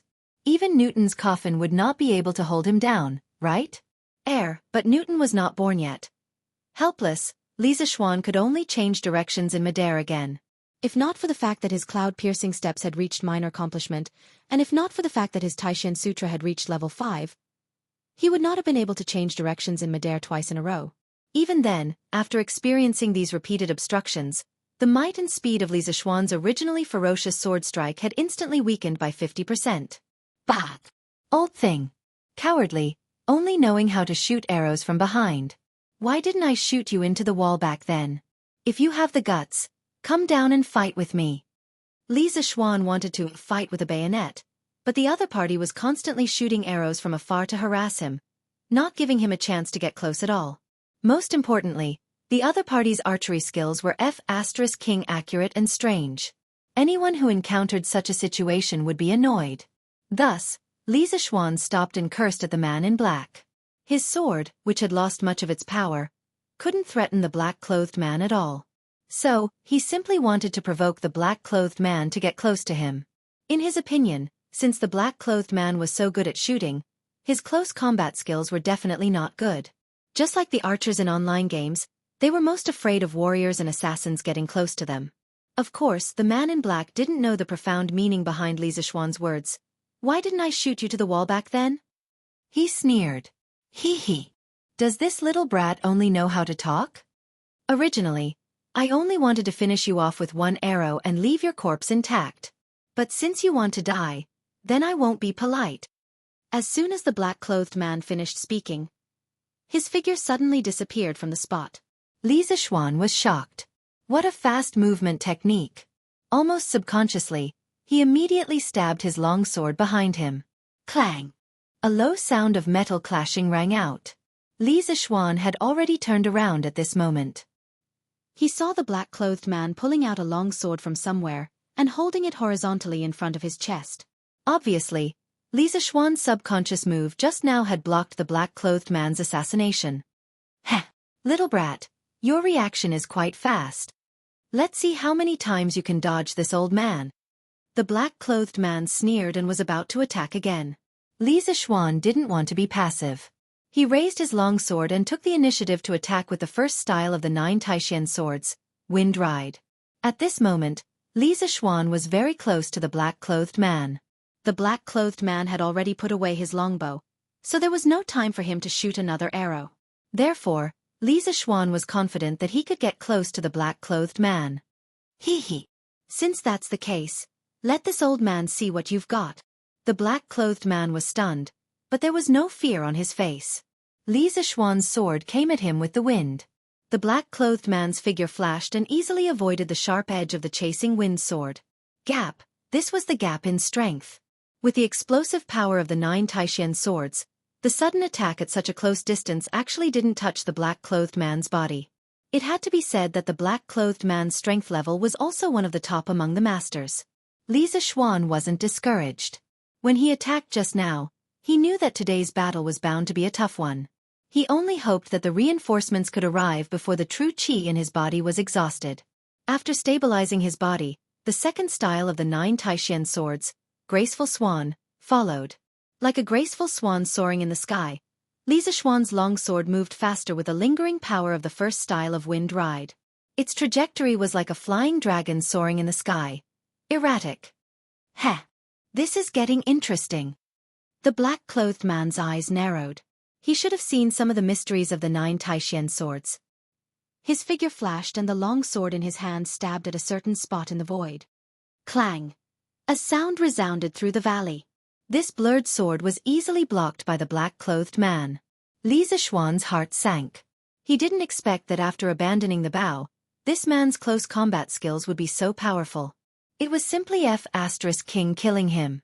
They were both masters, but this man's kung fu was much more powerful than Chang Yaojin's. Chang Yaojin definitely wouldn't have been able to deal with his sword so easily. It wasn't that Chang Yaojin couldn't defeat this man, but the focus was different. The black-clothed man's kung fu was exquisite and endless. If it was a one-on-one fight, Chang Yaojin would definitely be no match for him. However, the black-clothed man's advantages were also his disadvantages. It was precisely because he had too many tricks and his kung fu was too exquisite that Chang Yaojin would be no match for him in a battle. Li Zishuan took a deep breath and immediately changed his move.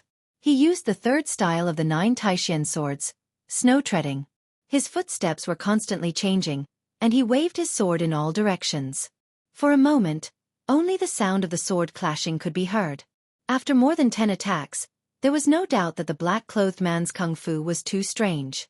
He was like a loach in the field, difficult to hit.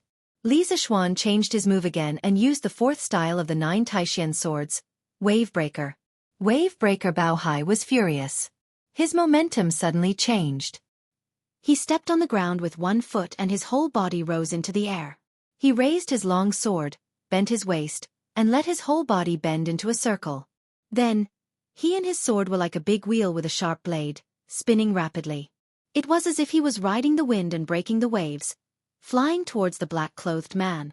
This time, the black-clothed man didn't wait in the same place. He held his sword with one hand and circulated his chi to his feet. He quickly disappeared from where he was, and the air around him exploded. He took the initiative to stab at the oncoming, human flesh wheel with his sword. His speed was even faster than Li Zishuan's. Clang! Bang! First, there was a shrill sound of the sword, followed by a dull sound of a heavy object falling to the ground. Li Zishuan was sent flying far away by this blow. He broke 2 trees along the way and stabilized himself. At this moment, there was blood at the corner of his mouth, and his hair was disheveled. He was in a sorry state. Obviously, the black-clothed man's attack had seriously injured him. He definitely didn't have the strength to use the 5th style of the 9 Taishan swords again. Hopeless. At this moment, Li Zishuan was really in a hopeless situation. Difficult to deal with. Only now did he realize how difficult it was to deal with the black-clothed old man in front of him. Chapter 420. Gotcha! Spitting out a mouthful of blood, Li Zishuan propped himself up with his sword. He was on guard against the man in black's next attack. His body was in a terrible state. He only had less than 40% of his true chi left. His arm had suffered a serious sword wound, and his organs had suffered internal injuries. Not only did the man in black break his sword move, he also took the opportunity to sneak attack him. If he hadn't used his true chi to protect his heart meridians, that palm alone would have taken his life.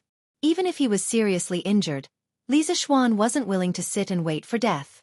He didn't want to die in such a cowardly manner. He still had his family and wife who loved him. He hadn't spread his knowledge of engineering across the Tang dynasty. He wasn't willing to die in the hands of this sneaky old man. Yes, in Li Zishuan's eyes, this old man in black was full of vulgarity. Just when Li Zishuan thought that the man in black would follow up with another attack, the sword in the man's hand broke into 2 with a gotcha sound. The wind-chasing sword used to be spiritual master Ling Su's favorite weapon. It was forged from an extraterrestrial hammer, and it was not an exaggeration to say that it was a divine weapon that could cut through iron like mud. However, the sword in the black-clothed man's hand was no more than ordinary iron. Although he had broken through Li Zishuan's sword style in that fierce exchange of blows, he could not block the sharpness of the wind-chasing sword. What a pity! This thunderclap sword has been with me for more than 10 years. I didn't expect it to fall in your hands today. It seems that I still underestimated you. You can be proud of yourself for fighting a grandmaster as a chi transformation realm cultivator. I'll take the sword in your hand. Such a divine weapon is like a pearl covered in dust in your hands. As for you, I'll make sure you die without a burial place today. The man in black caressed the broken sword in his hand and looked at Li Zishuan viciously. At the same time, a trace of greed flashed in his eyes. Ha! Old thing.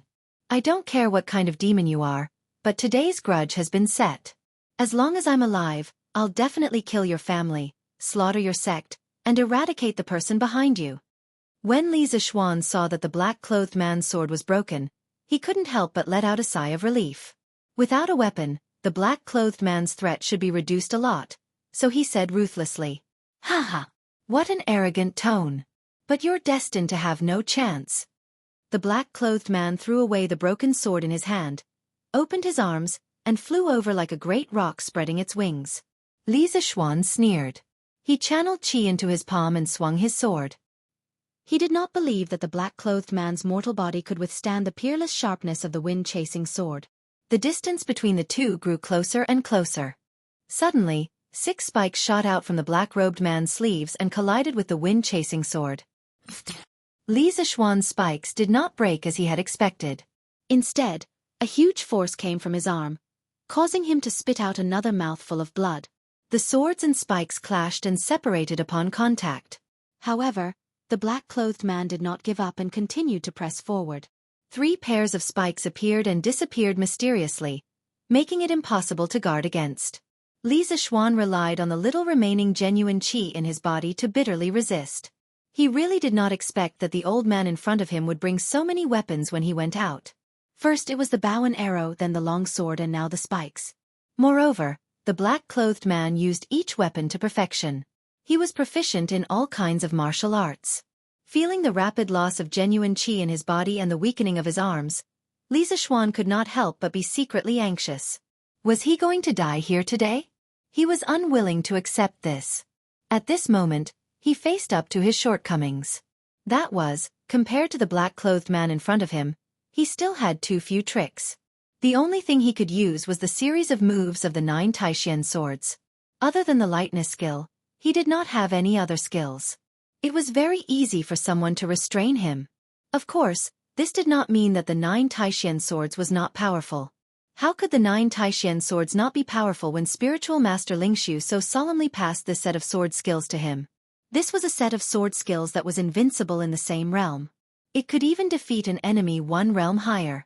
However, the 9 Taishan swords focused too much on attack. As the saying went, there were gains and losses.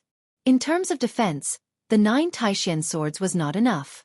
Facing a martial arts expert like the black-clothed man who was much stronger than him, even stalling for time became an extravagant hope. It would be great if there was a set of sword skills that could both attack and defend. Li Zishuan sighed in his heart. In his current state, he did not have the extravagant hope of defeating the black-clothed man in front of him. He only hoped to stall for time and wait for reinforcements to come. However, what made him desperate was that he did not have a sword skill that could be used for defense. The reason why he could hold on until now was entirely because he still had some genuine qi in his body. This was also thanks to the Tai Chi fist he practiced in the Qin's mansion in the morning. He accidentally comprehended it and advanced his realm. Otherwise, his genuine qi would have been exhausted. Tai Chi fist? Yes, not only do I know Tai Chi fist, but I also know Tai Chi sword. Li Zishuan's mind flashed and he instantly saw the hope of escaping death. He quickly went through the 55 forms of the Yang's Tai Chi sword in his memory. At this time, of course, he did not have the chance to practice all of these sword skills. He could only counter each move according to the characteristics of each one. At this moment, the benefits of having a strong mental strength were fully displayed. Li Zishuan's brain was now like a supercomputer. The Tai Chi sword was equivalent to the computer's database. Every attack of the black-clothed man was input by Li Zishuan into the computer. Then, he would retrieve the corresponding sword skills from the database to counter the black-clothed man's attack. Humph. It's about time. Go to hell. The black-clothed man had lost his patience. He sneered and poured 100% of his inner strength into the Wolf Fang spike. His whole body soared into the sky and fiercely grabbed at Li Zishuan's head. In his opinion, this full-strength attack was without any suspense. Li Zishuan would definitely die. If the black-clothed man had done this 2 breaths ago, Li Zishuan would definitely have died. But now the situation was different. Li Zishuan's eyes flashed. He raised his sword and used the pushing boat with the current. The chasing wind sword was like a magnet that firmly sucked the Wolf Fang spike. Then, Li Zishuan's wrist moved slightly and twirled the sword twice.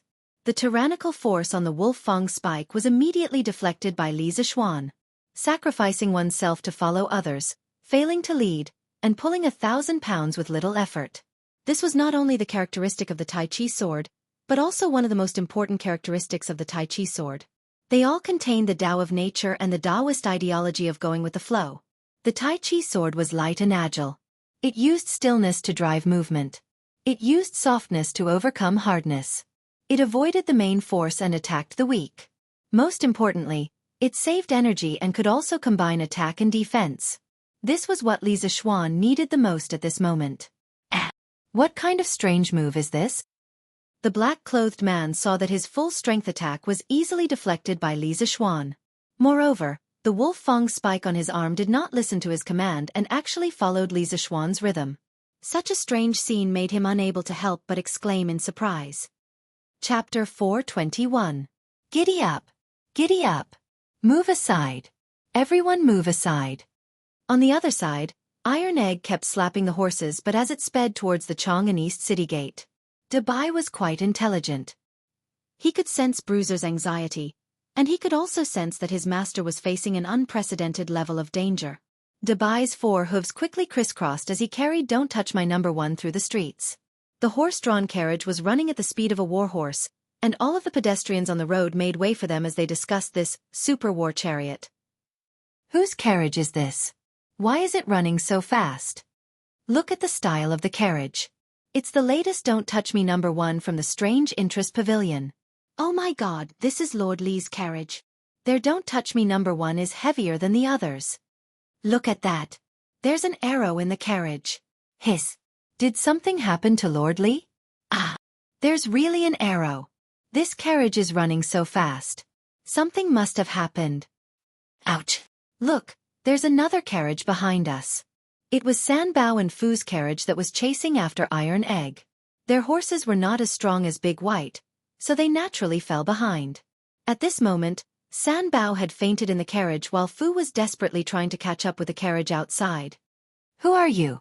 Get off the carriage immediately for inspection. The general of Yanqing Gate saw an aggressive carriage heading straight for the city gate. He stepped out from the crowd and blocked the way with his spear as he shouted loudly. Although Chang'an City was open to the outside world and citizens were allowed to enter freely, such a fast carriage could not be allowed to enter. What if it hit and injured pedestrians? Move aside. I'm a male disciple from Lantian County. My master was assassinated in the eastern suburbs. The situation is urgent. Please move aside. Iron Egg rode on Big White without slowing down at all. The carriage rumbled as it charged towards the general of the city. General Lonely, this is indeed the carriage of a male disciple from Lantian County.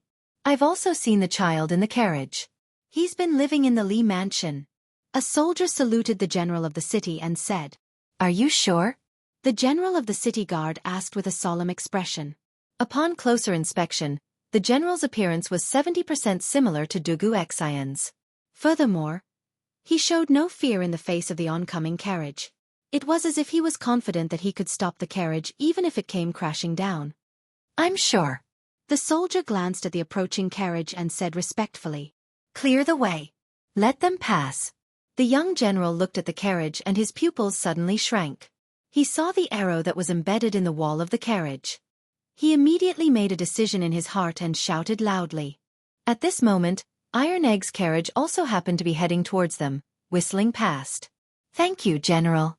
If my master returns safely, I will definitely reward you greatly. Iron Egg's grateful voice lingered in the air. The earlier he entered the city to call for reinforcements, the more hope his master had of surviving. Of course, he was grateful from the bottom of his heart.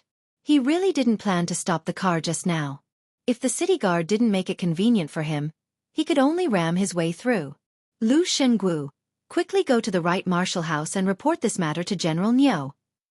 The young general looked at the carriage that was heading straight into the city and ordered. Yes, General. The soldier bowed and cupped his fists to accept the order. Then, he went to the side to lead the horse. Du Zhenqing. The young general thought for a moment and then shouted. This general is here. Ride a fast horse and head to the northern Yamen at top speed. Report this matter to my elder brother and let him decide. Yes, General. Immediately, 2 fast horses whizzed out from Chang'an City's Yanqing Gate and caught up with the carriage not far ahead. With Iron Egg clearing the way, no one stopped San Bao and Fu's carriage behind. Fu drove the carriage and headed towards Yongla Lane. Iron Egg drove the carriage in the direction of the Qin mansion. This was because he and Han Yushi knew that apart from Li Zixuan, the rest of the Li family's combat strength was close to zero. Now, they could only go to the Qin mansion to get reinforcements immediately. As for going to the palace to ask Li Heir for reinforcements, it was simply too late. Godfather! Godfather! Iron Egg brought his sister to the entrance of the Qin mansion. Han Yushi was considered a frequent guest of the Qin mansion, so no one stopped her. She went straight to the front yard of the Qin mansion. God, sister? Why are you here? Please come in. Qin Huayu was in the front hall. He immediately ran out when he heard the sound. God, brother. Bring me to Godfather. Something happened to my husband. Han Yushi said anxiously with tears in her eyes. What? Something happened to Xiaoxian? God sister, don't worry. My father is in the backyard. I'll bring you there now. Qin Huayu was shocked and said hurriedly. No need. I'm here. Yushi, tell me, what happened to Xiaoxian? Qin Qiong happened to come to the front yard. When he heard the commotion, he quickly came over and asked. Godfather, go and save my husband. He met a very powerful expert in the eastern suburbs. Your Majesty, General Dugu requests an audience. He says it's an extremely urgent matter. Gonlu Hall Li Er, who had been busy the whole day, was reading today's newspaper to relax. At this moment, an attendant came in and reported respectfully. Summon. Li Er raised his eyebrows, put down the newspaper, and said in a deep voice. Yes. Summon Duguxin for an audience. Greetings, Your Majesty. As soon as the attendant finished speaking, Duguxin walked in and bowed. Dispense with the formalities. What's the matter? Li Er heard a hint of anxiety in Duguxin's voice, so he didn't beat around the bush and asked directly. Your Majesty, I just received news that Li Xiannan was ambushed by an unknown expert in the eastern suburbs outside the city. We don't know whether he's dead or alive. His wife and disciple luckily escaped. They should be at Duke Yi's mansion now to get reinforcements. Duguxin cupped his fists and said seriously. What? Li Er's expression suddenly changed. He slammed the table and stood up. Someone actually dared to assassinate a county man at the foot of the emperor. This was looking down on his authority and slapping his face. Impudent. Duguxin, immediately lead 500 elite imperial guards out of the city to rescue him. You must protect Li Zishuan's life. Yes, Your Majesty. Duguxin immediately cupped his fists and was about to go gather his men. Hold on. If possible, capture him alive. I want to see who ordered him. At this moment, Li Er was really angry. I'll do my best. Duguxin took a deep breath and replied in a deep voice. He knew a little about Li Zishuan's martial arts. Since that assassin could make Li Zishuan's life and death unknown, he wasn't confident of winning even if he went, let alone capturing him alive. Therefore, he could only try his best to complete Li Er's mission. Chapter 422. Someone come quickly. Someone come quickly.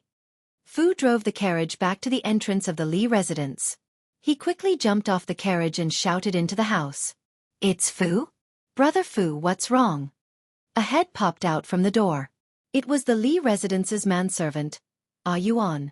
He was on duty for Fu and San Bao today. Ah Yuan, come and help quickly. San Bao is injured. Help carry him in quickly. Fu lifted the carriage curtain and said anxiously. Ah, Brother San Bao is injured? Ah Yuan was stunned. What are you waiting for? Come and help carry him in quickly. Ah Shui, you come and help too. I have to see Master and Madam. Yes, Brother Fu. Two manservants quickly ran out to carry him. Fu looked at San Bao anxiously, then ran into the courtyard to look for Li Jingma. Fu, what's wrong? Why is it so noisy outside?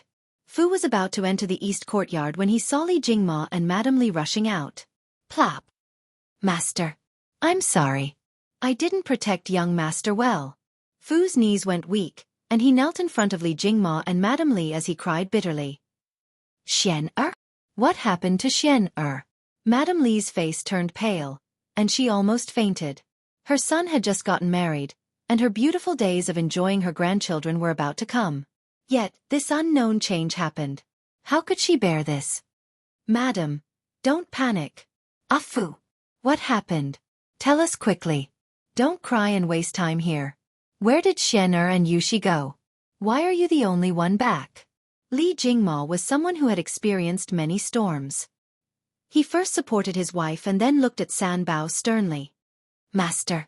On our way back, we met an extremely skilled assassin in black. Young Master. Young Master felt that he couldn't defeat the assassin, so he fought with him with all his might so that we could escape back with Madam first. San Bao was shot by an arrow, and the arrow was poisonous. He's still unconscious now. Madam has already gone to the Qin residence to ask Duke Yi to lead troops to rescue him. Master, Fu deserves to die. Fu deserves to die. The head of the Li family had always treated his servants generously. Now that their young master had met with a mishap, regardless of whether it was the unconscious San Bao or Fu, who was kneeling on the ground, their hearts were in so much pain that they wished they were dead.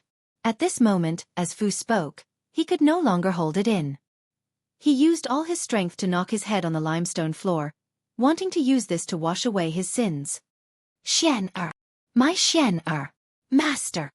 Save Xian When Mrs. Li heard this, she suddenly felt dizzy. She bit the tip of her tongue and resisted the urge to faint, but tears couldn't help but flow out of her eyes. She pulled her husband's arm and cried out in a heart-wrenching manner. Madam! Madam! Calm down, calm down. Your husband will definitely save Xian Li Jingma patted the back of Madame Li's hand and shouted, Qing hurry and find a doctor. Do your best to save San Bao.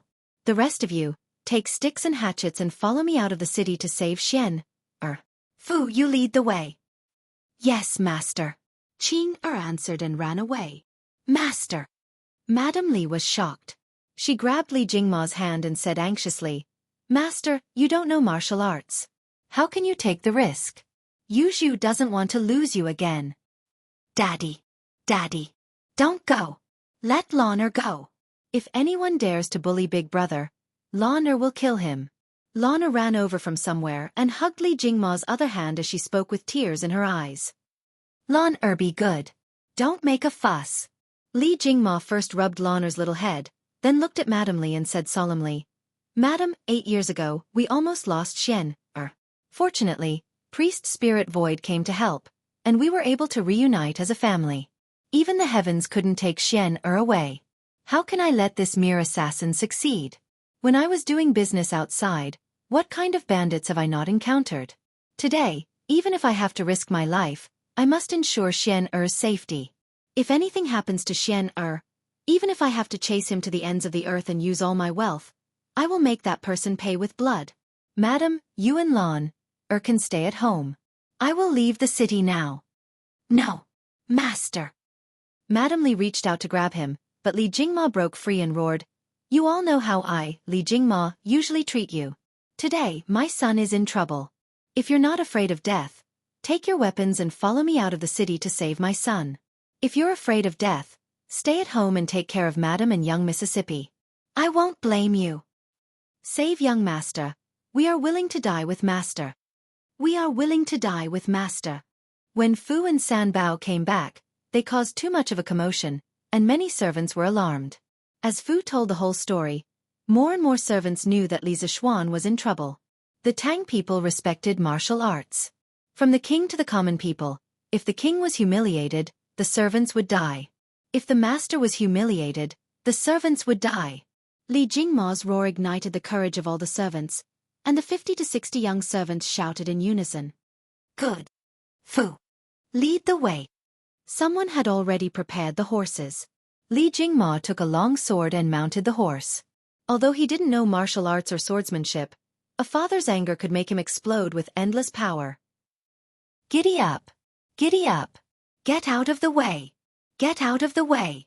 Dugu Xian led 500 elite imperial guards and galloped on the streets of Chang'an City.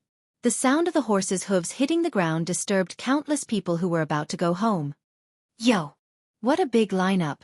These are the imperial guards. Isn't that General Dugu? Yeah. Did something happen again? Sigh. Who knows? Let's go home. Otherwise, the gate will be closed soon. Sigh. No, why do I feel like this scene is very similar to the one a few months ago when thousands of soldiers went out of the city to suppress the bandits? Hey. What nonsense! How can there be so many bandits? The passers-by discussed animatedly, but Dugu Xian didn't care about them. He led the Iron Egg and galloped toward Yanqing Gate. That's right, he had just gone to Qin Manor to bring the Iron Egg over to guide the Imperial Guards. Secondly, he wanted Qin Qiong and Han Yushi to calm down. After all, Li Er was very concerned about Qin Qiong's health and didn't want Qin Qiong to take this risk. Fei Ying. Get on the horse. Go to the eastern suburbs with me. When the Imperial Guards passed through Yanqing Gate, Dugu Xian shouted loudly. He was calling for help. That was because he wasn't confident that he could defeat that black-clothed expert. Yes. Big brother. The young general who had put the iron egg on the horse responded and got on the horse, following Dugu Xian to the suburbs. So this person was called Dugu Feiying. Judging from the situation, he should be Dugu Xian's younger brother. But why did his voice reveal an unconcealable excitement? Chapter 423. Men, prepare a horse for me. In the front hall of the Qin residence, Han Yushi, Madame Qin, and Qin Huayu sat on the bench anxiously. Qin Qiong, on the other hand, kept pacing back and forth in front of the door, looking very anxious. After a moment, Qin Qiong could no longer hold it in and ordered the servant outside the door. Master. But just now, His Majesty. Madame Qin knew what her husband wanted to do, but Dugu Xian had already conveyed Li Er's intentions very clearly. Although Madame Qin was very worried about Li Zishuan's safety, she was also afraid that Qin Qiong's actions would make Li Er unhappy. It's fine. His Majesty is just worried that my body won't be able to hold on, but Xiao Xian is not only Yushi's husband, but also my savior. Now that someone is trying to harm him, how can I just stand by and watch? Back then, I could even kill a few rounds in the formation of 10,000 soldiers. Now, it's just an assassin. How can I be afraid of him? After Qin Qiong finished speaking, he looked at Han Yushi, who was crying silently beside him, and comforted her. Yushi, don't be too sad. Xiao Xian might not be in trouble now. This kid has always been lucky. Back then, the heavens wanted to take his life, but they didn't succeed. This time, he will definitely be able to turn misfortune into luck. Just sit here for a while. Godfather will bring your husband back in one piece. Thank you, Godfather. Yushi and husband will never forget Godfather's kindness. Han Yushi cried and kowtowed. All right. I'm going now. Huayu, take good care of your mother and godsister. Qin Qiong waved his hand and left. Patriarch. Xianxia will go with you. I want to go too. I want to go too, Patriarch. Everyone in the Qin family already knew about the assassination attempt on Li Zishuan. At this moment, when the group of guards saw that Qin Qiong was going alone, how could they be willing to let him go? One after another, they volunteered to follow along.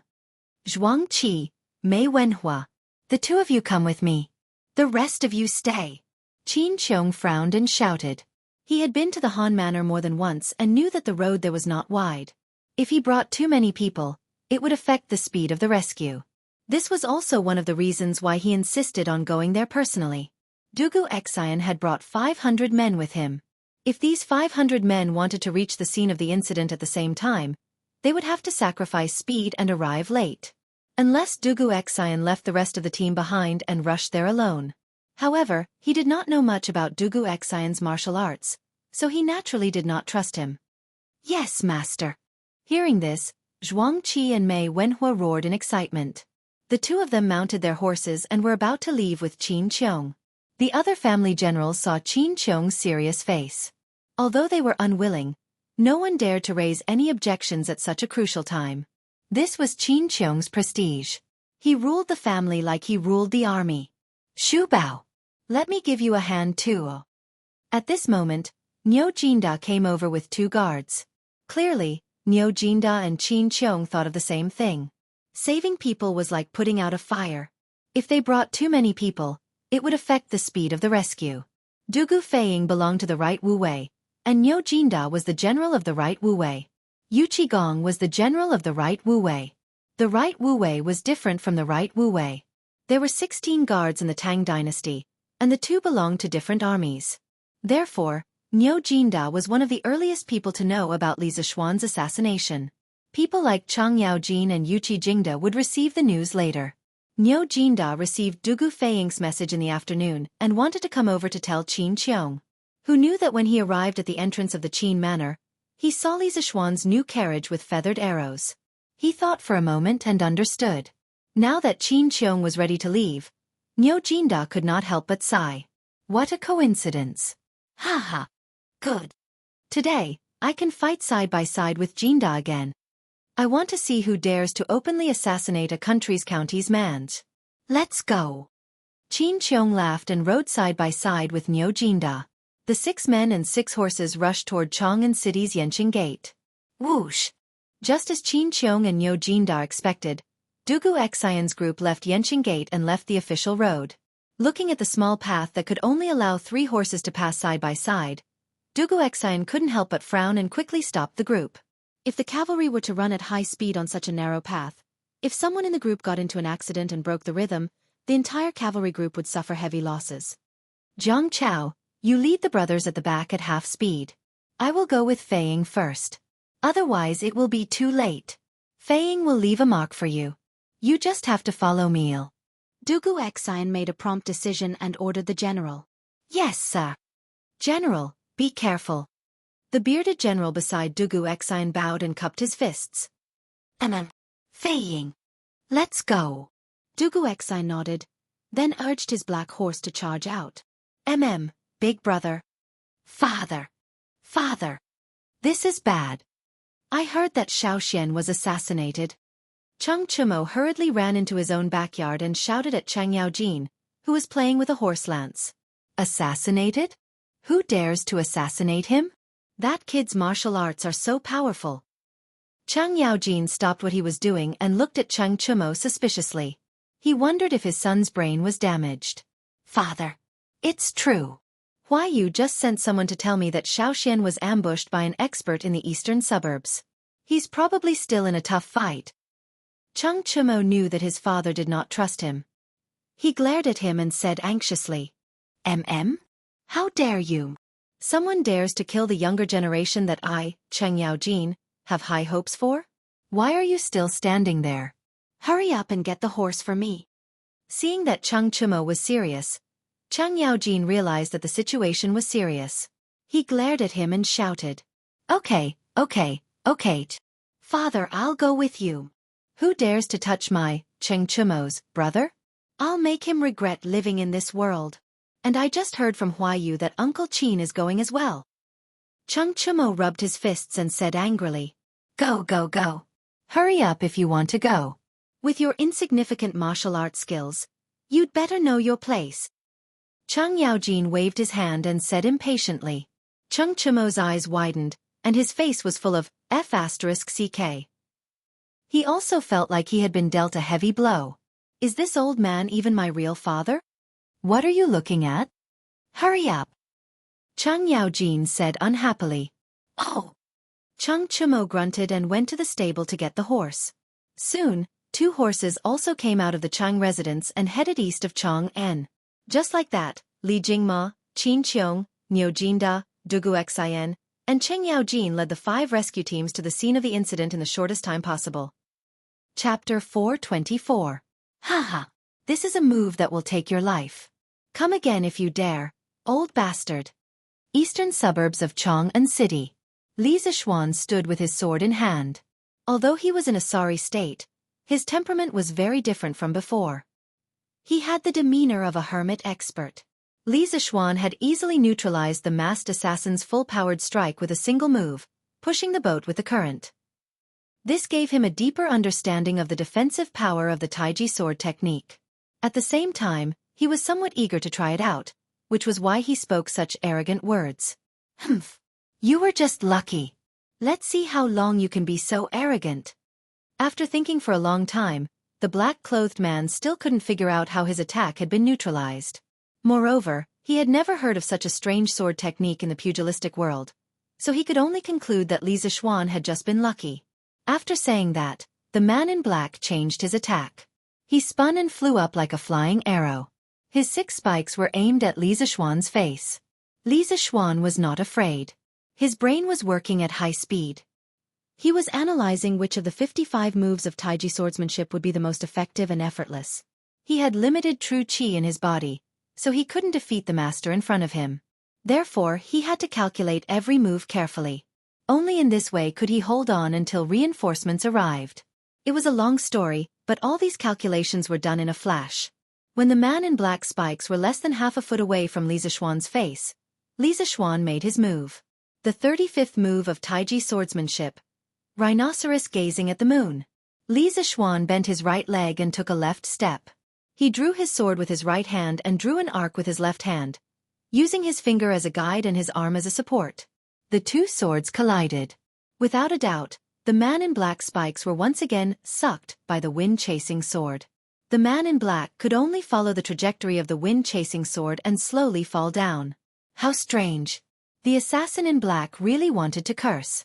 What kind of swordsmanship was this? It looked light and powerless, but it was always able to nullify his attacks. Horrifying. While he was puzzled, the man in black was even more shocked. Previously, Li Zixuan's performance could still be attributed to luck. However, the strange sword technique that followed was definitely not a fluke. The black-clothed man's face turned serious for the first time. Although Li Zixuan couldn't see the black-clothed man's face, he could feel it. "I've underestimated you. But that doesn't change anything. You must die today." As soon as he finished speaking, the black-robed man disappeared from where he stood. There was no trace of him within a radius of 10 miles. It was as if he had fled. Of course, Li Zixuan didn't think that the man in black had run away. He closed his eyes and used his breath, his hair, and his skin to sense all the movements around him. From the beginning of the assassination half an hour ago until now, the black-clothed man's ghostly movements had left a very deep impression on Li Zixuan. He was also very wary of him. At this moment, the black-clothed man was obviously going to give up on a frontal attack and use his advantage in movement to assassinate him. At this critical moment, Li Zixuan gave up on using his vision to detect his surroundings and switched to using his mind to sense. He wasn't deliberately showing off. It was because he had strong spiritual power. Using spiritual power to sense external objects was much more reliable than using his eyes. Silence. The noisy valley that was previously filled with the sounds of weapons clashing had now become as quiet as the netherworld. Even the chirping of birds and insects could no longer be heard. Tisk. Before the sound arrived, the stab was already there. The sound of a spike piercing through the air came from the upper right. At the same time, the black-clothed man's spike was about to pierce Li Zixuan's glabella. Li Zixuan also moved. The moment the black-clothed man moved, he had already sensed the fluctuation of spiritual power. At this moment, he had already calculated the appropriate moves. Taiji Sword Technique 38. Phoenix spreads its wings. Li Zixuan stepped back and circled his sword. He fell to the ground on his back to avoid the sharp edge of the spike. His body and the ground were at a very extreme angle. His left hand formed a sword finger to support his body. Then, his right hand held the sword up and sucked the spike. Following that, Li Zixuan's entire body rotated 180 degrees around the center of his feet. Borrowing the lift from this rotation, his entire body actually soared into the air like a phoenix spreading its wings. Carrying the wolf-fang spikes, he launched a probing counterattack at the black-clothed man. The black-clothed man was even more shocked. Li Zixuan had been passively taking hits at the beginning. Now, he could actually counterattack. Was he using himself to practice his swordsmanship? Thinking of this, the black-clothed man suddenly became very angry. The spikes on his arm stabbed out rapidly from all kinds of tricky angles. His attacks were continuous, and ordinary people could only see a series of afterimages. In the face of the black-clothed man's fierce attacks, Li Zixuan was not afraid. He quickly began to calculate all kinds of moves in his mind. He had learned the 55 moves of Taiji Sword Technique and used it flexibly. He was playing with new moves. Taiji Sword Technique 28. Meteor Chasing Moon. 35% of true chi remaining. 66% of spiritual power remaining. Taiji Sword Technique 18. Black Dragon Swings Its Tail. 30% of true chi remaining. 60% of spiritual power remaining. Tai Chi Sword Technique, 20th style. Wind Lotus Leaves. 26% of true chi remaining. 56% of spiritual power remaining. Taiji Sword Technique 34. Moon in the Sea. 23% of true chi remaining. 52% of spiritual power remaining. Taiji Sword Technique 50. Immortal Guides the Way. 21% of true chi remaining. 48% of spiritual power remaining. As the black-clothed man continued to attack, Li Zixuan kept using the Taiji sword moves that he had calculated in his mind. At the same time, he was secretly estimating the remaining true chi and spiritual power in his body. The moves that he used were not the most powerful, but they were definitely the most efficient. He could ensure that he could block the opponent's attacks and ensure that he consumed the least amount of true chi and spiritual power. At this moment, Li Zixuan was a bit like Wang Yuyan in Demigods and Semi-Devils, who had a martial arts library in her head. The only difference was that the database in his head wasn't as large as Wang Yuyan's. But then again, Wang Yuyan's personal strength was almost zero. She could only be a military advisor and command others to do as she said. However, no matter how well others cooperated with her, it was impossible for them to follow her orders. Li Zixuan, on the other hand, was a general on horseback. He made his own decisions and made his own moves, which was a lot more efficient. What made Li Zixuan the happiest was that this kind of fighting style of countering moves as they come made him more familiar with the Taiji sword. In terms of the proficiency of the sword moves, he was almost at the level of mastery. Moreover, the Taiji sword had given him a deeper understanding of the Taoist ideology of Tao follows nature and goes with the flow. At this moment, the way he wielded the sword and the temperament of his every movement had a hint of otherworldly charm. Using the heart to move the qi, using the qi to move the body, using the body to move the sword and the spirit as one. At this moment, Li Zixuan did it. Li Zixuan's aura was also constantly rising, carrying with it the insights he had gained in the morning at Qin Manor. At this moment, Li Zixuan faintly showed signs of making a breakthrough. The most direct manifestation of this was that every time he used a sword move, the amount of true energy he lost in his body decreased. At the beginning, it was 5%, then it became 2%, and finally it didn't decrease, but instead increased. This was not because the amount of true qi consumed by the sword moves had changed. It was because he was about to break through. The speed of true qi recovery was catching up with the speed of consumption. The situation of the battlefield was about to be reversed. Chapter 425. Huff. Huff. The battle had been going on for nearly an hour, and the man in black was panting. Even he couldn't believe it. In fact, this was very easy to understand. Every time the black-clothed man made a move, he attacked with all his strength. Although Li Zixuan was in a passive defensive position, this guy combined his spiritual force and true energy. Every move was carefully calculated, and the amount of true energy consumed compared to the black-clothed man was really a drop in the ocean. When a man's strength was exhausted, even though the man in black was much stronger than Li Zixuan, he couldn't bear such a desperate consumption. Now, he didn't have much true qi left in his body. Since when were qi transformation realm martial artists so difficult to deal with? Seeing that more and more time had passed, yet he was still unable to kill Li Zixuan, the black-clothed man's heart was filled with impatience and depression. His decline was another's gain. The more Li Zixuan fought, the happier he became.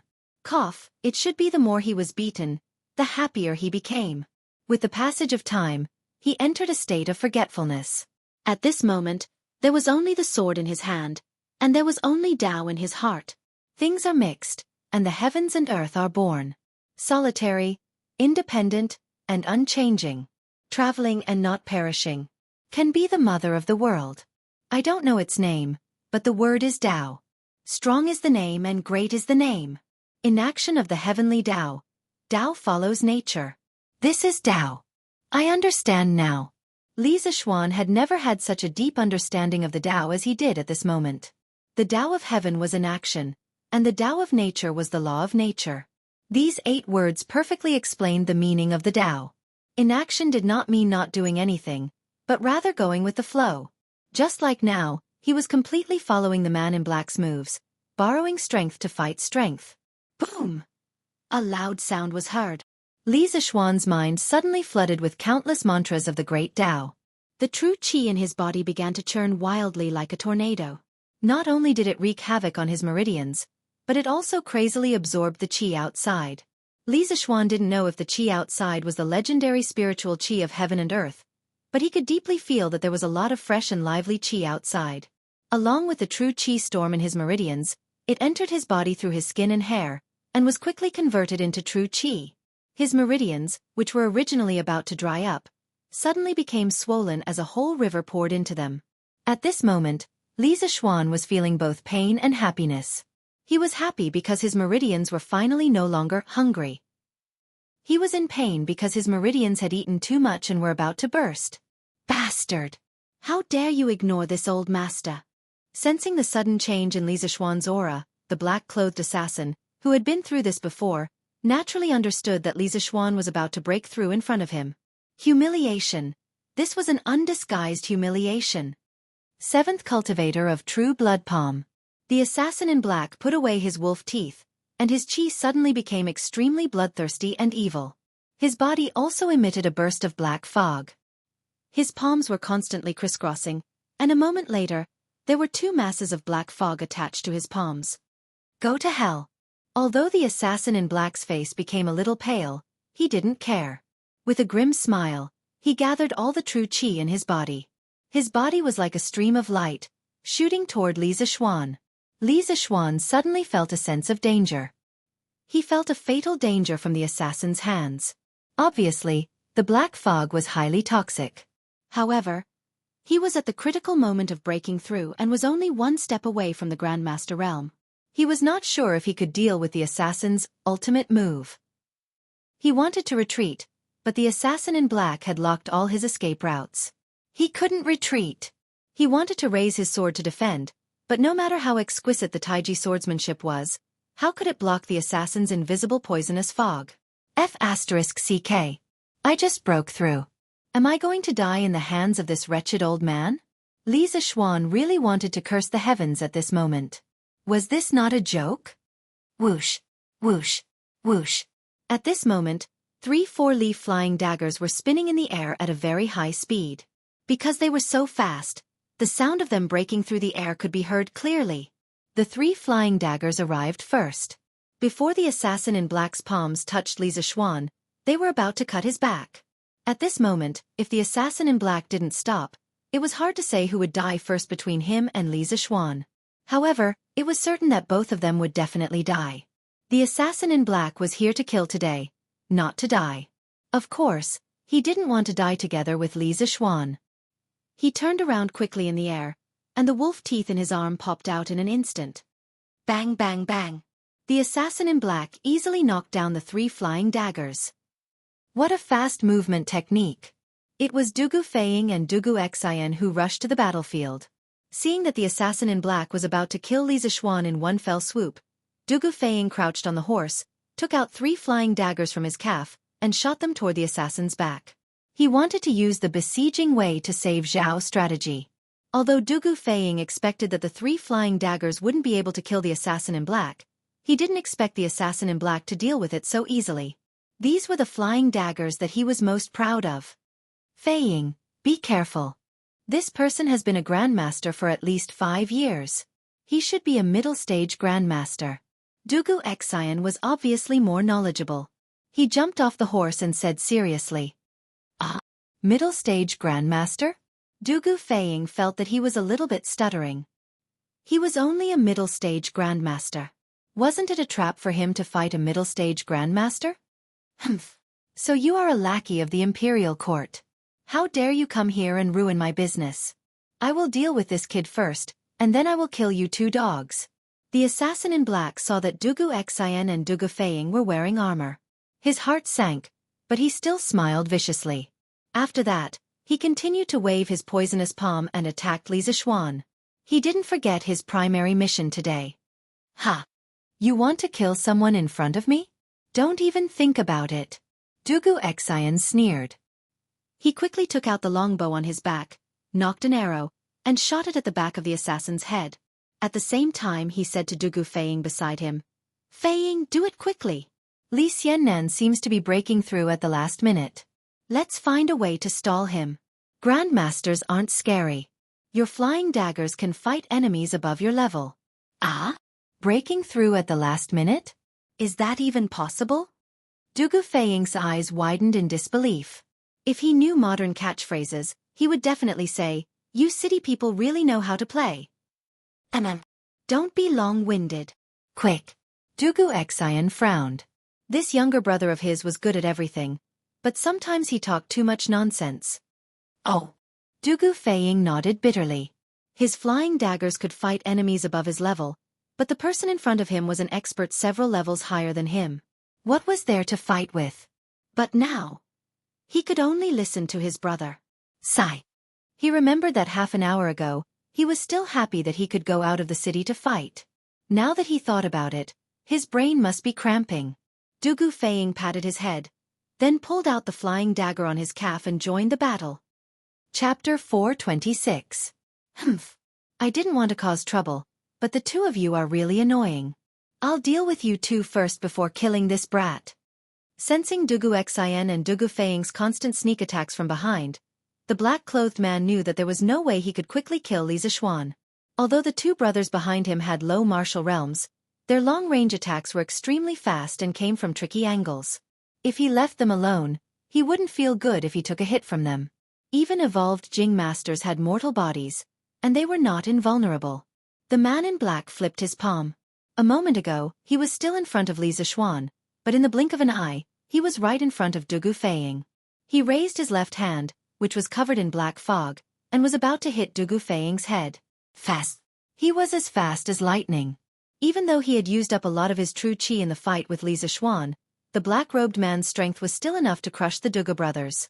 This was the difference between their realms. Li Zixuan was a heaven-gifted genius. Using the Taiji sword technique, he was able to cross two small realms to be in a stalemate with the black-clothed man. He was originally one of the most monstrous freaks in the world. It was already very rare for one to appear in several hundred years. How could everyone be so abnormal? Moreover, Dugu Feiying was 4 realms below the man in black. Clang! Feiying fall back. Dugu Xian abandoned his bow and drew his sword. With a sword seal, he slashed at the man in black's arms. His sword was as cold as water, and because it was so fast, the friction between the sword and the air produced a loud hum. The black-robed man's eyes flashed with a trace of surprise. He thought to himself, why did I encounter so many freaks today? That was because he sensed danger from Dugu Xian's sword. And Dugu Xian was only in the later stages of qi transformation. Helpless, the man in black could only change his move midway and block the sword. Pang! Dugu Xian was sent flying far away by the berserk true qi attached to the black-clothed man's spikes. Dugu Feiying also took advantage of this opportunity to retreat 10 steps, escaping the calamity.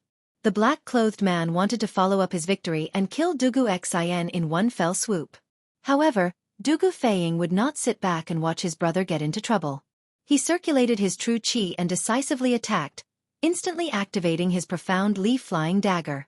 Whoosh! The sound of something tearing through the air could be heard as a mystic leaf-flying dagger whizzed out, turning into a streak of white light that shot towards the back of the black-robed man's head. He could even faintly see a trace of saber energy around the flying dagger. Previously, Dugu Xian had said that Dugu Feiying's mystic leaf-flying dagger could cross realms to fight enemies. Now, it seemed that his flying dagger technique was truly outstanding. At the very least, no one below the Grandmaster realm could use dagger qi. Aggrieved. Right now, the black-clothed man's heart was filled with endless grievances. A dignified Grandmaster realm expert actually couldn't kill 2 small fries in the qi transformation realm. One of them was fighting in close combat, while the other was harassing from a distance. Their cooperation was flawless, making them invulnerable. For a moment, the black-clothed man was trapped in a quagmire, and felt very uncomfortable. Not far away, Iron Egg held the wind-chasing sword and stood in front of Li Zixuan. He stared at the battle without blinking, guarding against the black-clothed man's counterattack. Although he was far from being a match for the black-clothed man, he could still use his body to block a wave of attacks and buy Li Zixuan a few breaths of time at a critical moment. At the same time, he was also watching this rare battle between grandmasters. After learning from Li Zixuan for so long, he had learned everything that he needed to learn. However, he was still unable to draw qi into his body and enter the ranks of martial artists. Now that he had the opportunity to watch such a high-level battle, Iron Egg hoped that he could learn something from it and use it to break through. When Li Zixuan saw that Dugu Xian had brought people to rescue him, he was slightly relieved. Therefore, he sat down cross-legged on the ground and focused on breaking through to the Grandmaster realm. Now, his face was a little twisted, and his forehead was sweating slightly. This was because of the pain. The violent true qi continued to wreak havoc in his meridians. It was quite comfortable at first, but towards the end, Li Zixuan felt as if he was going to explode. He used the 6th stage of the Taishan Sutra in an attempt to straighten out the true qi in his body. At the same time, he was also savoring the truth of the great Tao that he had just comprehended. The aura around him was gradually rising, and of course, his expression was also becoming more and more painful. Ah! Boom! Just when the Dugu brothers were about to collapse, Li Zixuan suddenly opened his eyes and let out a loud roar. His entire body soared into the sky, and his violent aura swept across the entire battlefield. Everyone couldn't help but be shocked. Iron Egg, who was the closest to him, couldn't withstand the sudden burst of true qi and was sent flying dozens of feet away. A trace of blood flowed from the corner of his mouth. Grandmaster Realm. Li Xiannan has broken through to the Grandmaster Realm. Dugu Xian was inexplicably shocked. At the same time, he couldn't help but feel unusually happy. With the addition of a Grandmaster expert, the situation on the battlefield would definitely be different. Grandmaster Realm. Oh my god! How old is this Li Xiannan? Dugu Feiying was so shocked that he couldn't speak for a long time. After a long while, he finally muttered to himself. The assassin in black's eyes flashed. At this moment, he really felt that the situation was tricky. Li Zishuan had been able to fight with him for so long when he was only half a step away from the Xianxia realm. Now that he was a Xianxia realm master and had the help of these two troublesome brothers, it was very likely that he would die here. Iron Egg, are you all right? Li Zishuan asked after catching Iron Egg with one hand in a flash. When he was breaking through earlier, he couldn't restrain the true qi in his body. He didn't expect that he would accidentally injure Iron Egg. Fortunately, this child had received all kinds of training according to his instructions. Otherwise, he would have been seriously injured. Master. Iron Egg is fine. Please go and help General Dugu. Iron Egg stood on the ground, wiped the blood from the corner of his mouth, and hurriedly shook his head. Okay. Watch carefully. Wait for me to slaughter this old thief who hides his head and shows his tails. Li Zishuan took the chasing wind sword, used the cloud-piercing steps, and flew to Dugu Xian's side. The assassin in black's eyes narrowed. Because of the same movement technique, Li Zishuan's speed was more than twice as fast as before. In other words, the advantage that he was so proud of was gone from this moment onwards. General Dugu, I can't thank you enough. Let's talk later. Now, let's work together to kill this old thief. Li Zishuan pointed his sword at the assassin in black and said coldly. That's how it should be. Dugu Xian and Dugu Feiying nodded. Green Dragon out at sea. Without another word, Li Zishuan used the 19th style of the Taiji sword technique, Green Dragon out at sea. Together with his sword, he was like a ferocious green dragon out at sea, attacking the assassin in black with an earth-shattering momentum. Dugu Xian and Dugu Feiying also used their best moves. Sword arts and flying daggers were thrown at the black-clothed man without any regard for their lives. Instantly, the black-clothed man felt an immense pressure. He felt that he could not hold on any longer. I have to run. Chapter 427. Giddy up! Giddy up! Qin Qiong, Niu Jinda, and the rest were galloping on a small path to the east of Chang'an City. They had fewer people, so they were naturally much faster than the 500 imperial guards that Dugu Xian had brought with him. After overtaking the main group, Qin Qiong followed the marks left behind by Dugu Xian and his brother and quickly approached the scene of the incident. Shu Bao. Looks like Dugu Xian should have arrived already. The two brothers should be able to buy some time for Xiao. Niu Jinda urged his horse as he spoke to Qin Qiong. But I'm still worried. Xiao is half a step away from Grandmaster, and even he is no match for the assassin. Even Dugu Xian and Dugu Feiying won't be able to hold the fort. Qin Qiong said anxiously. Even though they are no match for the assassin, they should be able to buy some time. The two brothers' martial art skills are considered top-notch among the younger generation of the Tang dynasty. Shu Bao, you don't have to worry too much. Niu Jinda comforted him. Dugu Feiying was the lieutenant general of the Right Sentinels. As his old superior, Niu Jinda had some understanding of his martial art skills. I hope so. Jinda, let's go faster. Qin Qiong nodded and said in a deep voice. All right. Giddy up. Giddy up. The two old generals would never have thought that Li Zishuan and the other two were not only not exhausted from protecting their own lives, but they were also organizing a counterattack against the assassin in black. Li Zishuan had been suppressed by the assassin in black for more than an hour. Now that he had broken through to Grandmaster, his body's condition had finally reached its peak. At this moment, he was full of fighting spirit. It was the perfect time to test his sword on the assassin in black. Test his Taiji sword. The Taiji sword was the culmination of thousands of Taoist techniques. It was not only used for defense. The most important feature of the Taiji sword was that it could be used for both offense and defense. If used for offense, the Taiji sword technique would be very powerful. Li Zishuan picked out some of the more offensive Taiji sword moves in his mind, and then used his powerful spiritual power to quickly deduce the most optimal combination of offensive sword moves. Thus, the Yang-style Taiji sword in Li Zishuan's hands instantly became another version. The full offensive version. It was worth mentioning that after breaking through to the Guru realm, Li Zishuan's spiritual power had also made a qualitative leap. Not only did it take him no effort to deduce the sword moves, but in his sea of consciousness, there would also be countless figures practicing the sword moves that he had deduced. It was really amazing. Rock spreads its wings, embrace the moon, Yuxia explores the sea, shooting geese, azure dragon claws, falling flowers, white tiger grabs the tail, black dragon strangles the pillar, sweeping plum blossoms. Li Zishuan used 18 of the 55 Taiji sword styles to form a chain of attacks. His sword chi was like a rainbow, and his sword moved like a dragon. His attacks were endless. Li Zishuan alone was enough to suppress the black-clothed assassin to the point of suffocation. Not to mention that there were two brothers who cooperated seamlessly beside him. The black-robed man's body was already lacerated in several places.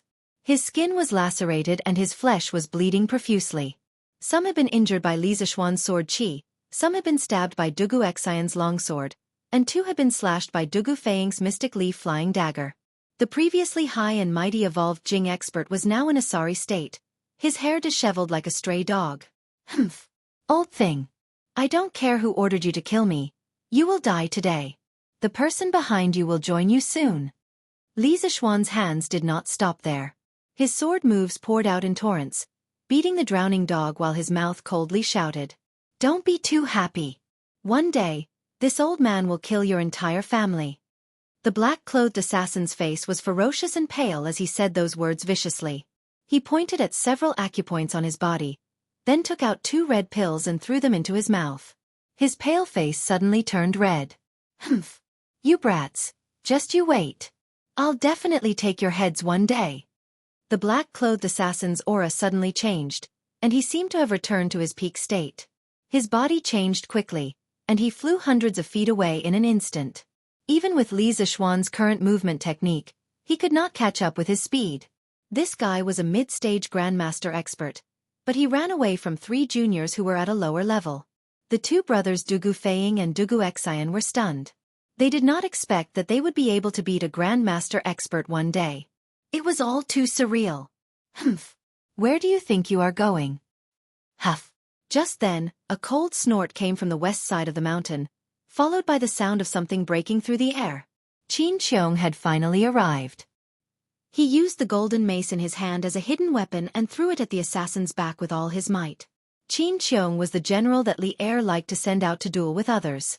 His bravery, his battle strength was naturally evident. In the early days of the crusade against Lu Wuzhou, Dou Zhenda, and other warlords, Qin Qiong had single-handedly saved Li Er's life more than once. Among all the generals in Tang, Qin Qiong's combat strength was definitely one of the best. That was why he was called the Door God in the future. Qin Qiong's all-out throw was heavy and powerful, moving forward courageously. The pair of golden maces spun rapidly in the air. Its speed was even faster than Dugu Feiying's black leaf flying dagger. In the blink of an eye, the golden maces hit the back of the black-clothed man. The black-clothed man wanted to dodge, but it was too late. He could only take the blow. Qin Shubao? The assassin who was already injured staggered and spat out a mouthful of blood after being hit by Qin Qiong's heavy blow. At the same time, he recognized the person who attacked him. Great General of the Left Wu Wei, Qin Shubao. Li Zishuan was overjoyed. He wanted to give chase because the assassin's words had touched his bottom line. He had to eliminate the source of the problem. Hee. You want to kill me? Dream on. Blood rain of 7th cultivator of true virtue. Seeing Li Zishuan charging at him, the assassin's eyes flashed with ruthlessness and determination. His cheeks puffed up as he spat out a mouthful of black blood at Li Zishuan. The blood mist seemed to have a life of its own. Not only did it not fall, but it also spread in the air. It was extremely strange. Xiao Xian, retreat. This blood is poisonous. Qin Qiong was shocked. He urged his horse to gallop over while shouting loudly. When the assassin showed his determination, Li Zishuan had already sensed that something was wrong. Even a rabbit would bite when provoked. Moreover, the assassin was a grandmaster. He would definitely have some tricks up his sleeve. Therefore, the moment the black-clothed man spat out the blood mist, Li Zishuan had already retreated rapidly. The speed at which the blood mist spread was ultimately unable to match the speed of his movement technique. After retreating several hundred feet, Li Zishuan stopped in his tracks. Dugu Xian and his brother's reactions were not slow either as they retreated far away. Hee. I will definitely come back. Today's revenge will be doubled in the future. The black-robed man took advantage of this gap and flew away. His sinister words were left in the air, along with a large cloud of black blood mist. Chapter 428. Xianxia, Mei Wenhua.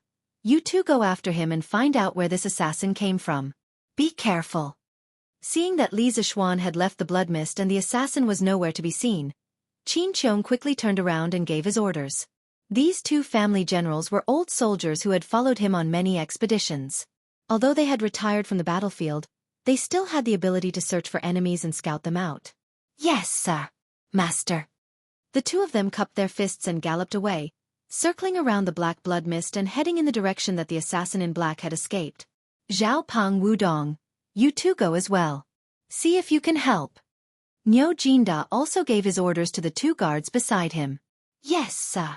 The two elite bodyguards cupped their fists in acknowledgement and urged their horses to catch up. Shu Bao, looks like your body is almost fully recovered. Niu Jinda had seen that blow from the mace just now. The current Qin Qiong had at least 70% of his peak strength.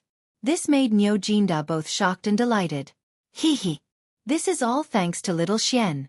Let's go and see him. Qin Qiong chuckled and took the lead to gallop towards Li Zishuan, Dugu Xian, and the others. Greetings, General Qin and General Niu. Dugu Xian and Dugu Feiying quickly cupped their fists and bowed. Uncle Qin, Uncle Niu, you're here. Li Zishuan cupped his fists and smiled. Hee. This time, it's all thanks to the two of you coming in time. Otherwise, little Xian's life might have been in danger. Qin Qiong smiled warmly and patted Dugu Xian's shoulder. Dugu Xian was flattered. Qin Qiong was a war god of the older generation in the empire. Although he was no longer as famous as he used to be, he was still the idol of the empire's younger generation. Now that this legendary figure was speaking to him so warmly, how could Dugu Xian not be surprised? He tugged at Dugu Feiying beside him and cupped his fists together. General Qin, you're too kind. This is just my duty. I dare not take credit for it. Besides, even if we didn't come, I'm sure Li Xianen could have dealt with that assassin alone. Haha. General Gudu, you don't have to be so humble. If you guys hadn't arrived in time, even if I could have dealt with it, it would have been very difficult for me. Moreover, I probably wouldn't have had the chance to break through this time. I, Li Zishuan, owe you and your brother a favor. Li Zishuan cupped his fists and thanked him sincerely. Dugu Xian and his brother hurriedly declined. Only then did Qin Qiong and Niu Jinda look at Li Zishuan. They felt the great change in his aura. Of course, the two old generals knew that it was the aura of a supreme power master. They were shocked, speechless. They had never seen or even heard of a supreme power master who was less than 15 years old. Little Xian. You've broken through to the master stage? Qin Qiong widened his eyes in disbelief. Niu Jinda also stared at Li Zishuan without blinking. Yes, I had some enlightenment in the desperate situation. Coupled with the enlightenment I had at Uncle Qin's residence this morning, I was lucky enough to have a breakthrough. Li Zishuan nodded and smiled. Being able to enter the master stage so quickly was also beyond his own expectations. Li Zishuan knew what kind of person he was. Not only was he undisciplined, but he was also very lazy. He was not cut out for martial arts at all. He had thought that it would be amazing if he could break through to the master stage within 2 years. He did not expect to break through so quickly. Perhaps this was just like the saying, the more you care about something, the more you can't get it.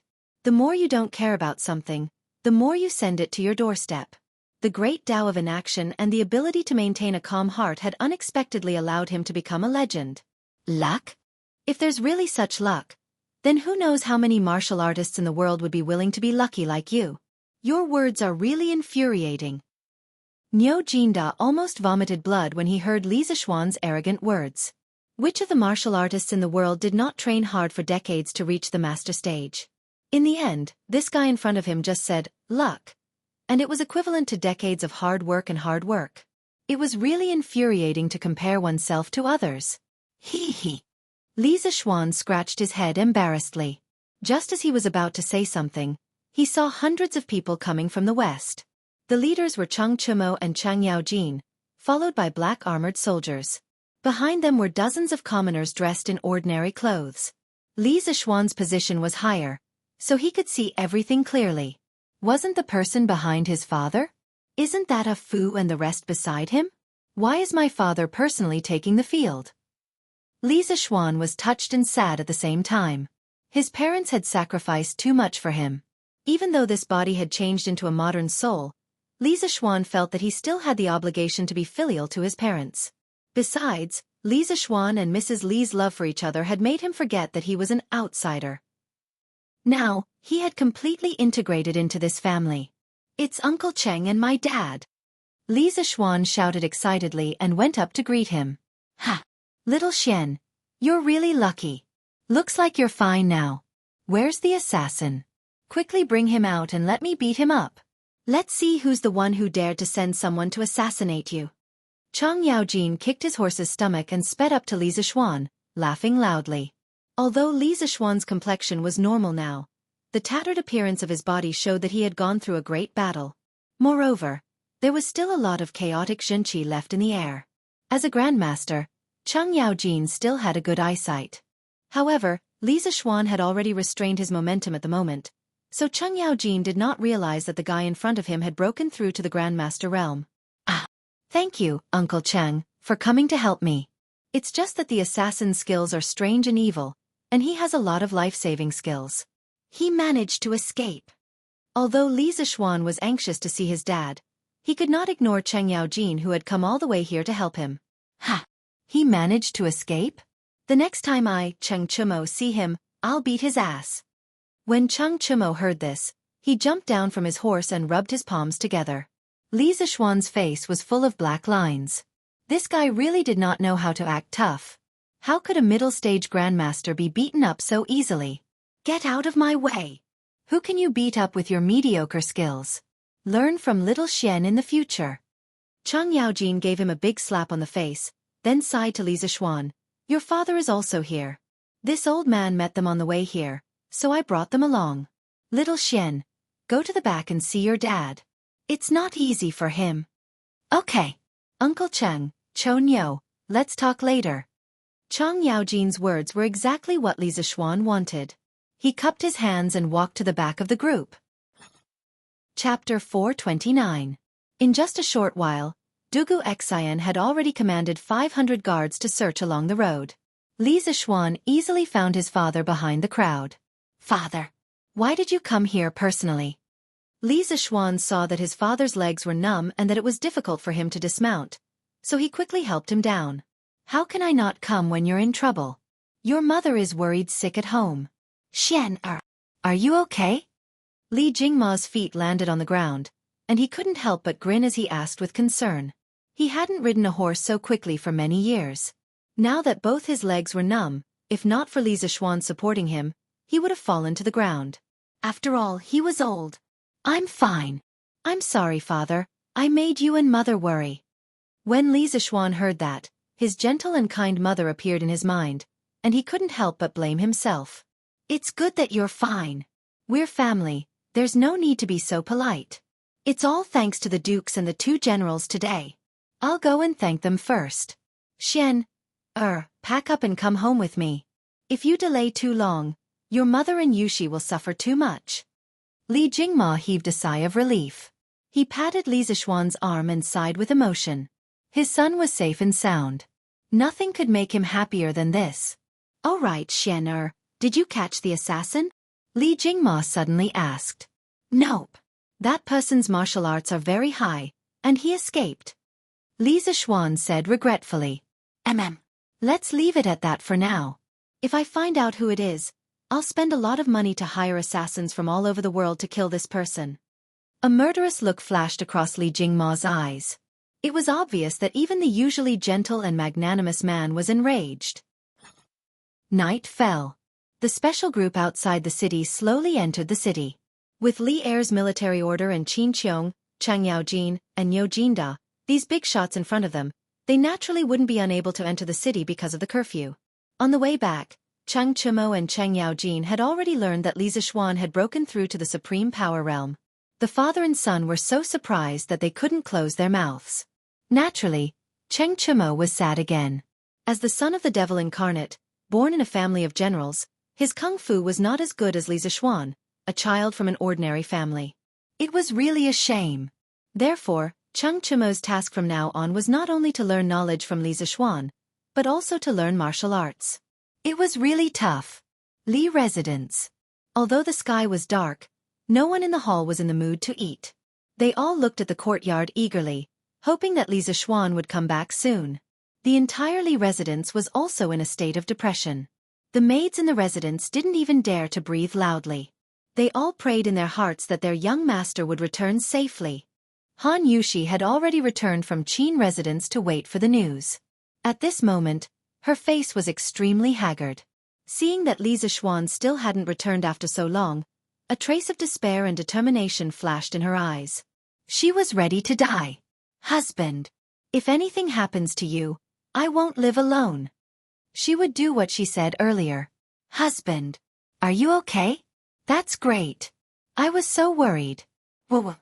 At this moment, there was a commotion outside the residence. Then, she saw Li Zishuan, Li Jingma, and the rest walking into the courtyard.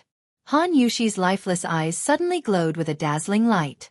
At this moment, she forgot about the world's opinions and forgot to be conservative and reserved. She ran out recklessly and grabbed Li Zishuan's arm. Looking at the familiar face in front of her, she couldn't help but press her head against Li Zishuan's chest and cry bitterly. Only God knew how much torture she had suffered in these short 4 hours. Now that she saw the person she loved standing in front of her safe and sound, how could Han Yushi have the mood to care about other people's opinions? Wife, don't cry.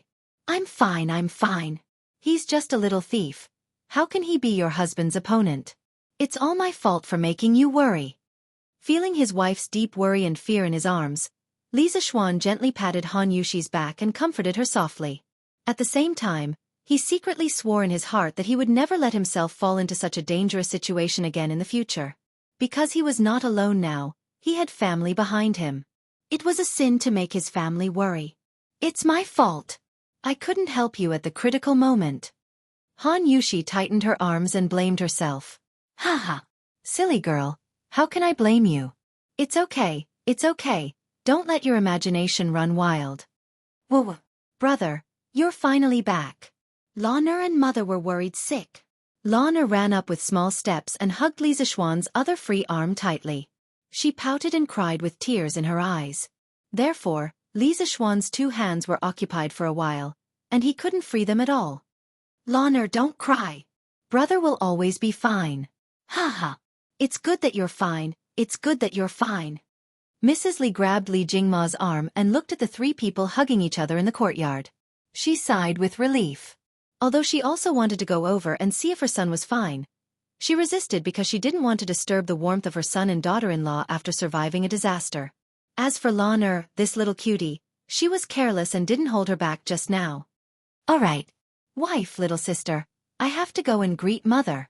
Li Zishuan looked at his mother, who was looking at him with concern, and said softly to the 2 crying people in front of him. Husband, go quickly. Just now Han Yushi came to her senses and said shyly. Haha. I understand wife's feelings, and so do father and mother. Love is deep and sincere. I'm sure everyone will understand you. Li Zishuan smiled and comforted her.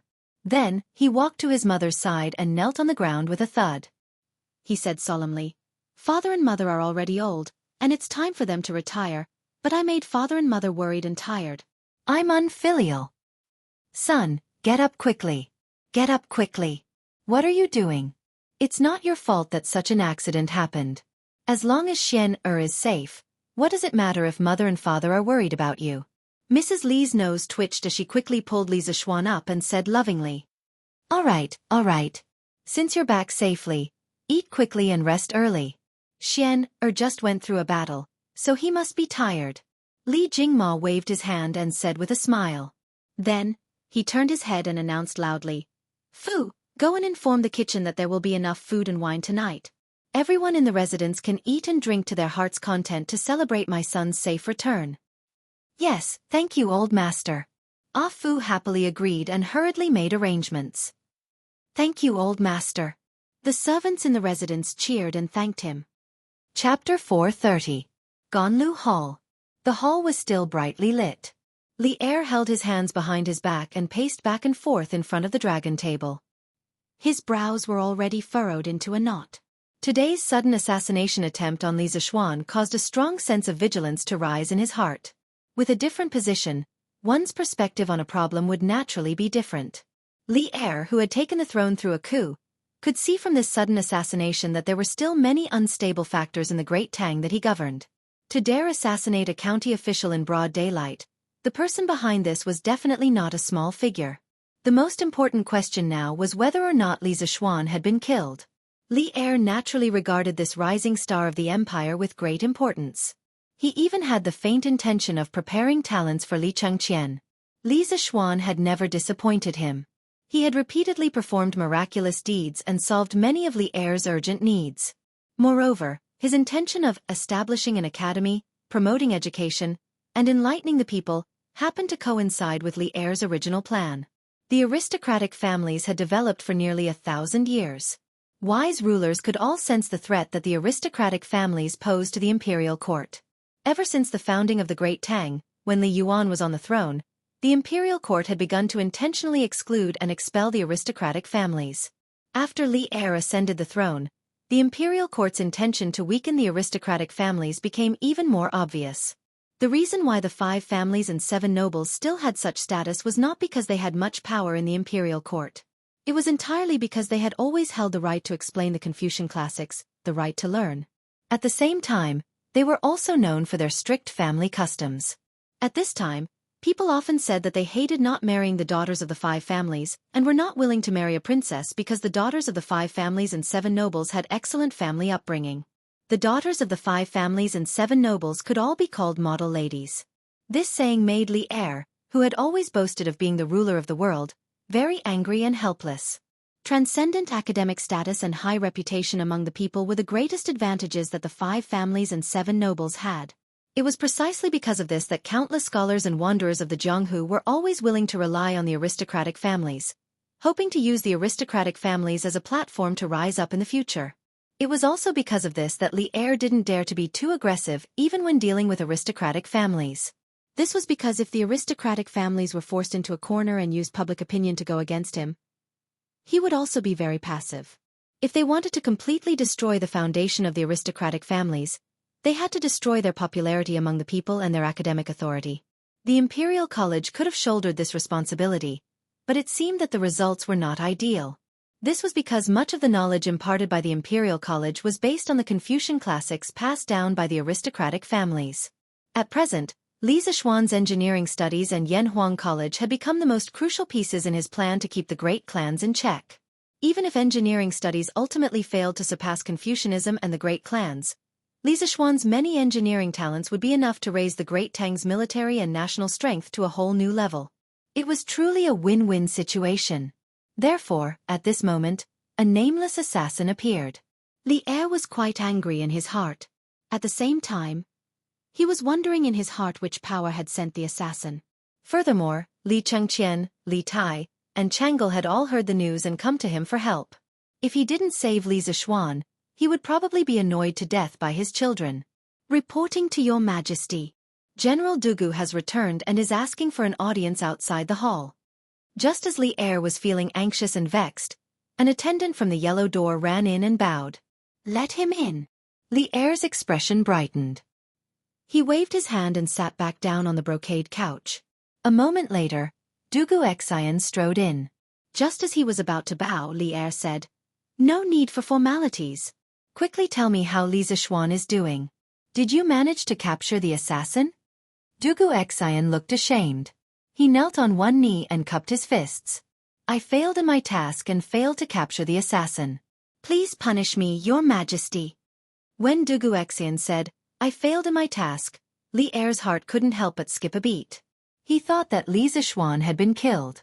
He was stunned and wanted to confirm it again. How is Li Zixuan? Your Majesty, Li Xiannan is fine and has returned home. General Qin, General Niu, and General Cheng also participated in this rescue mission. Phew! Li Er heaved a huge sigh of relief. He paused and asked, is that assassin really that powerful? How could he escape from 500 imperial guards? When he was young, he had also been a wanderer for a period of time. He knew that there were some martial arts masters who could fight against 10 or even 100 ordinary people. But now, they were facing 500 elite northern government guards. He really did not believe that there was anyone in the world who could defeat them with their own bravery. Although it was possible that there was a great grandmaster, it would not be easy to deal with such an elite force. Your Majesty, the place where Li Xiannan was killed was far from the official road. In order to rescue him as soon as possible, I had to abandon the main team and ride with Brother Yu. When we arrived, we found that the assassin was actually a martial arts master above the middle stage of Grandmaster. The two of us were no match for him at all. If it weren't for Li Xiannan's superb martial arts talent, he wouldn't have been able to hold on until we came to rescue him. Even so, we could only fight and delay, let alone win. Fortunately, Li Xiannan broke through to the Xianxia realm, and the situation was reversed. In addition, Great General Qin and Great General Niu arrived in time, and the assassin in black was defeated and fled. Li Xiannan and I wanted to chase him, but the assassin's skills were strange and evil, and he had many ways to escape, so he escaped. Before I entered the city, I had sent people to trace the assassin's whereabouts along the road, but there is no news so far. Li Er was shocked. Only then did he know how thrilling today's assassination was. He raised his eyebrows and said in surprise, a master at the middle stage of Grandmaster? No wonder. This matter can't be blamed on you. If I had known that the assassin's kung fu was so high, I would have sent a royal consecrator to follow him. But Li Zixuan, this brat, is really lucky. He even managed to make a breakthrough during a battle. After pondering for a while, Li Er said to Wuxia, okay, you've worked hard. You can leave now. You still have to investigate the assassin's matter with all your strength. Don't slack off. This general obeys your Majesty. Wuxia cupped his hands and withdrew. Li Er sat alone in the sweet nectar hall, deep in thought. After a while, he stood up and sighed with a complicated expression. A martial arts master who isn't even 15 years old. This is indeed a blessing for my great Tang. But where should we arrange for you to be in the future? At this moment, Li Er was at a loss. Outside the hall, several palace maids ran off in 3 different directions. Not long after, Li Chengqian, Li Tai, and Princess Changel all received news of Li Zixuan's safe return. The 3 of them all breathed a sigh of relief and calmed down. Chapter 431. Li Residence. Li Zixuan went to the servants' quarters at night to visit San Bao, who was in a coma. In the evening, the family had invited a famous doctor from Chang'an City to treat San Bao. The poison on the black-clothed assassin's arrow was not an uncommon poison. It was just a very common mental paralysis drug. The old doctor they hired quickly identified the type of poison. In addition, San Bao was sent back in time, so the poison was not too deep. After some treatment, her life was no longer in danger. At this time, San Bao had already woken up, but his body was still a little weak. Li Zixuan comforted him gently and asked him to rest early. Then, he returned to his room. Husband, does it hurt? Cough, don't think too much. This couple was just applying medicine. Han Yushi looked at the few hideous wounds on Li Zixuan's back and felt sorry and guilty. Thinking of the critical moment just now, when this man in front of her risked his life to let her go first, her heart instantly melted. The hand that was applying medicine for Li Zixuan also became very gentle. It was as if a breeze had brushed past his skin, itchy. Haha. It doesn't hurt, it doesn't hurt. It's just a small injury. Wife, you don't have to be so careful. Your gentleness is making me itchy. Li Zixuan wasn't stupid. Naturally, he felt the self-blame of the beauty behind him. He quickly smiled and comforted her. In fact, the breakthrough just now had almost healed most of the injuries in his body. There were a few deep wounds that didn't bleed. It was just that they hadn't healed yet. With his current physique, even if he didn't apply medicine, he would recover on his own in a few days. But how could Han Yushi sit by and do nothing? Once she returned to the room, she quickly helped Li Zixuan take off his clothes. Li Zixuan almost mistakenly thought that his wife had changed her temperament and became more proactive. How is this a small injury? Husband, why don't you cherish yourself so much? Han Yushi said with red eyes. Hee. It's really nothing. If you don't believe me, husband will prove it to you later. Li Zixuan joked. Husband, why are you still thinking about that at a time like this? Lie down. Han Yushi said angrily. Oh. Only then did Han Yushi focus on applying medicine to Li Zixuan. After a while, she let out a sigh of relief, then took a white cloth and carefully bandaged the wound. That's enough, husband. Take a seat first. This concubine will get some water for you to soak your feet. Han Yushi put away the remaining ointment and white cloth and walked out without any explanation. Sigh. Wife, there's no need. Li Zixuan was just about to say that there was no need when Han Yushi had already gone out. He was only slightly injured, but he was taken care of like a patient who could not get out of bed. This wife of his was really too considerate. Not long after, Han Yushi walked in with a basin of hot water. Li Zixuan looked at the steam rising from the wooden tub and was speechless. Who would soak their feet in hot water on such a hot day? As if she could see Li Zixuan's thoughts, Han Yushi put down the wooden tub and smiled.